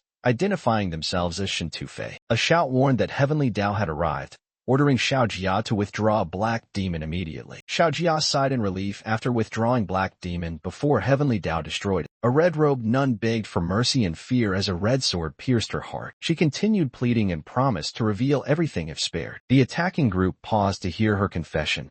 She hurriedly revealed a secret in Chujiang. She disclosed there was an altar underground in Chujiang to resurrect an ancient demonic god. She swore that if lying, she would be punished by that ancient god. Immediately after the oath, a giant shadow appeared, causing her to scream in pain. A terrifying creature commented on her flavor and prepared to devour her, causing a masked man to try to flee. The protagonist ordered Xiaojia to attack the fleeing creature. Xiaojia bit the enemy brutally and gained millions of experience points. A nun wondered about the origin of strange creatures and worried about Great Xia's chaotic situation. Xiao Chen's body erupted with violent mutations, engulfed in blazing black flames. A female sect member panicked seeing Xiao Chen scream in pain, losing control. Friends rushed to surround Xiao Chen during his outburst, anxiously calling his name. Someone identified this as a consequence of absorbing ancient divine blood and energy, deciding to take Xiao Chun to Jiangnan Base Hospital. A red-clad girl volunteered to escort him, but was reminded she still had duties at the Chujiang Rift. Xiaoku was ordered to escort and care for Xiao Chun while others prepared for the journey. The rescue team disappeared through the space gate, leaving the Chujiang battlefield to their teammates. Teammates comforted each other, trusting Xiao Chen's strength and determined to continue fighting. Everyone encouraged each other to fight with all their might to not fall behind Xiao Chen. At the underground altar, General Shen and another person unleashed powerful attack skills on the enemy. A dark entity full of rage appeared after its altar was destroyed. The brave girl challenged the dark entity with harsh words and determination to overwhelm. The girl and her companion coordinated an attack with the move Xian Huang Cleave, angering the arrogant entity. The dark entity showed displeasure at being insulted by their rudeness. Frustrated and lacking strength, the entity decided to retreat and wait for the right moment to reappear. The girl angrily cursed while her companion advised awakening the dreamer to completely seal the rift. A week later, the young man woke up in a military hospital after fainting from using too much ancient divine blood. Xiaojia was joyful that his master had awakened, delivering good news and showing extraordinary reproductive ability. The young man praised Xiaojia's skill, but told her to wait until they had a bigger home before continuing reproduction. Xiaojia was excited about the upcoming bigger home, while another character estimated reproduction output to reach hundreds of millions. The protagonist ignored Xiaojia's wish for a big house and was confident in his appearance. Xiaojia expressed dissatisfaction at always using her sister's leftovers and was comforted by their father's promise to take them to a demon buffet. Xiaojia accepted the invitation to eat, realizing being a father in a large family was not easy. Xiaojia asked about drinking all the water in the tub, and was allowed by her father since it was only third-grade material. Xiaojia began sucking the water in the tub with full force. Her father joked about the taste of the water, leaving Xiaojia silent from embarrassment. Her father said descendants must endure as he did, and complained about the room being full of bugs. Her father decided to review Xiao Chan's skills on the skill information interface. He realized Xiao Chan's abilities far exceeded expectations and might relate to the origin of time. He suspected Xiao Chan had hidden powers and called her out to learn more. A glowing insect called the man with a trembling voice. The man was surprised to see the creature approaching him in the bathtub. Xiao Chan suddenly transformed into human form and came very close, making him embarrassed. Xiao Chan apologized in panic while he intended to ask her one question. He asked how she could transform into a human without evolving or leveling up. Xiao Chan revealed she was unlike others because she was time itself. He was stunned realizing the meaning of Xiao Chan's words. He recalled that a level up was still needed to unlock her talents. The system displayed the necessary sacrifice conditions to perform Xiao Chan's level up. He had never heard of those materials and decided to ask his master. Jiang Chun pressed the button to leave the recovery chamber after a long stay inside. Jiang Chun woke up surprised when called Major and learned the reason for his promotion. The nurse happily reported that Jiang Chun's body had miraculously recovered after a critical condition. She decided to reclaim the rare solution after Jiang Chun's recovery. Jiang Chun casually revealed he had drunk all the precious liquid because he was thirsty upon waking. An old man blamed himself as the father responsible for Jiang Chun's actions. Jiang Chun happily called Master upon seeing a familiar person, while the nurse was flustered by his slip of the tongue. Two superiors argued about the value of the essence Jiang Chun had consumed. The elder defended Jiang Chun, praising the miraculous effects of the essence. The elder explained the value of merit and its ability to exchange for anything money cannot buy. Jiang Chun proposed exchanging merit for light water, but was refused as it only existed in legend. He repeatedly offered rare items like Long River of Time and Time Weapons, but was sharply rejected by his master. Jiang Chun then proposed time fragments, attracting the attention of a nearby man. The man revealed time fragments were very rare, only 2 existed in Great Xia, and required 150,000 merit to exchange. Jiang Chun wanted both fragments, but was told they formed naturally when time relics collapsed and could not be created anew. He asked about Huanyu, who was said to help, and learned she was sealing the Chuzhong Rift. They decided to discharge Jiang Chun from the hospital to rest and prepare to receive a title in 3 days. At home, Jiang Chun planned to upgrade creatures and harvest from the ancestor tree before Huanyu returned. He chose to upgrade the red armored beetle and read information about a new attack skill, Spear of Hades. Fearing the house couldn't withstand the new power, Jiang Chun decided to go out to find a wild boss to test. Jiang Chun prayed to his ancestor for a nest that could hold 1 billion insects. His ancestor truly granted him a nest that could hold 10 billion insects. Jiang Chun called his descendants Xiao Jiao and Xiao Jia to the new nest for reproduction. After stabilizing the insect colony, Jiang Chun prepared to use a matured soul fruit. Jiang Chun opened the rainbow ability fruit and received the Jioli clan divine aura. He almost exploded from the powerful divine aura, but thanks to Grandpa Tree, he retained consciousness. Jiang Chun fused with the divine aura, becoming the heavenly war god and mastering 3 rainbow skills. With the new god-level profession, he became a triple god and wielded an extremely powerful melee weapon. The insects reproduced extremely fast,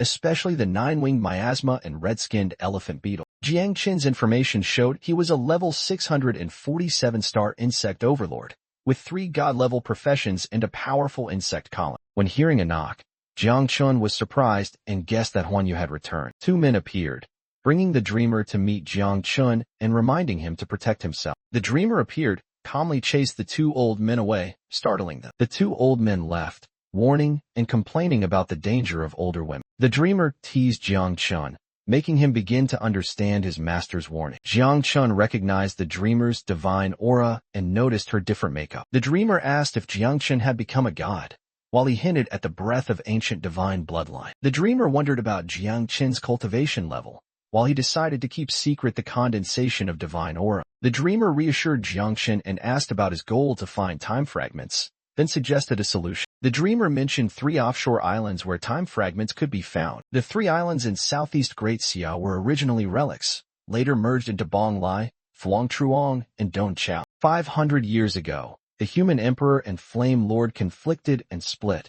Flame Lord left to establish a new territory. Flame Lord took many Great Xia treasures, including time fragments. Flame Lord could live up to 3,000 years, and the 3 islands accumulated power surpassing Great Xia. Although stronger, the 3 islands dared not attack because Great Xia had national fortune protection. Despite severed ties, both sides still competed, but Great Xia closed its borders 50 years ago. Because Great Xia had always lost for 100 years, they stopped competing to avoid embarrassment. This year was an opportunity for change. If victorious, he would obtain the time fragments. Although there was an age limit under 30, he remained determined for the time fragments. She warned him to be cautious as many top assassins were hunting him. At Jiangnan main base, an unprecedented award ceremony was held to honor Jiang Chun. After the ceremony, a female officer revealed to junior brother Ji that she would leave to train in the abyss. In response, Jiang Chun's friends all decided to go to the abyss to cultivate together. 2 other young men, encouraged by Jiang Chun, also planned to go to the abyss together to fight and grow stronger. The Jiangnan War Zone commander began the ceremony with a humorous speech, but was interrupted for being too long-winded. He then announced the most important part. Huan Yue would present the medal and title to Jiang Qin. Huan Yue appeared impressively amid radiant purple light and called Jiang Qin onto the stage. She walked with Jiang Qin onto the award podium, teasing him about his nervousness before the crowd. An honorary medal was solemnly pinned onto Jiang Qin's chest. The audience was so excited they exclaimed that Jiang Qin, also known as Xiaoqin, was incredibly charming. Before Jiang Qin's appearance, the girls were flustered and unable to contain their emotions. The purple-haired girl complimented her brother's outfit, making him shy and think he was being teased. The host asked everyone to shout Jiang Qin's title in unison. The entire square shouted Insect Demon loudly, making Jiang Qin feel embarrassed and disappointed. Dreamer officially announced the conferment of the title Scourge Monarch to Jiang Qin. Jiang Qin thought his sister was deliberately teasing him, while Dreamer seemed very pleased with the title. Dreamer continued to announce the title King of Zhenhai and the supreme power granted to Jiang Qin. Everyone was amazed that Jiang Qin, at 18 years old, had been given authority equal to the martial god. A man suspected that awarding the title King of Zhenhai was a preparatory step for re-establishing contact with the overseas islands. Old Gu appeared indifferent when reminded that his disciple was being pushed to the front line. The girl empowered her younger brother to start a new era and reclaim the 3 Sea Islands. A man named Sasajin from Sakura rode a fierce beast to challenge Jiang Qin. Experts commented that although Sasajin was low-level, he possessed outstanding strength. The purple-haired girl was angry at the interruption of the ceremony, radiating killing intent as a threat. Jiang Qin asked his sister to let him handle the provocateur. Sasajin justified his arrival as a courtesy from Great Xia, but was criticized by Jiang Qin as being fake. Sasajin provoked Jiang Qin, daring him to fight without using the 9-winged miasma illusion. Jiang Qin agreed not to use poison, mocking the opponent's poor provocation skills. Jiang Qin unleashed Heavenly Thunder Divine Domain, creating 3,000 thunder tribulations that terrified everyone. Sasajin and his beast were severely struck by lightning, and Jiang Qin mocked him as all talk. A white phantom tiger charged forward, making Jiang Qin think it was real and counterattack fiercely. Jiang Qin used the body technique, Divine Elephant Prison Body, to strike powerfully at the white tiger's head. He unleashed the move, Prison Elephant Fist, with terrifying power, causing the white tiger to vanish. Jiang Qin suspected it was all an illusion and wondered if he had fallen into a trap. The enemy revealed himself, declaring it was all an illusion and that he had complete lightning resistance. He launched the move Flash Lightning Strike, attacking directly with speed and powerful lightning. Jiang Qin was hit, poisoned, and mocked for relying on luck to win before. Grandpa Tree and Xiao Jiao were furious upon learning Xiaoqin was poisoned and immediately counterattacked to protect him. The enemy threatened and provoked Jiang Qin not to use ultimate moves like 9-winged miasma or summon the 9-revolution Dark Demon. Jiang Qin became angry at the provocation and decided to use a new skill to counterattack. Poisoned but unharmed, he laughed and called himself the Poison Demon. He unleashed the move Spear of Hades, causing the enemy to panic upon discovering it was dark power. Knowing he couldn't win, the man in black hastily retreated and called out Jiang Qin. Jiang Qin scorned the farewell and immediately chased after him, not letting him escape. Jiang Qin's black spear shattered all defenses, causing the opponent to panic. Chased down, the assassin was stunned when the spear could change attack direction. He took a full chest stab from the black spear and screamed in pain. Jiang Qin coldly finished off his opponent and declared the ritual could continue. Everyone discussed in amazement at Jiang Qin's unprecedented power. Old Gu was astonished that his disciple had so much hidden power he never knew about. Delegates discussed Xiaoqin's black spear, suspecting he had awakened a god-level profession. The purple-haired girl praised Xiaoqin after his victory, while he appeared unsatisfied. Fireworks were launched, marking the start of the honor ceremony. Everyone cheered congratulating Xiaoqin with the titles King of Zhenhai and Scourge Monarch. Xiaoqin was surprised to hear his title echoed throughout the square. Luo Badeo and his daughter Luo Sandao, representing the Duobao Trade Guild, presented magical weapons to Xiaoqin. Delegates complained about letting Luo Badeo have the honor of giving the first gift to Xiaoqin. The sword presented emitted fierce killing intent that terrified everyone. Xiaoqin took the sword and realized it intended to devour its owner. With glowing red eyes, Xiaoqin asserted he would not submit to the sword and called Grandpa Tree to fight. Jiang Qin officially tamed the divine weapon Heavenly Sin and declared himself its master. Everyone was amazed when the divine weapon acknowledged Jiang Qin, surprising and delighting the girl's father. Jiang Qin explained about the Heavenly Sin sword an 11th rank divine weapon, dangerous and bloodthirsty. The father revealed the sword was once gifted to Jiang Qin's master upon receiving the title Heavenly Sword King. He admitted Jiang Qin's master once disliked the sword, while Xiao Gu nearly got injured trying to catch it. Old Gu felt embarrassed seeing his disciple surpass him, justifying that it was normal for disciples to be better than masters. Muhen Ian, representing the Jiang'an war zone, presented King Zhenhai with a precious sea god pearl. Jiang Chun thanked Grandpa Mu, who called him grandson, and hoped for great-grandchildren soon. Tang Wanchuan and Ji Hongying continued to offer gifts congratulating King Zhenhai, including rare blood and elixirs. Night's Watch members lamented their poverty, but decided to prove they came with something, not empty-handed. Ji Gang, representing the Night Walkers and Chu Jiang, gifted Xiaochen a strand of faith source. A female disciple wondered if the gift was extreme. Her master said faith was priceless yet worthless depending on the receiver. Ji Gang presented a faith strand gathering the belief of 7.96 million Chu Jiang people, capable of protecting the country. Teammates realized Ji Gang had devoted effort preparing this final gift for Xiaochen before entering the abyss. Master and senior sister gave Xiaochen a heavenly sword talisman that could be activated once for defense. Xiaochen thanked them and asked permission to fully use the sword talisman. His master agreed. Xiaochen handed the sword talisman back to Ji Gang to carry into the abyss, being scolded for underestimating everyone. Xiaochen choked up admitting they were his only family and begged them to protect themselves. Ji Gang accepted the gift and promised to fight alongside Xiaochen in the future. Xiaochen continued giving more equipment and gifts, suggesting sharing with everyone.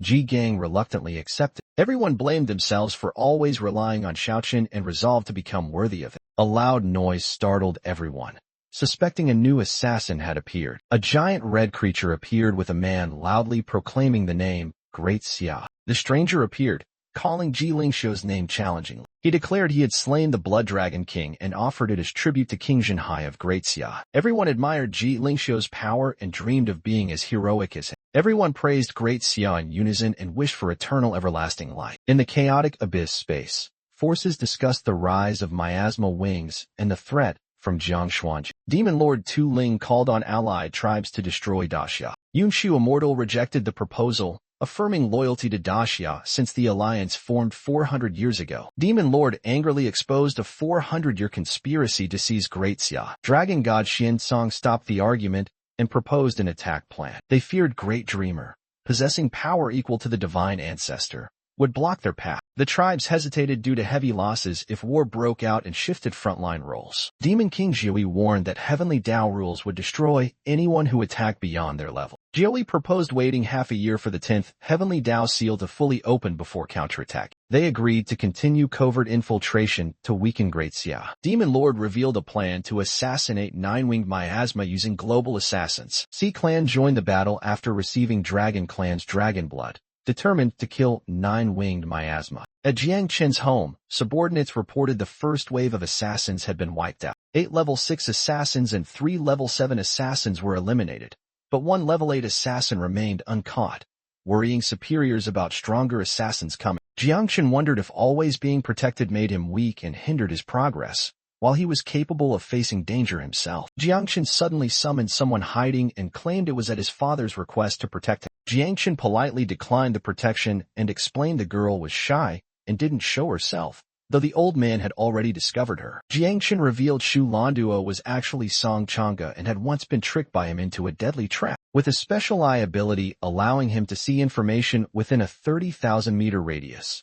Jiang Chun was entrusted by his master with full authority to handle the assassin case. Jiang Chun enthusiastically proposed actively eliminating the opponent instead of just defending and was advised not to be overconfident. A girl brought tea, surprising Jiang Chun as another person had been sent to care for him. Luo Sandao was preparing a bed for Jiang Chun. Ji Xianwei used fire system to roast a suckling pig for Jiang Chun, making the old man sigh that the young man knew how to enjoy life. Everyone rested and received a new mission to hunt beasts in the secret realm to increase strength. Forces gathered in the Gobi Desert, ordered to eliminate Jiang Qin and instructed to cooperate. Templar Knights were dissatisfied because their country sent many people but rewards were no different. Other countries responded that their captain only ranked 3rd, while Saito was the top assassin. Kato Ei, ranked 7th, boasted about the divine artifact Takamagara to control Jiang Qin's miasma. A knight provoked Kato Ei, saying he was all talk and asked where Saito really was. Insulted, the knight angrily scolded the one who dared insult Saito and sensed a terrifying aura. Saito Kinshihachi, the top assassin, finally appeared, overwhelming everyone with his presence. The forces immediately apologized to Saito and shifted to discuss task assignments. Park Yunjae, ranked 5th, revealed a plan to lure Jiangchen with assassins and counteracting magical weapons. Kato Ei would control the nine-winged miasma while Sasajin had discovered Jiangchen's dark power. Shiva revealed the dark energy came from the underworld and needed sealing to prevent Jiangchen from using it. The group planned to deal with the 9th Layer 9 demons and avoid detection by powerful experts. A knight presented a holy relic from the temple to prepare to conceal their aura. Holy Lightfold blocked all energy fluctuations and aura. Complete stealth technique was activated, placing the group into a world of light mirrors. Holy Light Shift was cast, teleporting the group into a sealed space. They confirmed entering the mirror world and discussed strategies to deal with Jiangchen. The plan to destroy the 9th Layer 9 demons was a temporary seal for Heavenly Dao to eliminate them. The knight believed that even if Jiangchen broke through,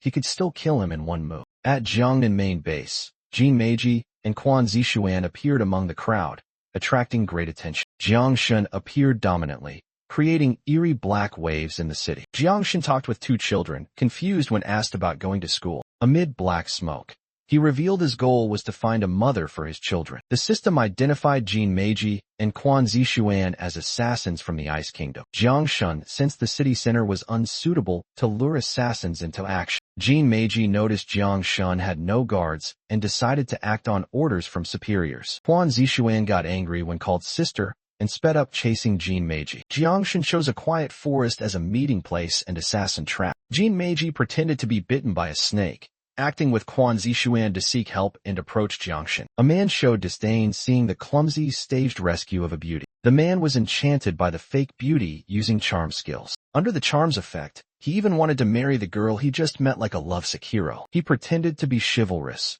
earnestly rescuing her with cheesy words, angering the little girl behind. Just as the girl thought she succeeded, he suddenly delivered a crushing punch, defeating her. The little girl was startled to discover a blinding poison trap had been set to deal with them. The enemy fled, begging for mercy and offering to hand over all treasures to save his life. The man suspected a trap but saw it as a great opportunity to capture all opponents. 70,000 miles away in the abyss, Ding Chuanxiu led a team fleeing from danger. Chased by a terrifying black flood, the fleeing shouted curses at Ding Chuanxiu. Old Monster Ding's group escaped pursuit with arrogant provocations. They entered a deep cave in the mountains. Old Monster Ding explained the risky move was to retaliate against the Heavenly Star Divine clan for losing a son of God. Negong Yin questioned Ding's risky action and revealed waves from the Sea of Desire. Negong Yin urged everyone to prepare to return home to rematch the 3 overseas islands. Members expressed concern as the 3 islands had surpassed in many development areas. Negong Yin emphasized potential changes in 50 years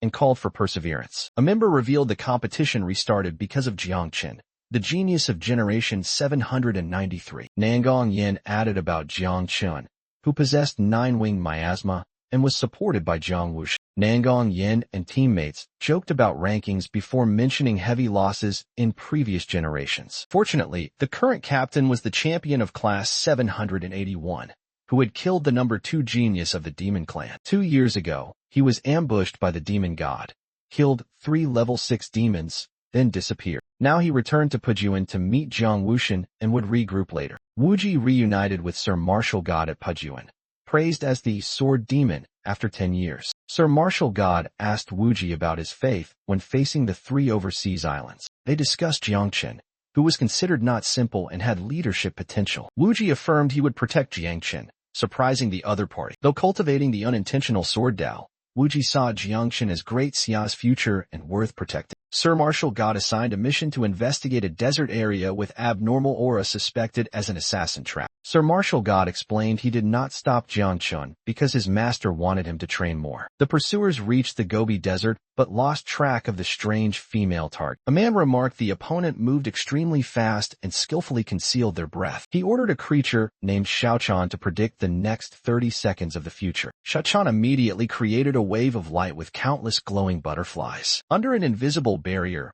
Level 8 enemies suddenly attacked from multiple directions. The silver-armored group discussed Jiangchen suddenly stopping near the Holy Light Warp Barrier. The distance between Jiangchen and the barrier was still not close enough to trigger the trap. Someone in the group noticed reinforcements approaching and ordered everyone to hold position. A red-haired youth loudly warned Jiangchen of an ambush and led teammates rushing forward. Not wanting to involve innocents, Jiangchen decided to unleash full power to quickly eliminate enemies. Outside the barrier sealed by spatial distortion, teammates could only anxiously watch. The enemy mocked the hero's sacrifice, likening him to a turtle trapped in a jar unable to escape. The hero challenged hidden enemies, declaring he would force them to reveal themselves if necessary. He began counterattacking, using insect swarms to sweep the entire space inside the barrier. Kato Ei panicked, losing control of the nine-winged miasma, causing enemy chaos. The hero ordered the insect swarm to continue flooding out to overwhelm enemies and disable controlling magical weapons. He revealed the number of nine-winged miasma far exceeded expectations, making enemies unable to control them anymore. Caught off guard by the counterattack, he was hit by a strange attack simultaneously on body and soul. Activating full power Divine Elephant Prison Body,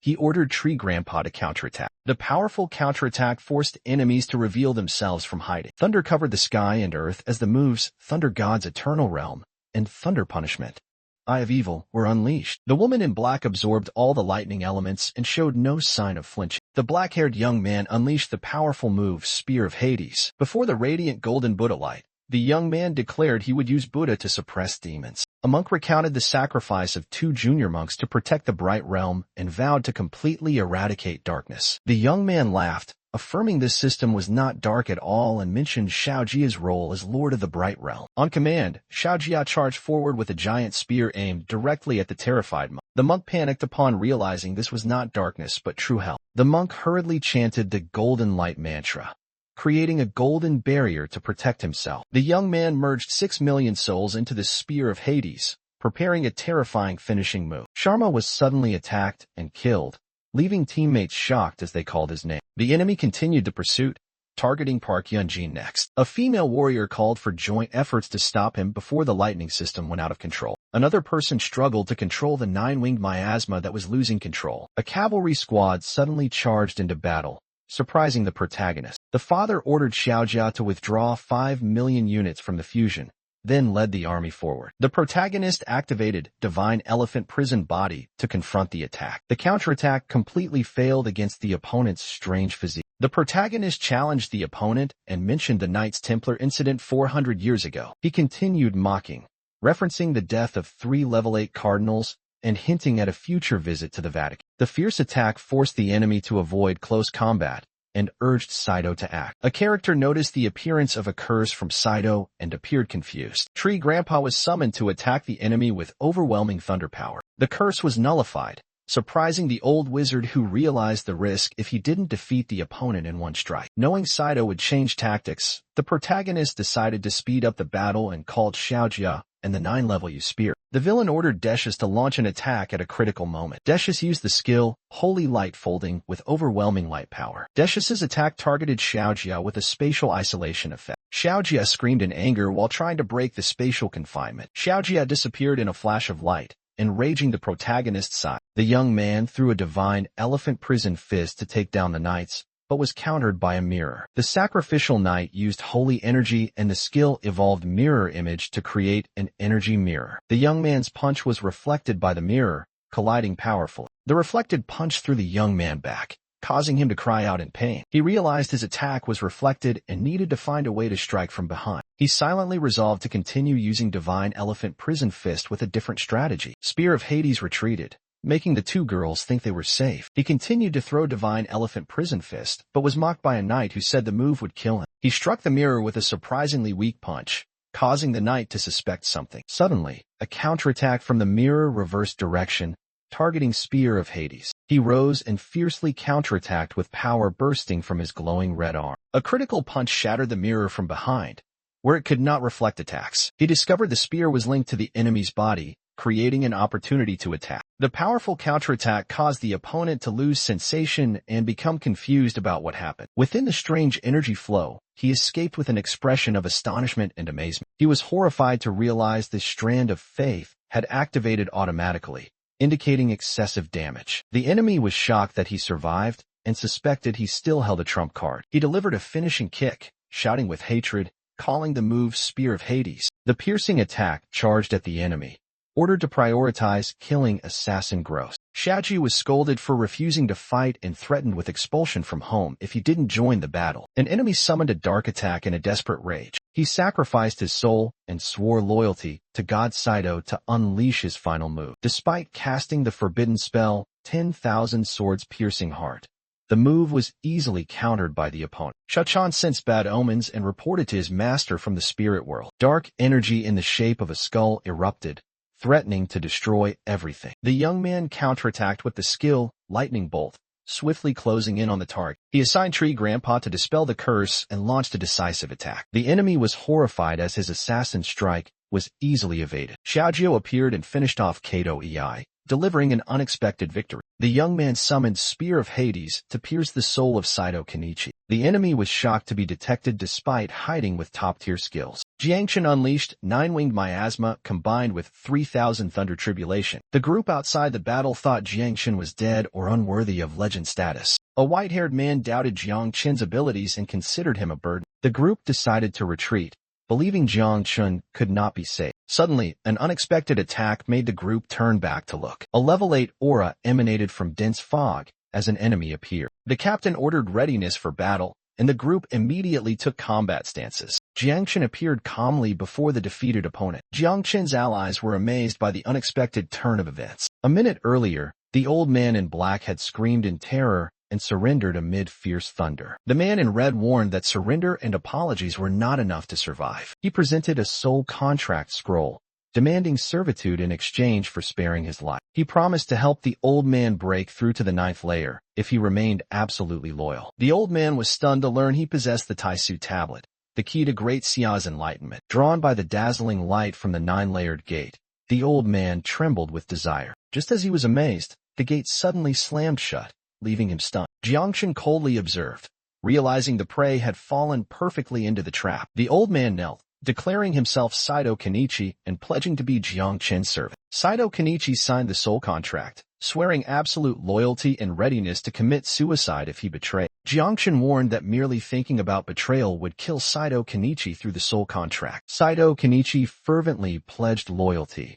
ready to conquer the entire Sakura nation. Jiangchen was surprised when Saito Kenichi upgraded his mission to conquer the whole country and reluctantly agreed. The holy light barrier shattered, and Jiangchen wondered if the demon abyss had been destroyed by heavenly Tao. A strange creature calmly replied it had devoured the demon abyss because it couldn't escape in time. Saito Kenichi was horrified to learn the 9th layer demon abyss was eaten alive, but Jiangchen forbade questions. Jiangchen assigned Saito Kenichi to return to Sakura to make arrangements, promising to appoint a general. A white-haired swordsman appeared, radiating strong killing intent that made Jiangchen cautious. When asked, Jiangchen calmly admitted his identity and Saito Kenichi's presence beside him. Jiangchen conversed with Fengyun Wuji, Great Xia's top genius, confirming both would compete against the 3 Great Sea Islands. 2 group members argued, suspecting Jiangchen and venting frustration on each other unfairly. Jiangchen and Fengyun Wuji silently exchanged glances, sensing a shared passionate fighting spirit. Fengyun Wuji praised Jiangchen's strength and admitted pressure from his sword aura. Fengyun Wuji promised to protect Jiangchen during the grand tournament and advised everyone to return to base early. Jiangchen ordered Saito Kenichi to return and act according to the planned strategy. Saito Kenichi smiled secretly because the naive kids thought he only had the 9-winged miasma move. Jiangchen secretly doubted his true ability without the support of the insect system. Jiangchen received news from the butterfly that the Tree of Life had just produced a new rainbow orb. Jiangchen recalled last time he used that orb to reach divine status and unlock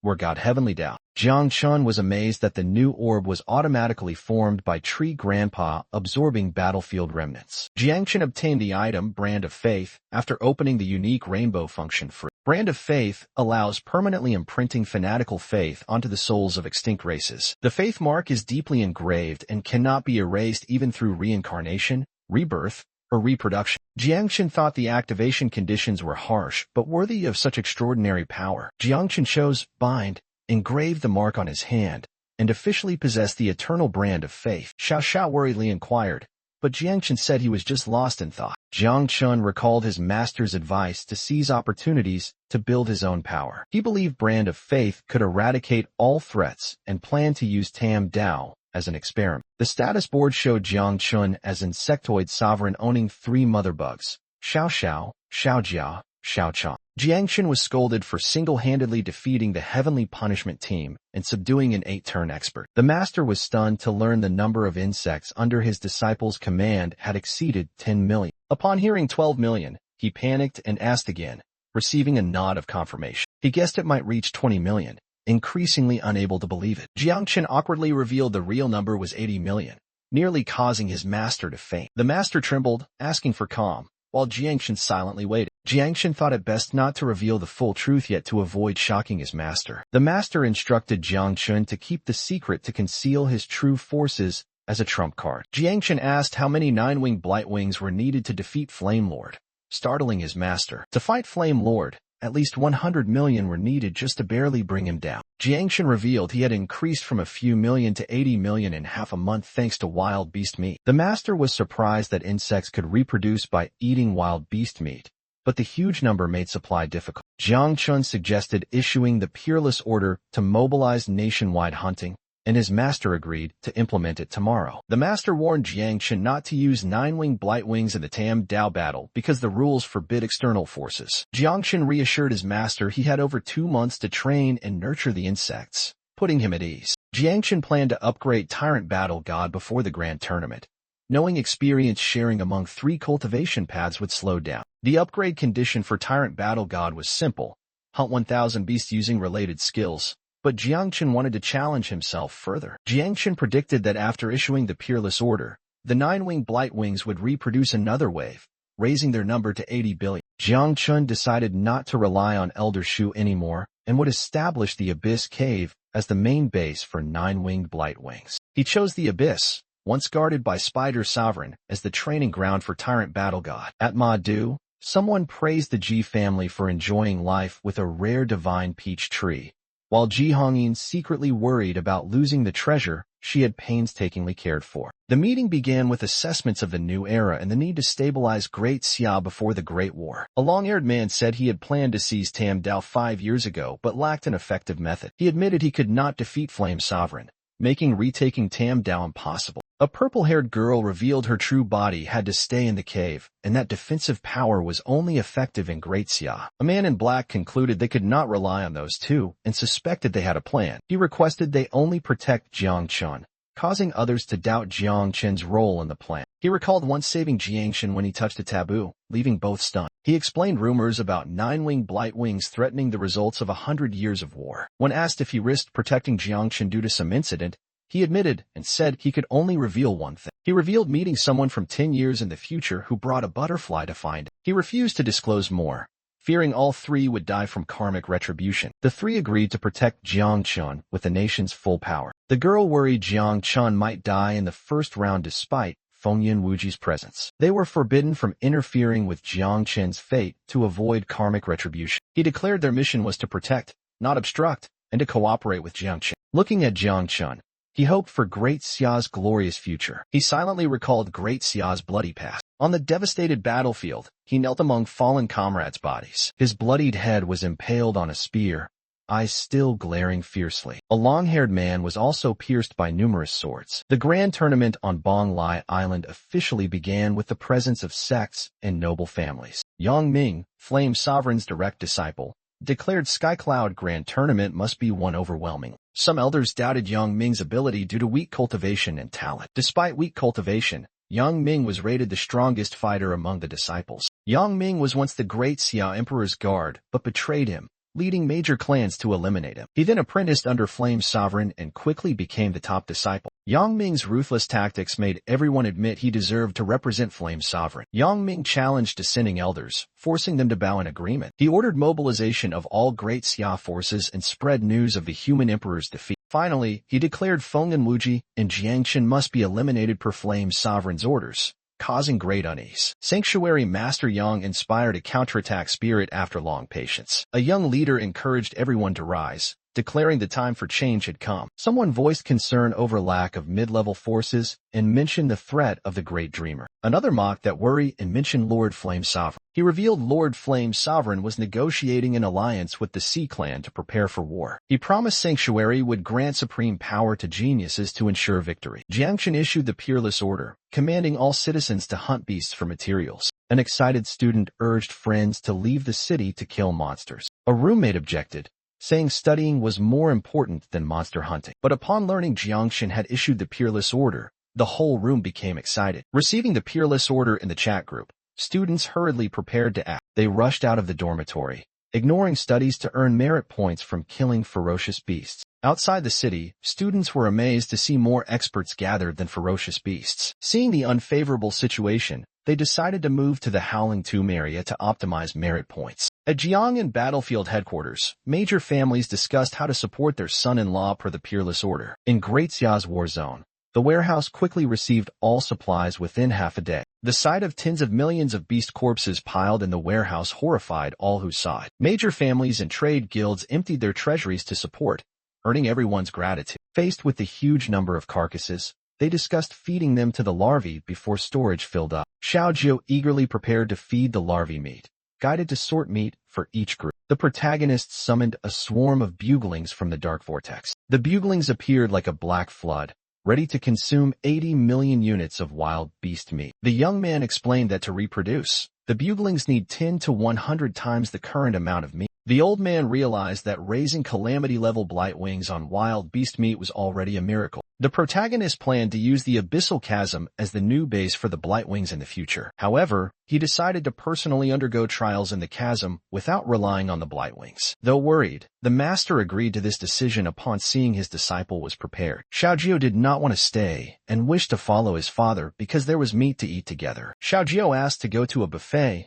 and was promised by his father to be taken after the grand tournament. Xiaojiu received a vial of blood but still doubted whether his father would keep his promise. Jiangchen planned to retrieve the Tiger Soul Saber from a secret treasure in a dangerous forbidden zone. He decided to wait until after the Skycloud tournament to increase his strength before taking action. At the Ji family in Madu, a girl complained about being woken from cultivation during sleep. She demanded a quick explanation, and the other person reported that the Tianyan tournament was being heavily promoted. The girl was furious that the enemy had started a media war and proposed harsh punishment for the traitor. She demonstrated her power, affirming she would end the rumors and cleanse the dreams of billions. Her interlocutor praised her as Great Xia's guardian, but she asked him to stop flattering and get to the point. He revealed her brother was collecting a large number of ferocious beast corpses under the pretext of a job transfer mission. The girl thought that excuse was easily exposed and suggested using imperial weapon forging as a cover for the real purpose. She agreed to a plan that was 70% true and 30% false, then asked about her brother's whereabouts.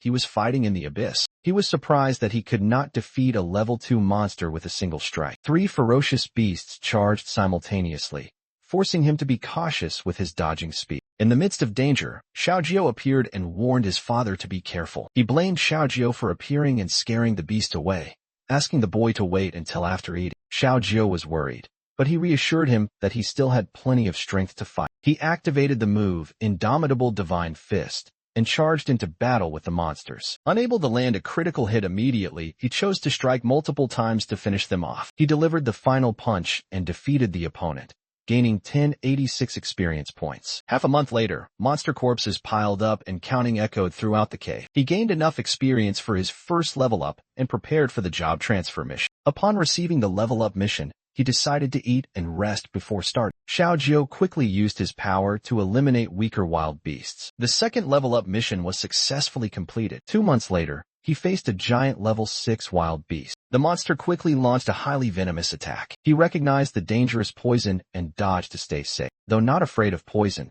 he still had to avoid being stabbed to preserve his combat strength. He chose to attack from the side using Divine Fist techniques. The monster continued to spray strong venom and rapid attacks. He was alert when he saw it use an extremely dangerous final move. He unleashed full power and used a new skill, Battle God Transformation. In transformed state, he launched an overwhelming Tyrant Battle God strike against the opponent. The attack shattered the enemy easily, surprising him at its weakness. The enemy tried to flee, but was stopped by his finishing blow. He delivered a critical aerial strike, destroying the opponent and confirming victory. The system announced he had leveled up from 61 to 69 and completed the third evolution of Tyrant Battle God. He realized this evolution was different from before and wondered if this was the strongest profession. Though many enemies remained in the abyss, he had to leave because the Skycloud Grand Tournament was about to begin. A mysterious girl appeared, ordering the monsters to devour all remaining creatures in the abyss. Returning to Jiangnan's underground warehouse, he sighed in relief and went to find new clothes. Seeing Xiaochen nearly naked,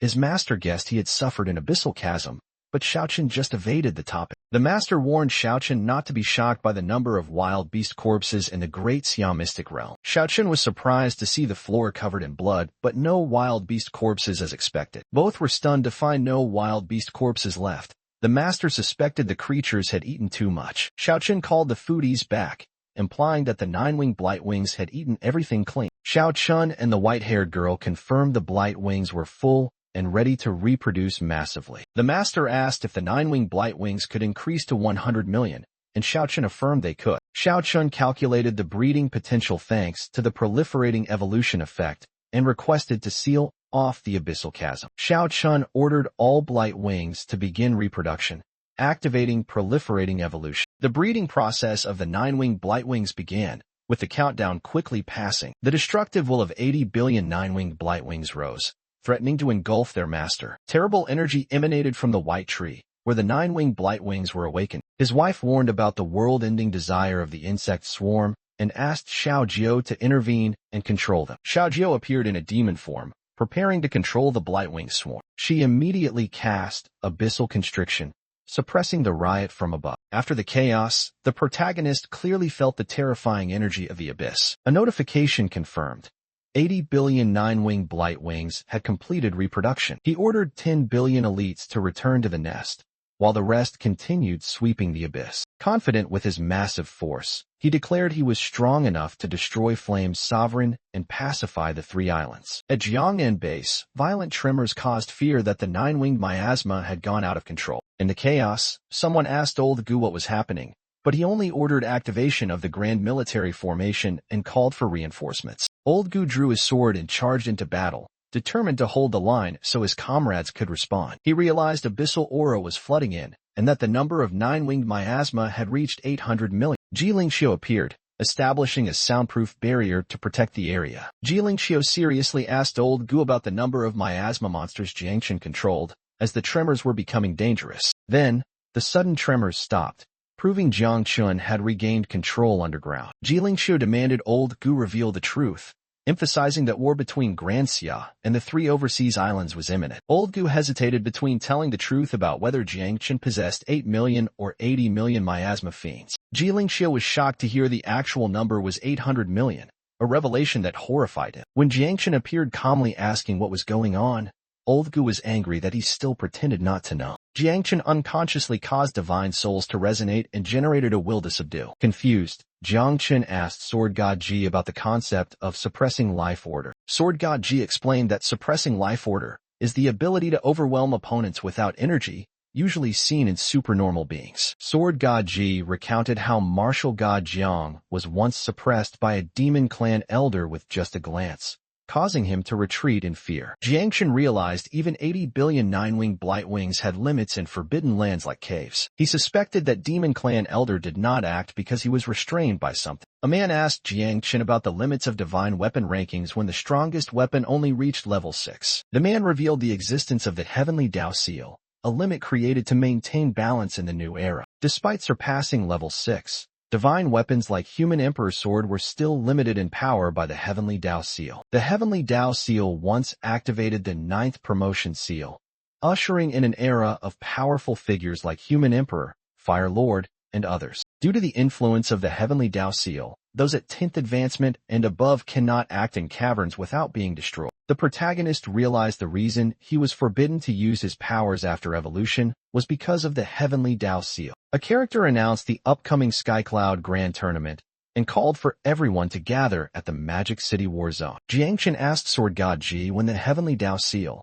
would open for 10th advancement and was told in 3 months. Sword God Ji revealed he once found the path to the 10th evolution, but it was taken by someone else. Sword God Ji said that when the 10th advancement seal is lifted, the divine power deep within Kunlun will become apparent. This divine power is a shortcut to 10th advancement, producing divine source fruits that help rapid breakthroughs. However, using divine source fruits will forever limit the user to 10th advancement. The scene shifted to the Ji family home in Magic City, where someone loudly called Jiang Chen's name. Jiang Chen was surprised to recognize the woman as Ji Xinyue, while old Ji urged him to depart. Before the grand tournament, a senior advised to keep Jiang Chen safe. The girl reminded that the one to worry about was the young man, not her. She shyly hinted she wouldn't object if Jiang Chen wanted to go further. She gave Jiang Chen a ring containing the entire divine demon bloodline of the Ji family. She said the condition was that if they had children, they would bear the Jiang surname, but if many,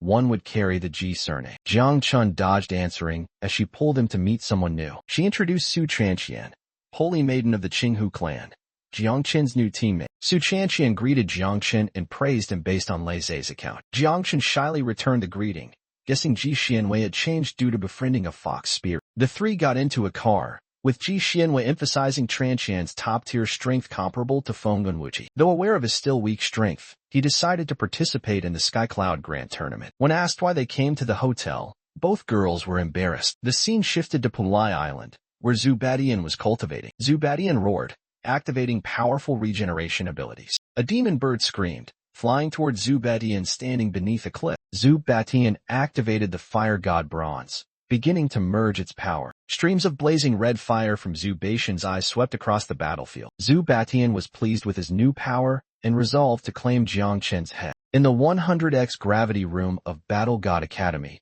a shadow entered. A red-clad female warrior charged down with a powerful attack from above. Guanzhao delivered a strong kick to the enemy, creating a terrifying shockwave. Activating Hand of God, Guanzhao was filled with killing intent, preparing to strike. She unleashed the mountain-crushing fist, causing violent cracks and shattering rocks. After the fight, Guanzhao stood proudly amid the ruins, introduced as Battle God Academy's top genius, Ouyang Yi. Ouyang Yi's master appeared, inquiring about progress with Hand of God cultivation. Ouyang Yi reported 95% compatibility but still lacking perfection with 2 golden skills. The master reassured her that controlling God's arm with a mortal body was very difficult, but she had surpassed level 7. Ouyang Yi asked about who could equip 3 divine weapons.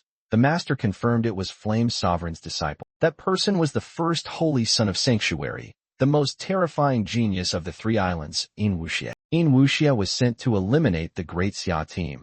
The competition would be broadcast live. Amid enthusiastic cheers, fans tried to protect Jiang Chen from overwhelming pressure as he was only at stage 3. The crowd's fervor made people liken Jiang Chen to a top star in the pre-professional era. Jiang Chen was exhausted from being surrounded by fans, feeling more tired than in battle. A character announced selecting 3 elite teammates to support Jiang Chen. The first introduced was Meng Xingchen, principal of Haoran Academy, level 6, titled Holy Confucian. Next was Zhang Mingchu, Wudong Genius, level 6, titled Tai Chi Secret Master. Jiang Chen happily welcomed the new teammates and was reassured they would protect him together. Once everyone was present, the man asked Hong Dian to begin explaining the competition rules. The contest would take place on isekai'd Island, also called the isekai'd Grand Tournament, located between Magic City and the 3 overseas islands. The first round was the Divine Phantom ranking match, held in a special space created by the 3 islands from level 9 ghost whale corpses. The Divine Phantom ranking was a speed test passing through 5 physical evaluation gates. After the 5 gates were 6 battles against AI generals to test combat strength. 100 participants competed in the separate first round. The 50 fastest would advance to the second round in a secret realm. The entire competition was broadcast live via water screens, encouraging maintaining face even in defeat. Wu Ji was assigned as the tournament captain, while Jiang Chen was protected due to insufficient level. Jiang Chen was frustrated being called a mascot, but confidently did not worry about the deadly second round. Jiang Chen's master worried he would struggle in killing generals due to weakened lightning power. At departure time, the group boarded a warship entering the Divine Phantom world. Jiang Chen was surprised by the large third-class warship, far bigger than Ing Zhan's previous groups. All members shouted in unison, "Great Xia will win," as the ship left port heading to isekai'd Island. On Skymoon Island, a building glittering like the Milky Way appeared against the blue sky. The group sat on a starry chessboard. Someone explained it was a divine-level weapon used for display. A purple-haired girl handed ID cards to contestants entering the Divine Phantom realm. The pink fox asked about the contestants on the other side, then said there were 10 minutes left. Shortly after, the other group of contestants appeared with dazzling golden light from above. Opposing contestants descended in beams of light, radiating strong momentum. A red-haired man was angry that the opponents were showing off with a game hack-like entrance and was scolded by a female friend. A silver-haired character noticed at least 5 people on the other side equipped with divine artifacts, including Yin Wuxia with 3 items. The red-haired man was annoyed by the opponent's arrogance and told Chuanxiu to meet at round 2. The pink fox confidently claimed a 50% chance to handle the one who had fused the divine eye from Divine Law Academy. Someone confidently said they would hold back a top expert from Wuxing Academy to support teammates. A bespectacled person was determined to deal with the beauty from Battle God Academy with veiled words. A white-haired person warned Jiangchen to retreat immediately if he encountered Yin Wuxia. Fengyun Wuji appeared with threatening momentum, declaring he would kill them all. Jiangchen calmly responded, vowing to remember every face so as not to miss anyone when the killing began.